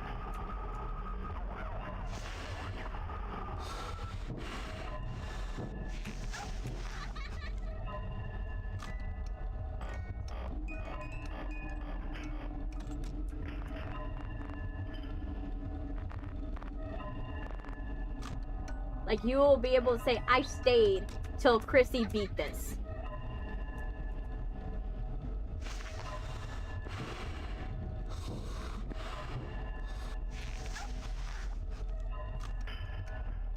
So Chrissy beat the game. And that's something no one else could say.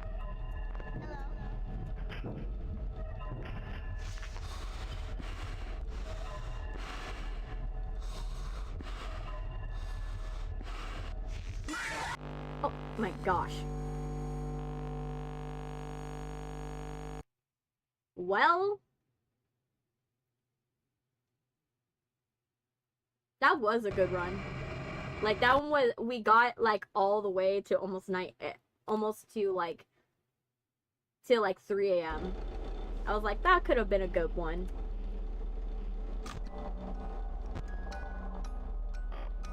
But yeah, I give a lot of kudos to whoever was able to do this. Like, to like Markiplier and MapPat and Jacksepticeye that worked their butt off to finish this for a video. Like, cause you guys know the ending because they finished it, but I can imagine how many times Markiplier must have played this. You know, if it's unfair for me, I could only imagine how unfair it was for like, my favorite streamers when I was watching this. You know, when they were trying to watch this, play this game. You know, this gives me a further appreciation of those people. Don't you summon him. Don't you summon Shadow Bunny.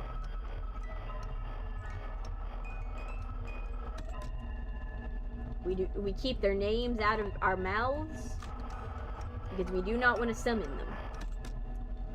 Names hold power. And I'm not about to give them a lot of power. Let me see. Oh no.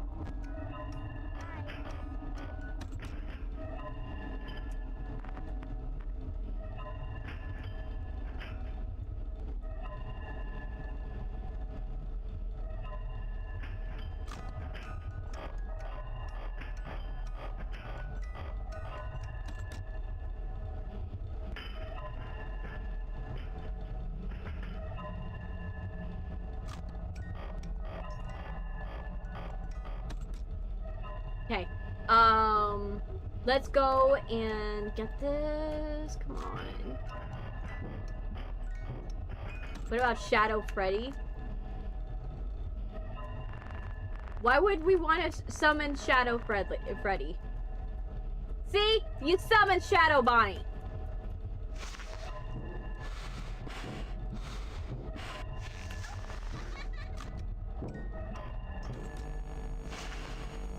And Shadow Chica. Dead. Damn it!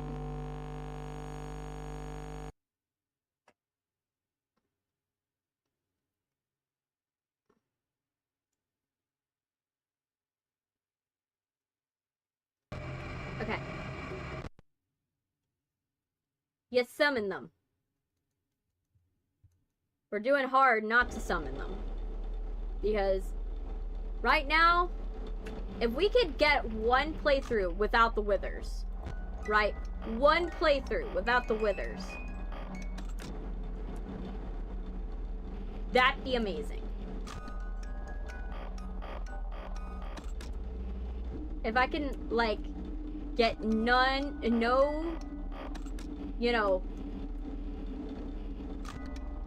a playthrough without the withers. That'd be amazing.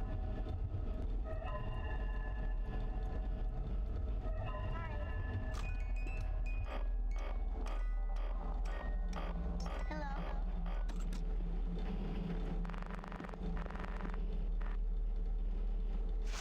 Go. Withered, Bonnie, go.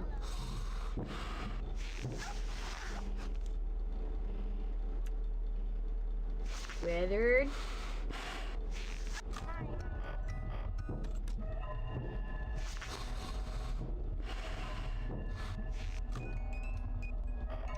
Go. Marionette.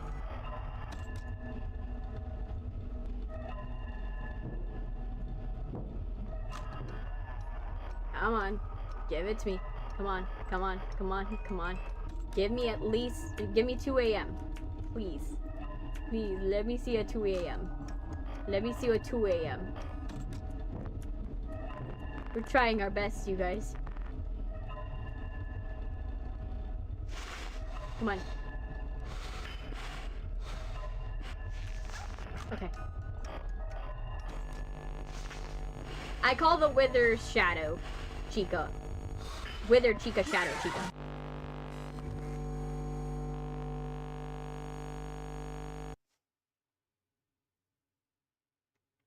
Come on.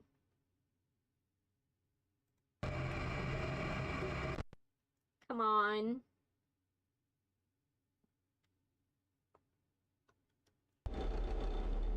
We don't want to summon them.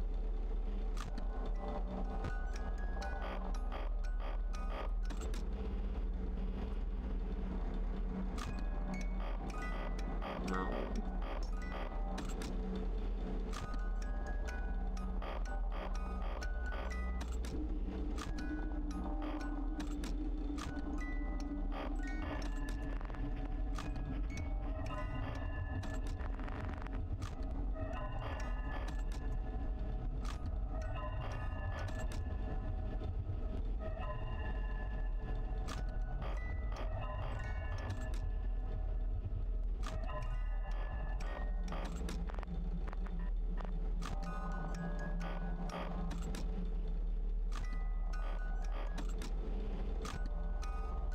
Come on.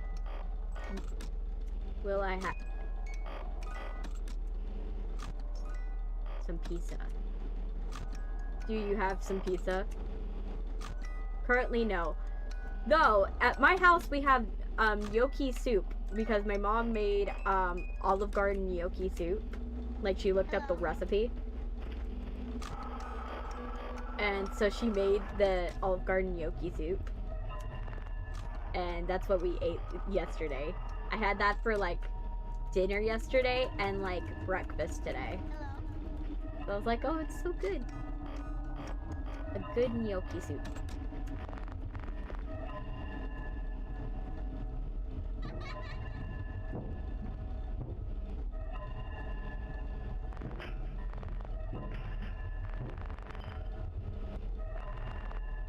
Oh, Mangle's here.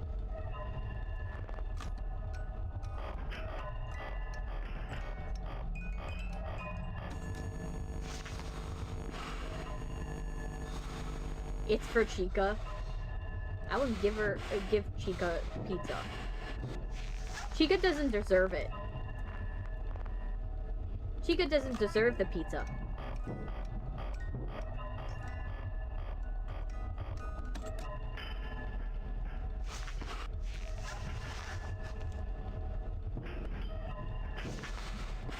Chica doesn't deserve pizza. If she stops jump scaring me, then she would get pizza. But the fact is, she keeps jump scaring me. So she doesn't. See? You don't deserve the pizza. You don't deserve pizza. Because you keep jump scaring me. And I can't get past, like, 2 a.m. Despite my best efforts.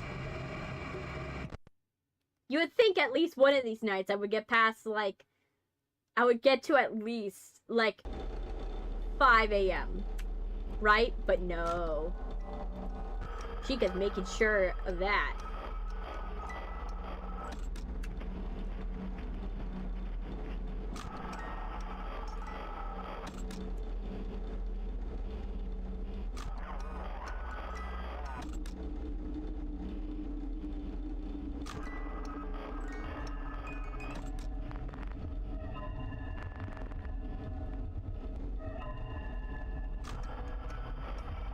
Come on, go.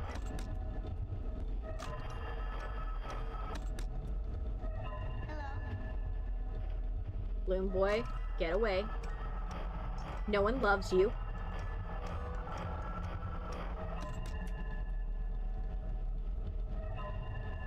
Like, can I have one night where I get to it?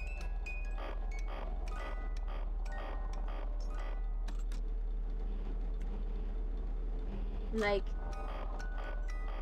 one night. One night. Please.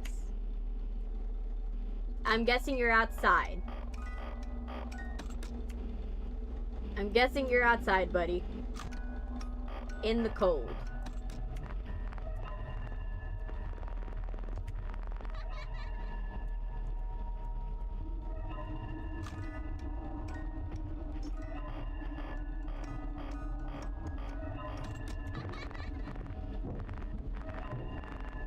I just need one playthrough where it's just me.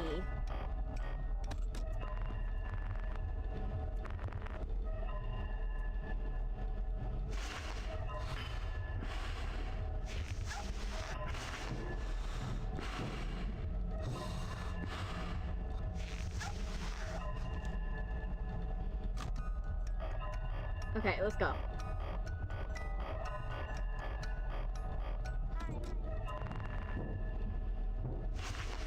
Go.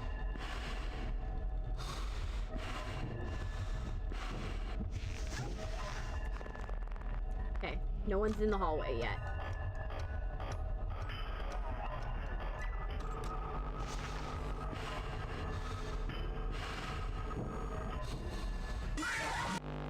Again. Not fair. It's absolutely not fair.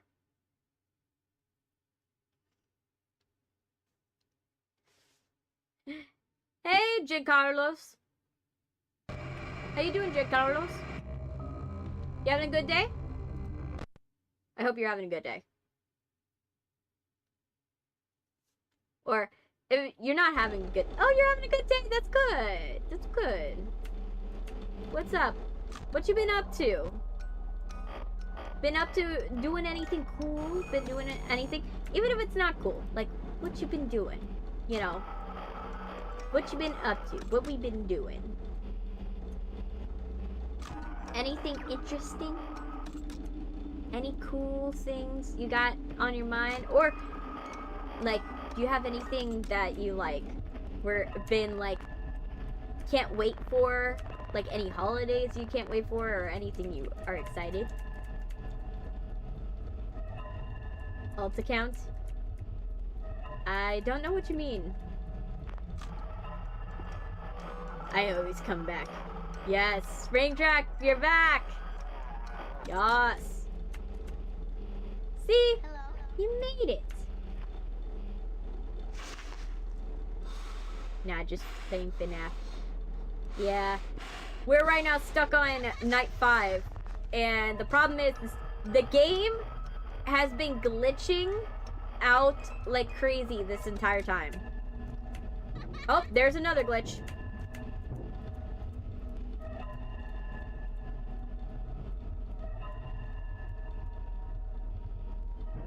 What? What chance?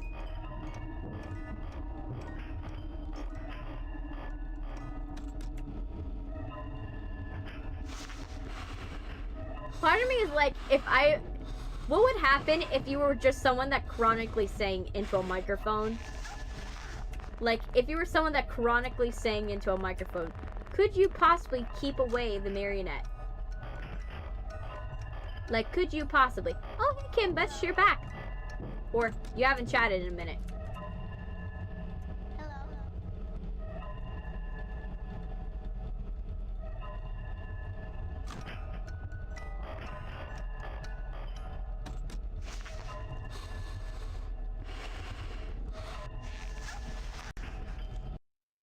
Hello. Oh, gosh. Whom you could, I think. Hey, Soy, welcome. How you doing? I haven't seen you in a minute. I haven't seen you since you, like, raided my stream last time. What's up? What you been up to?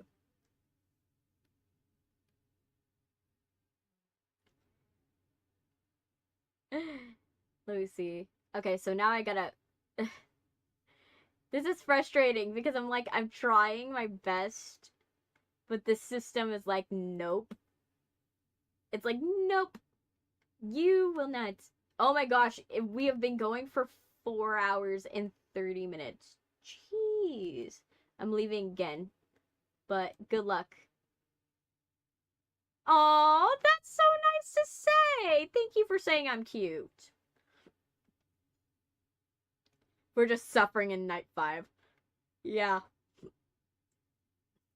Nah, if I don't get it soon, we're gonna have to cut it off because like I said, I have made a rule that I don't go past, like 5 hours unless it's like, oh, I have a really good reason to. Like, unless I am, like, going for, like, a multi-stream day, like, it's a multi-stream event, or it's, like, Halloween, or, like, a special holiday, I try not to go past. Or that is the lurk message. You know, I try my best to be, like, not go beyond 5 hours. Because I'm like, after 5 hours, you know, it's not a new rule. I've had this rule for a while. Like, I've had this rule for, like, almost half a year.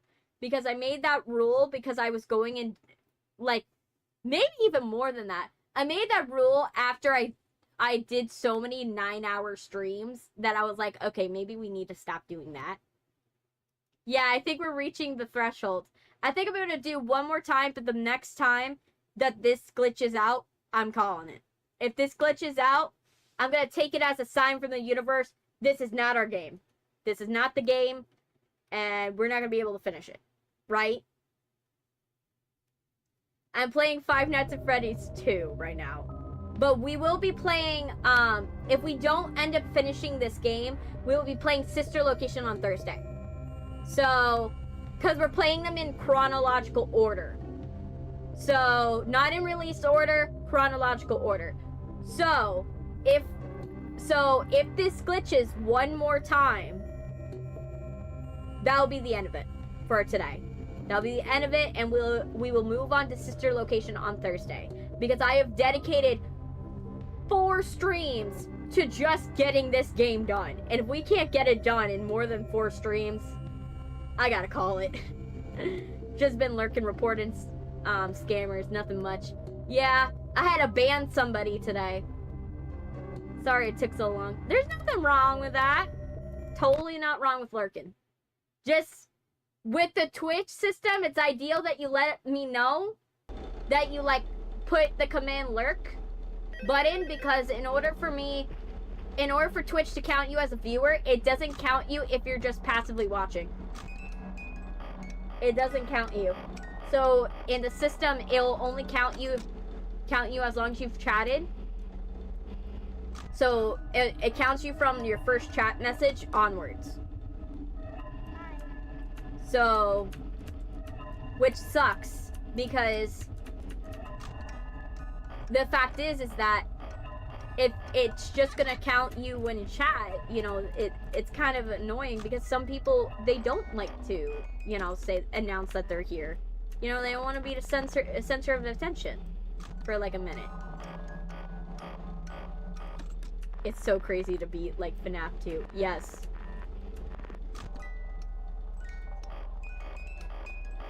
You know, I shouldn't have to have a button where it's like, oh, if you're lurking but want to let me know, like, hey, here's the button, right?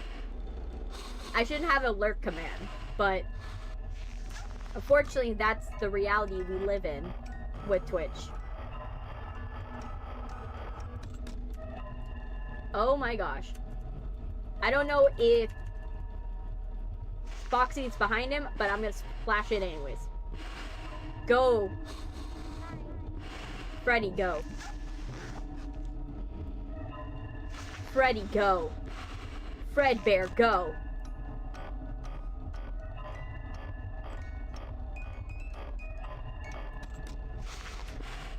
Fredbear, go. Yep. Died to Foxy. I put the thing down, which is frustrating.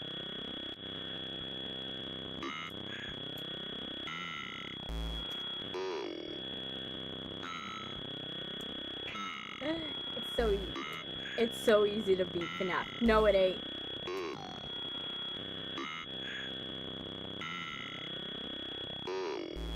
It is not easy to beat FNAF 2. Especially when I have, like, issues with my ears. Like, I have very sensitive ears. So, for me, it's hard, even harder, because I'm having to keep my headphones half out. But the problem is, because I have to keep my headphones half out, it's a problem, because now it creates the problem of my headphone is falling out of my ear. And I can't, this game doesn't have volume like metrics. It doesn't have volume metrics, and it doesn't have things. Yeah, Chrissy, you think you will check out Day Shift at Freddy's? I would, like I said, out of all of the horror movie games, if I had to work anywhere, it would be at Freddy's, but it wouldn't probably be a daycare attendant. It would definitely be a daycare attendant. I would not be a night guard, but like, I would survive, but only because I'm a daycare attendant, right? That would be the only reason that I would survive. Right? Because there's a day shift at Freddy's, and it's a fan game. But like I said, I can't play fan games yet. I'm not gonna play the fan games till I finish the main series. So till the main series is done and dusted and I've played all of it, I can't play the fan games yet. So you guys can request them later on. But as it stands right now, we are not playing them.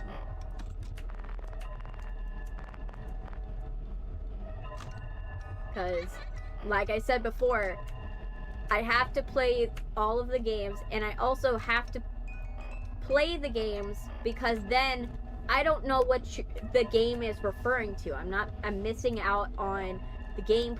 Like, I've seen the game, right? I'll know what the game is, like, about, right? And things that the game is doing, story-wise. But I won't recognize gameplay mechanics because of the fact that, you know, some of these games I have not played. Legitimately. Like I said, it's not that I'm against playing them. I'm not. We're just not playing them right now. I'm not gonna play them till we finish all of them. And when I mean finish all of them, I mean finish them all the way up to, like, Security Breach. All of them. Like, Security Breach and Ruin. Like, around there, if I were to complete them, then it's not a big deal.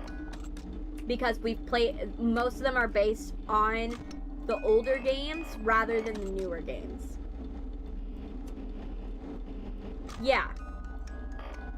That's why I say, you can suggest it, and I'm not against doing it.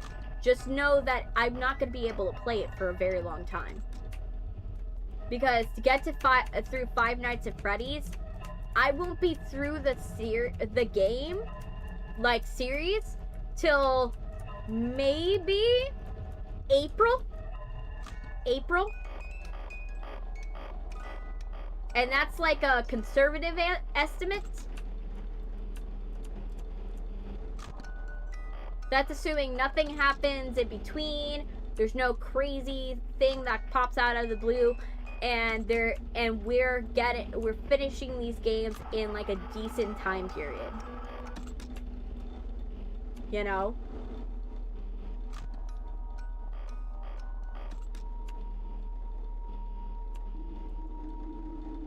Yeah, I did. I actually went and saw it not yesterday, but the day before.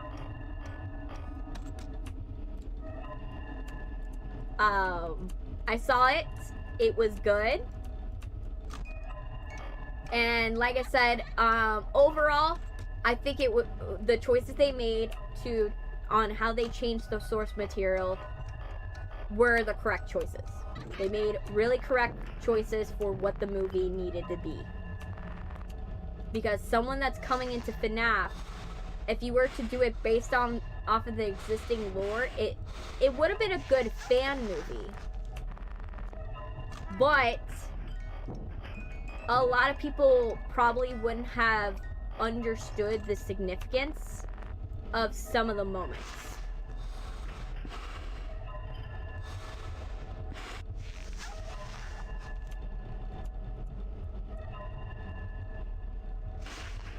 Man, if Five Nights at Freddy's 4 comes out, the kids will be traumatized.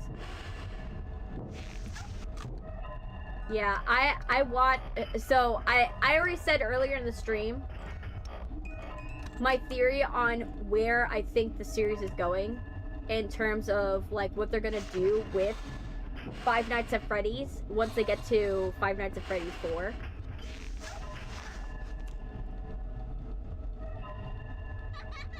Because, like I said before, I think that it's basically, they are going to do Five Nights at Freddy's and everything like that, but once they get to Five Nights at Freddy's 4, Five Nights at Freddy's 4 is going to be more, they're going to be doing a Five Nights at Freddy's version of Annabelle. That's what I think it's going to be. If I had to name what the movie was going to be. basically.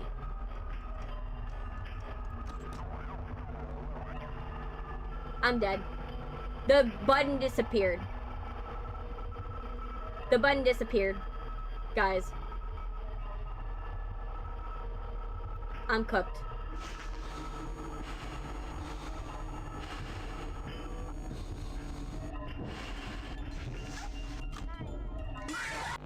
Dead.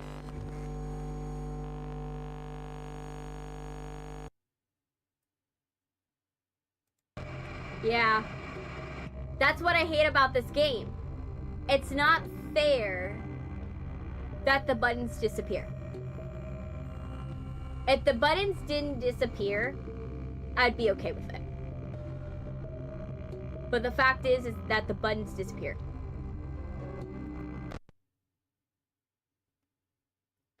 And it's just way too glitched out. And maybe there's something I could do. I heard people... It's not even an old version of... This is the original one that you can get on Steam. It's not like the VR version. It's the normal one. But the problem with this one that I looked up, when I looked up the glitching problem, you actually have to go into the game's code and change it. So only someone with knowledge of coding would be able to fix the problem. And if I have to literally encode your game, re-code your game in order to make it functional, that's not a good game.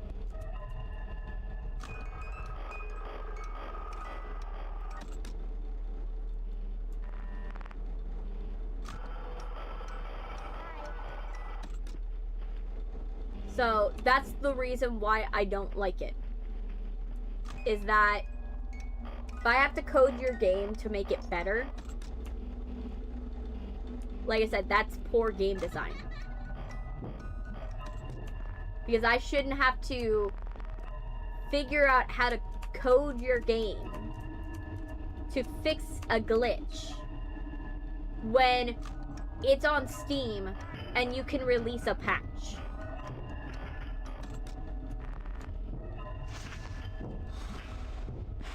If another indie studio can release a patch for their broken game,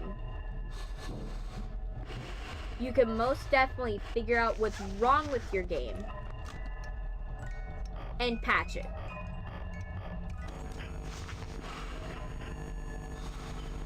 Right?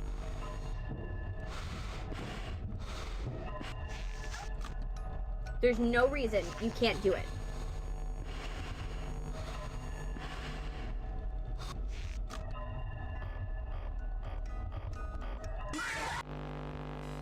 You know, there's no reason.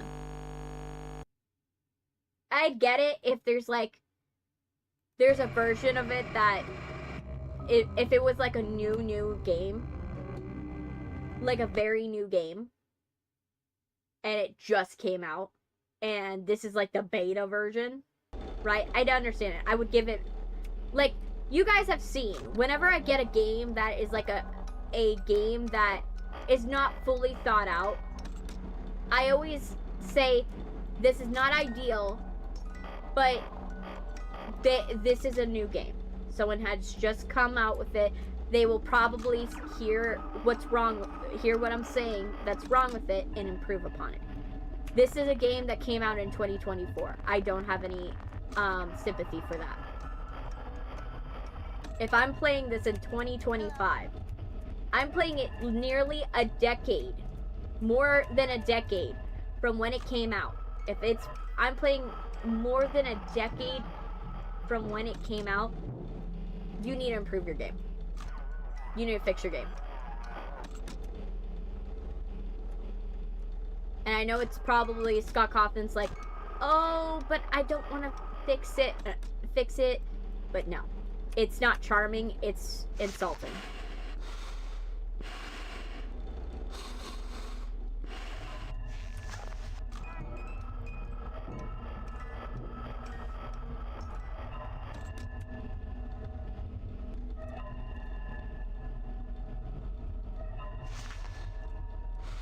But yeah.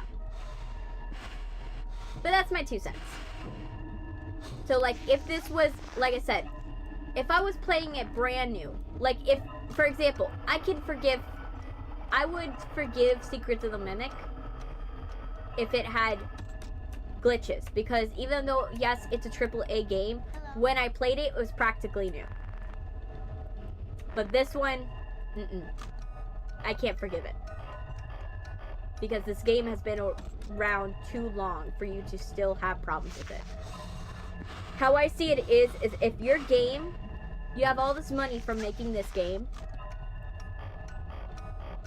and everything, and I had to pay money for your game, it better be good. Right? It better be absolutely good. So, that's why I don't have any sympathy for this one.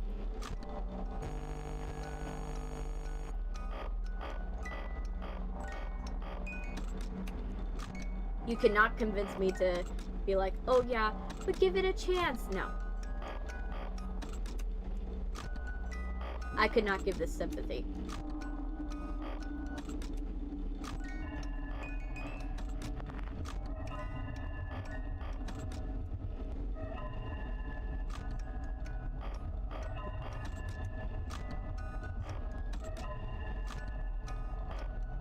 But yeah, there's, like I said, there's only some games that I give the designation of unplayable to. And Saviorless is top of that list. That one and Poppy's Playtime. Poppy's Playtime, I at least wouldn't mind going back. Saviorless, I will never go back. It was just not worth it playing that game. Because that one was straight up unplayable.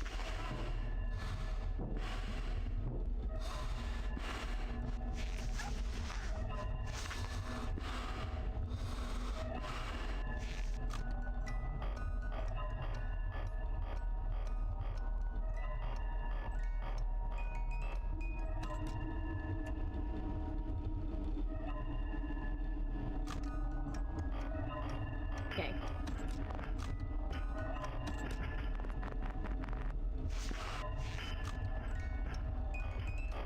But yeah, we're almost there. Hopefully.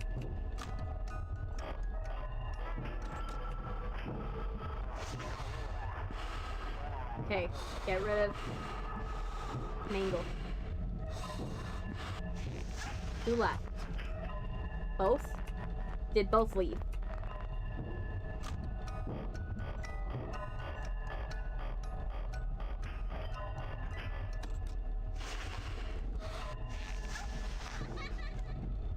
I hear Balloon Boy.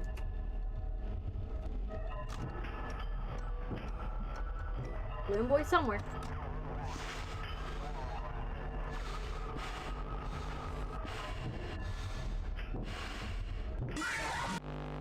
Again, like I said, not worth it.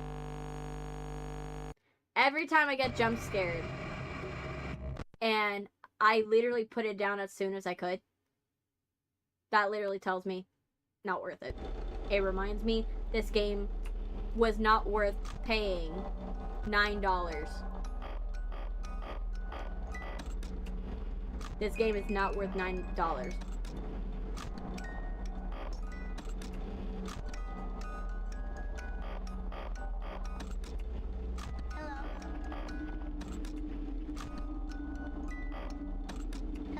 Hey, Wet Dream. Welcome.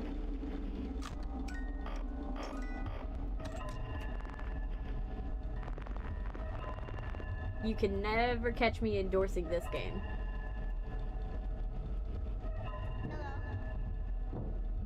Come on, Bloom Boy, can you go? No one loves you. If you went missing, no one would care. And actually, you went missing in the fandom, so you actually no one cared when you left.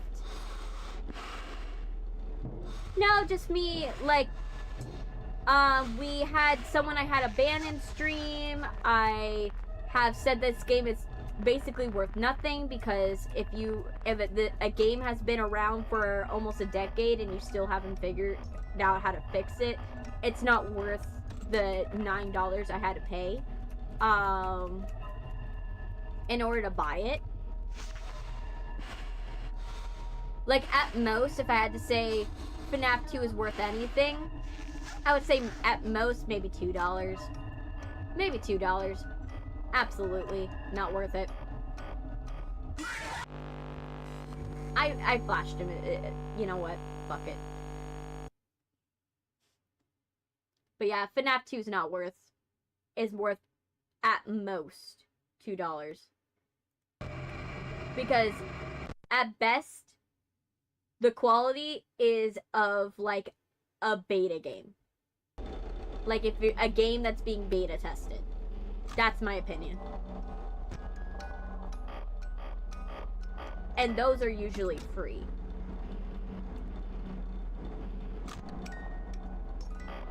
Hello. There's some games that I got for free that I would say are worth more money. That should be more money than this.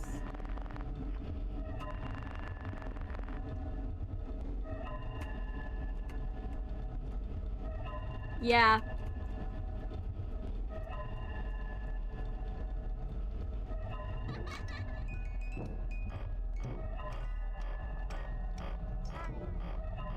Hello. Yes, it's still broken to this day.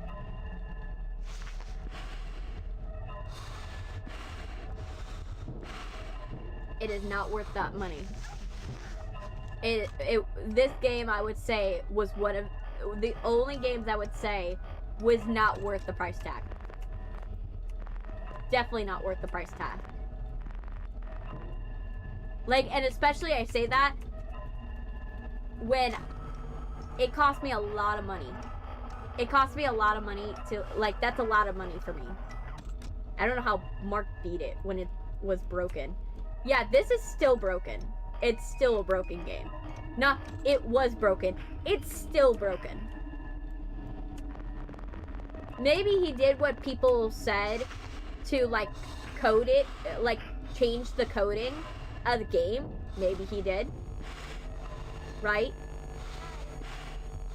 I would totally believe it if he did. And that's why. I'm dead.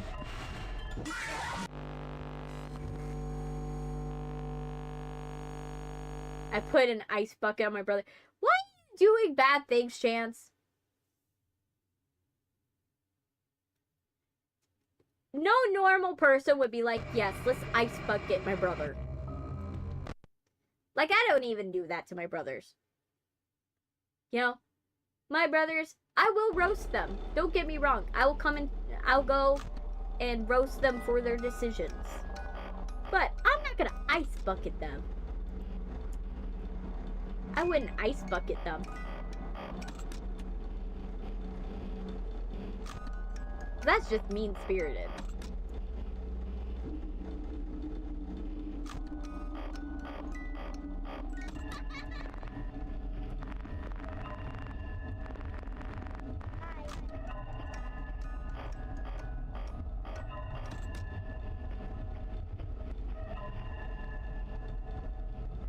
It's funny to you. Again, what I told you about pranks, Chance, is that pranks are only funny for the individual inflicting them on the person. And not for the person that it's actually happening to. It's fine. Yes, you can hear the... Yes. You can hear the loathing, my loathing and my frustration in my voice. Like, my voice is no longer up here. My voice is not up here anymore. My voice is down here. When you hear my voice down here in my authoritative tone, you know I'm not very happy with this game.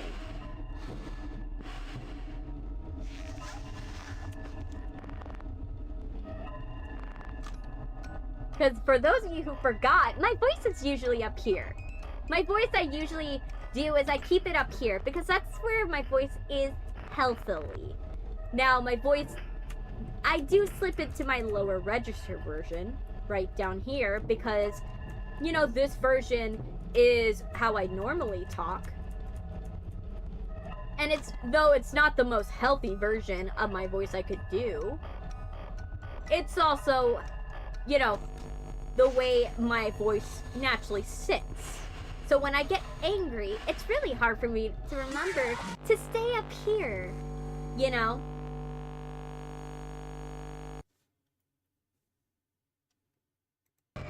Have a calm and collected tone.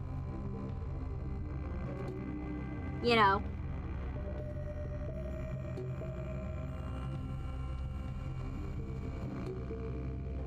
Let me get water.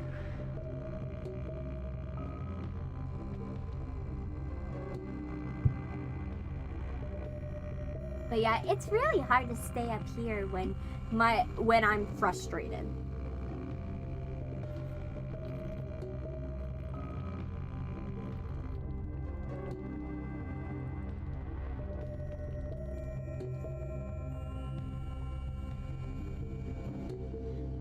Okay. We're gonna get through this, and everything will be fine. Chrissy just chatting. Chrissy off a nap too. Yes, definitely.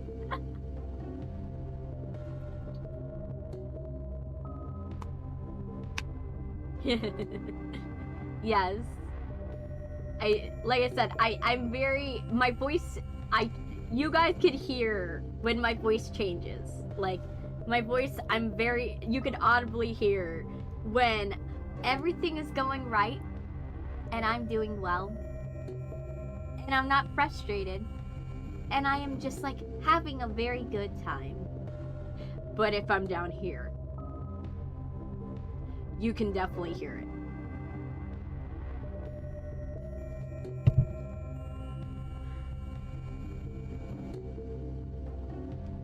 But yeah, it's a very different way. Like I said, it's my voice, I keep it up here because it's healthy. This is a healthy way for me to talk. Is it where I keep my voice naturally? No. But it's healthy. Yeah, I think there's something wrong. Yes. But yeah, that's how I keep my voice healthy and staying, like, how I can do a 12-hour stream without my voice getting hurt. Like, I definitely keep it hydrated so I can, you know, do that, because you gotta keep your voice hydrated and you gotta, you know, keep your voice a little higher pitched so that way it conserves energy. Even when you do the high pitch, the angry scares me. Not gonna lie. Yes. Me angry and high pitch is also another scary thing that you guys should be scared of. Because when I'm up here, I am trying my best. Okay, so let's keep going. Hello? Balloon Boy, get out of my DMs. Like, get out of my DMs. Like, you suck, Balloon Boy. You suck. You know, no one likes you. Crawl in that vent and please find a vent and leave the premises. I know you have like a premises lock, like a location lock on where you are, but in my opinion, Balloon Boy, I would happily disengage it and chuck you in the parking lot, put you in a dumpster, lock you in the dumpster, and wait till morning. I would absolutely chuck you in the dumpster and lock you in the dumpster. Let you try to climb out of that dumpster and try to fight your way out of it. They'll wonder why it's all dented and why Balloon Boy. I'll clean your body in the morning. I'll clean your body and make you look all brand new. You'll be scratching at the top of that dumpster, trying to figure out how to get probably a lock open. Like, I would just, you know, lock you in the dumpster. You'll figure it out. You'll be fine. Yeah, I'm still live, and I'm mad. I am mad because Balloon Boy sucks. You know.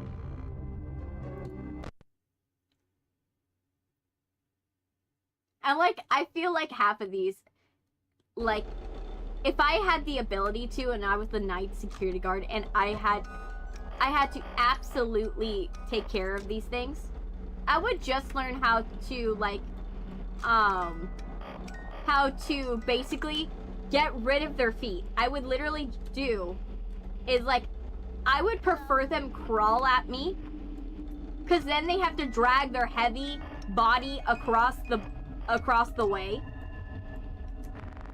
Hello. And that is a lot harder for them to do. Like, I will literally go and Monty Gator them. I will Monty Gator them. And then try to figure out how to get here by yourselves. When I disengage your arms and your legs, and all you have is a torso and a head, try to bite me, trying to waddle your way over. If I dismember the animatronics.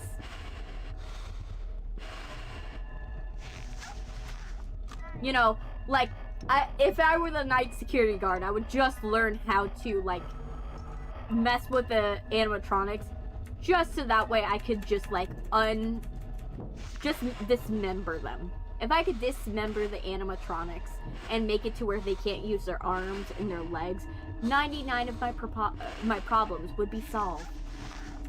I would have 99 problems, but an animatronic ain't one. You know? That's the idea. Okay, it's over. It's over. It's over. It's over. It's over. I'm calling it. I'm calling it. It glitched for its very last time.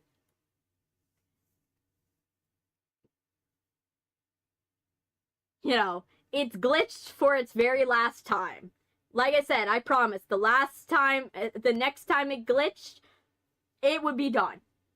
We would quit Five Nights at Freddy's 2 and just go straight to sister location. So, you guys know what the drill is. We will be playing sister location. We will play sister location on Thursday, where we'll have a wonderful time. Sure, yes, so it will probably go, and I'll probably have to deal with, you know, Elizabeth Afton, and I'll probably... It was a glitch. It glitched out. You know, it glitched out. The screen stopped working. So, we will be doing sister location on Thursday. We're doing crime scene cleaner on Monday. So, we should, hopefully everything with the stream doesn't glitch out next stream. And we could go straight live at 11, because ideally I would like that. I would love to go live at 11. You know, but you guys know, it's less up to me and more the OBS system, whether or not it's going to want to cooperate with me that morning. And stuff like that. Now, did we like the YouTube? I'm asking this question. Did we like the new setup? Did we like the new AI setup where how it works? Yeah, OBS ain't cooperating. We all know that. Yes, it was lag, guys. But yeah, so do we like the new AI setup where with the dual stream, which allows you guys to chat together, but we don't have the customized vertical. We don't have the especially customized vertical, and I have to plan it around it.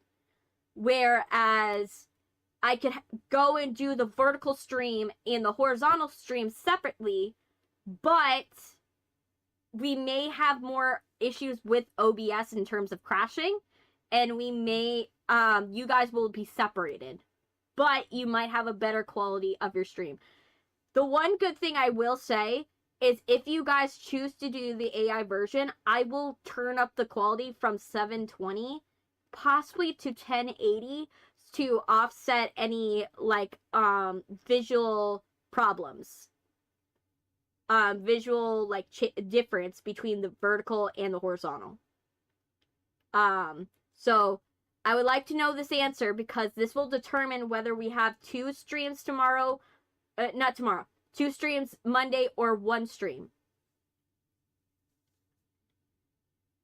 Yeah, I can't control it from crashing. The only thing I can control is that you guys know if it does crash, I will be fighting the system till it does go. The only time where I will say I will call it quits is if it fights me like it did last time. And like the only reason why I was ready to call it quits today, but I was like, you know what? Yeah, I promise you guys. I was like, I promise you guys, and especially since you guys really, really wanted Five Nights at Freddy so badly, I was like, I'm not going to call it quits, especially when it's a Saturday, and I know you guys will stay later on a Saturday because you have more time. I pushed for that. I was like, you know what? We're going to do it. But if I knew you guys were not going to show up, I usually, like, if I can't get the stream up at around 4 or 5 o'clock, and it's a weekday, I know most of you are not going to be able to attend. I know the majority of you are not going to be able to attend because it's going to be way too late. It's going to be absolutely too late for you guys on a weekday. And I call it. But if it's like a Saturday, like today, that was the only reason why I didn't call it. Nah, I will join. I know you will join, Ken, but the majority of these people, a lot of them are from England. We have a lot of people from England, and we have a lot of people from Japan and Russia and all of them. And so I have to acknowledge that, you know, I have to think of everybody. Yes, I have a lot of fans in England, and especially, you know, I have a lot of fans, like a big patch of them from England and, you know, and Ireland and Finland and Norway. I have a lot of them. So, yes, Ken, you don't realize it's not just the American audience. I have a lot of people from international, and a lot of them, because I have a lot of international people, that's why my times are at 11. I tend to go live at 11 or 8 a.m. Yes, Miss Worldwide. Oh, that's funny. Oh, what happened to my model? Okay. Imagine Jacksepticeye pops in. That would be amazing, especially when I love Gab Smulders. I love watching Gab Smulders content. I'm a big fan of Gab Smulders. She's one of my favorite streamers of all time. And I like Jacksepticeye as well. Like, I do think his content is really good and really nice. But I love her vibe, and I've been a fan of hers since she was in Japan. So, like way before she started dating Jack. So, I really, really love, you know, watching both their content. And if Jacksepticeye showed up, I would be like, I love your girlfriend. Yes, if Jack was here, he would agree. I love it. I love her content a lot more. And I feel like I especially love her repo collaborative streams. Like, the fact that she's doing repo streams with the devs of repo, which is mind-blowing. Think about it, right? You're playing a game and you get to play it with the people that made the game. That's insane. You know, I find that way impressive. Like, very impressive. And she also gives she's just like Markiplier, where she gives a spotlight to her friends who they aren't as big as her in terms of like fan base, but she still collaborates with them. She still collaborates with them, and they have a really nice, funny thing. I love strategy, and I love what they've done with their thing. I like that, like, you could tell her friends, like, that play with her, they have a genuine connection. They have a genuine connection, and she doesn't just, like, collab with someone just because they're, like, famous. She collabs with someone because she actually genuinely jives with that person. And I appreciate that. And I'm not saying everybody does that, but I do acknowledge that some of the Among Us streams, people were meeting people for the first time, and that's not a bad thing. That's absolutely not a bad thing. Corpse met, Jack in those streams, and, Saikuna and all of those. I watched those streams, but I can't acknowledge there's something so beautiful of playing a game with your friends, even though they may not be as big as you. I can acknowledge how beautiful that is. There's a genuineness to when she does her collaborations that I really appreciate. And I also love the fact that she's also the only one of the other streamers. Like, she's one of them that I saw was doing a horror movie games, like horror games and stuff like that, and she wasn't reacting. And I liked that aspect of her. And that's why I knew there was a market for that. Because for someone that doesn't react to horror games. Because she doesn't. She doesn't react to horror games. And she does once in a while, but she's not very, like, she doesn't freak out or anything like that. And that's what I appreciate about her. I think that's there's something very wonderful about what Gabs Smulders does, and especially and Jack has his own merits that even I can acknowledge are really good. Like, I really appreciate his editing. I really appreciate all the fun little Easter eggs he adds into things. I see things down to a little details, and that's why I really appreciate those people. So if I ever got to meet Jacksepticeye, I would gush about how I love Gab.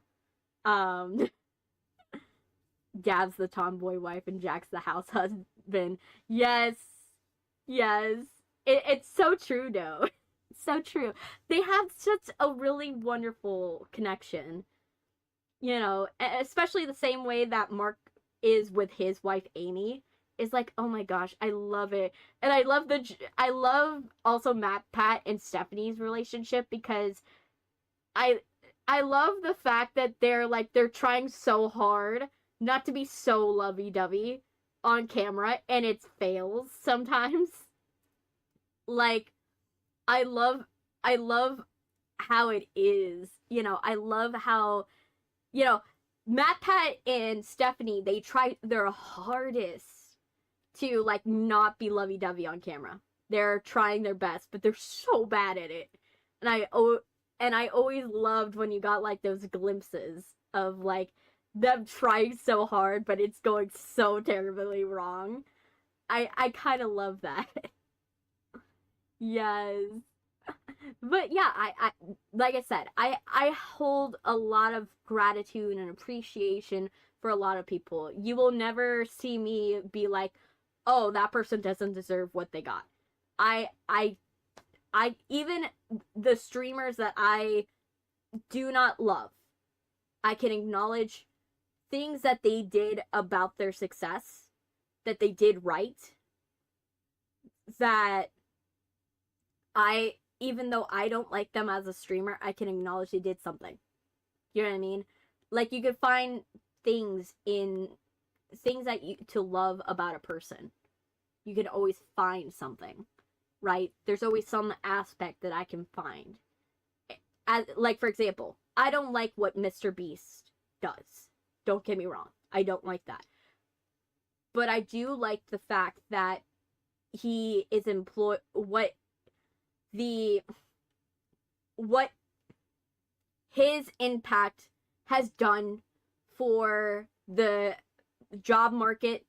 I can acknowledge that he has hired so many people to run his system. He has many editors. He has many people that keep his whole brand together.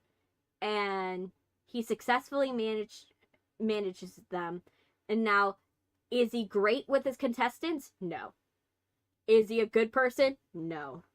But can I acknowledge that I've never heard a bad thing about someone not getting paid? Have I ever heard that someone hasn't, have I heard him, like, skimp out on workers? I've never heard that. And that's, even though I don't like him as a person, I can acknowledge that impact as a good thing. That he's keeping people employed. While I don't like his content. So, that's something I acknowledge. All the time. Okay, so remember, I told you I will show the plush of Husk soon. Yes, girly. Yes. Do you have the picture, or do you want to show it next stream, where I can spend more time on it?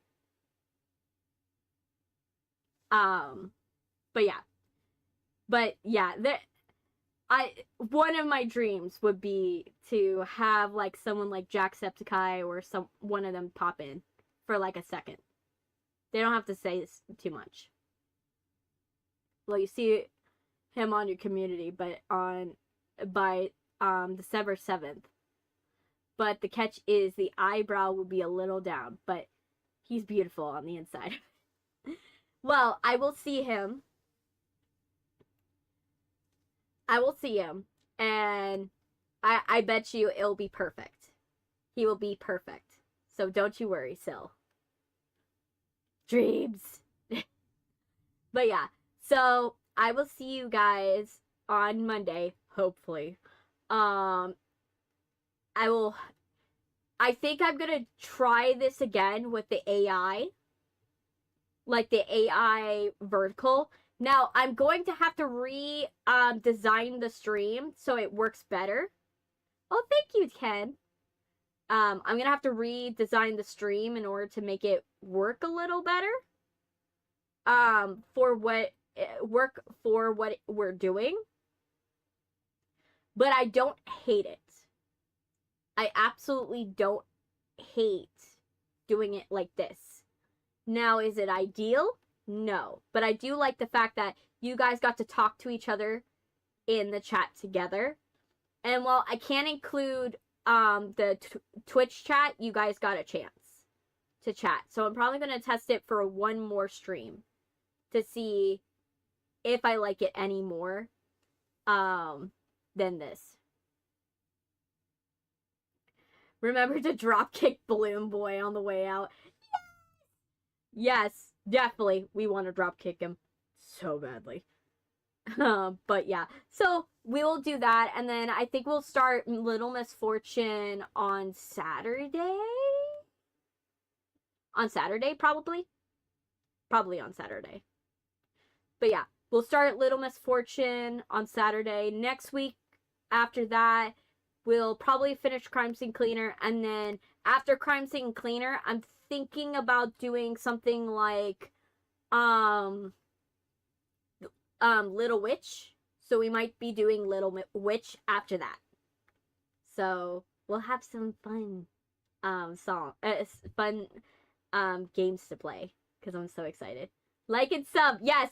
Anyone who that loved the stream or loved watching me like slowly descend into madness, please like, sub, make sure if you don't have the bell, please go and put the bell. Because in order for you guys to get the notification, please have the bell that says all. Because it will not notify you sometimes. It will not notify you sometimes. So please make sure that you have the bell that says all on. Please. Otherwise, if you put it as personalized, guess what will happen? I will play a different game and it will not let you know. So please do that. Please. But yeah, thank you guys for watching, and I hope you guys have a wonderful rest of your days. And I will try to post as much as possible because I'm trying to get back on there. Yes, please turn on the bell so you can be let know. I know only 13% of you have the bell on, which is kind of scary.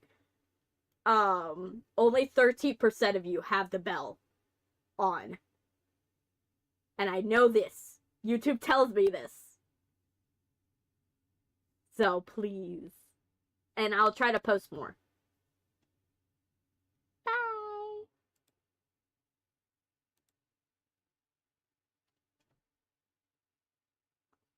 Look at that. Look at all of this. Look at my hands. They look so good. Yes, we're all tired. Bye, you guys. Bye. I'm gonna improve the stream so it's ready. Yes, see me next time. See me next time. And like I said, it'll be Monday, Thursday, and Saturday. She has hands. Yes, 2D hands, but hands nonetheless. Hands nonetheless. Kojima. Yes. Kojima. Ha ha ha ha ha. Look at the hair. Look at the hair. Ha ha ha ha. Yes. Bye, you guys.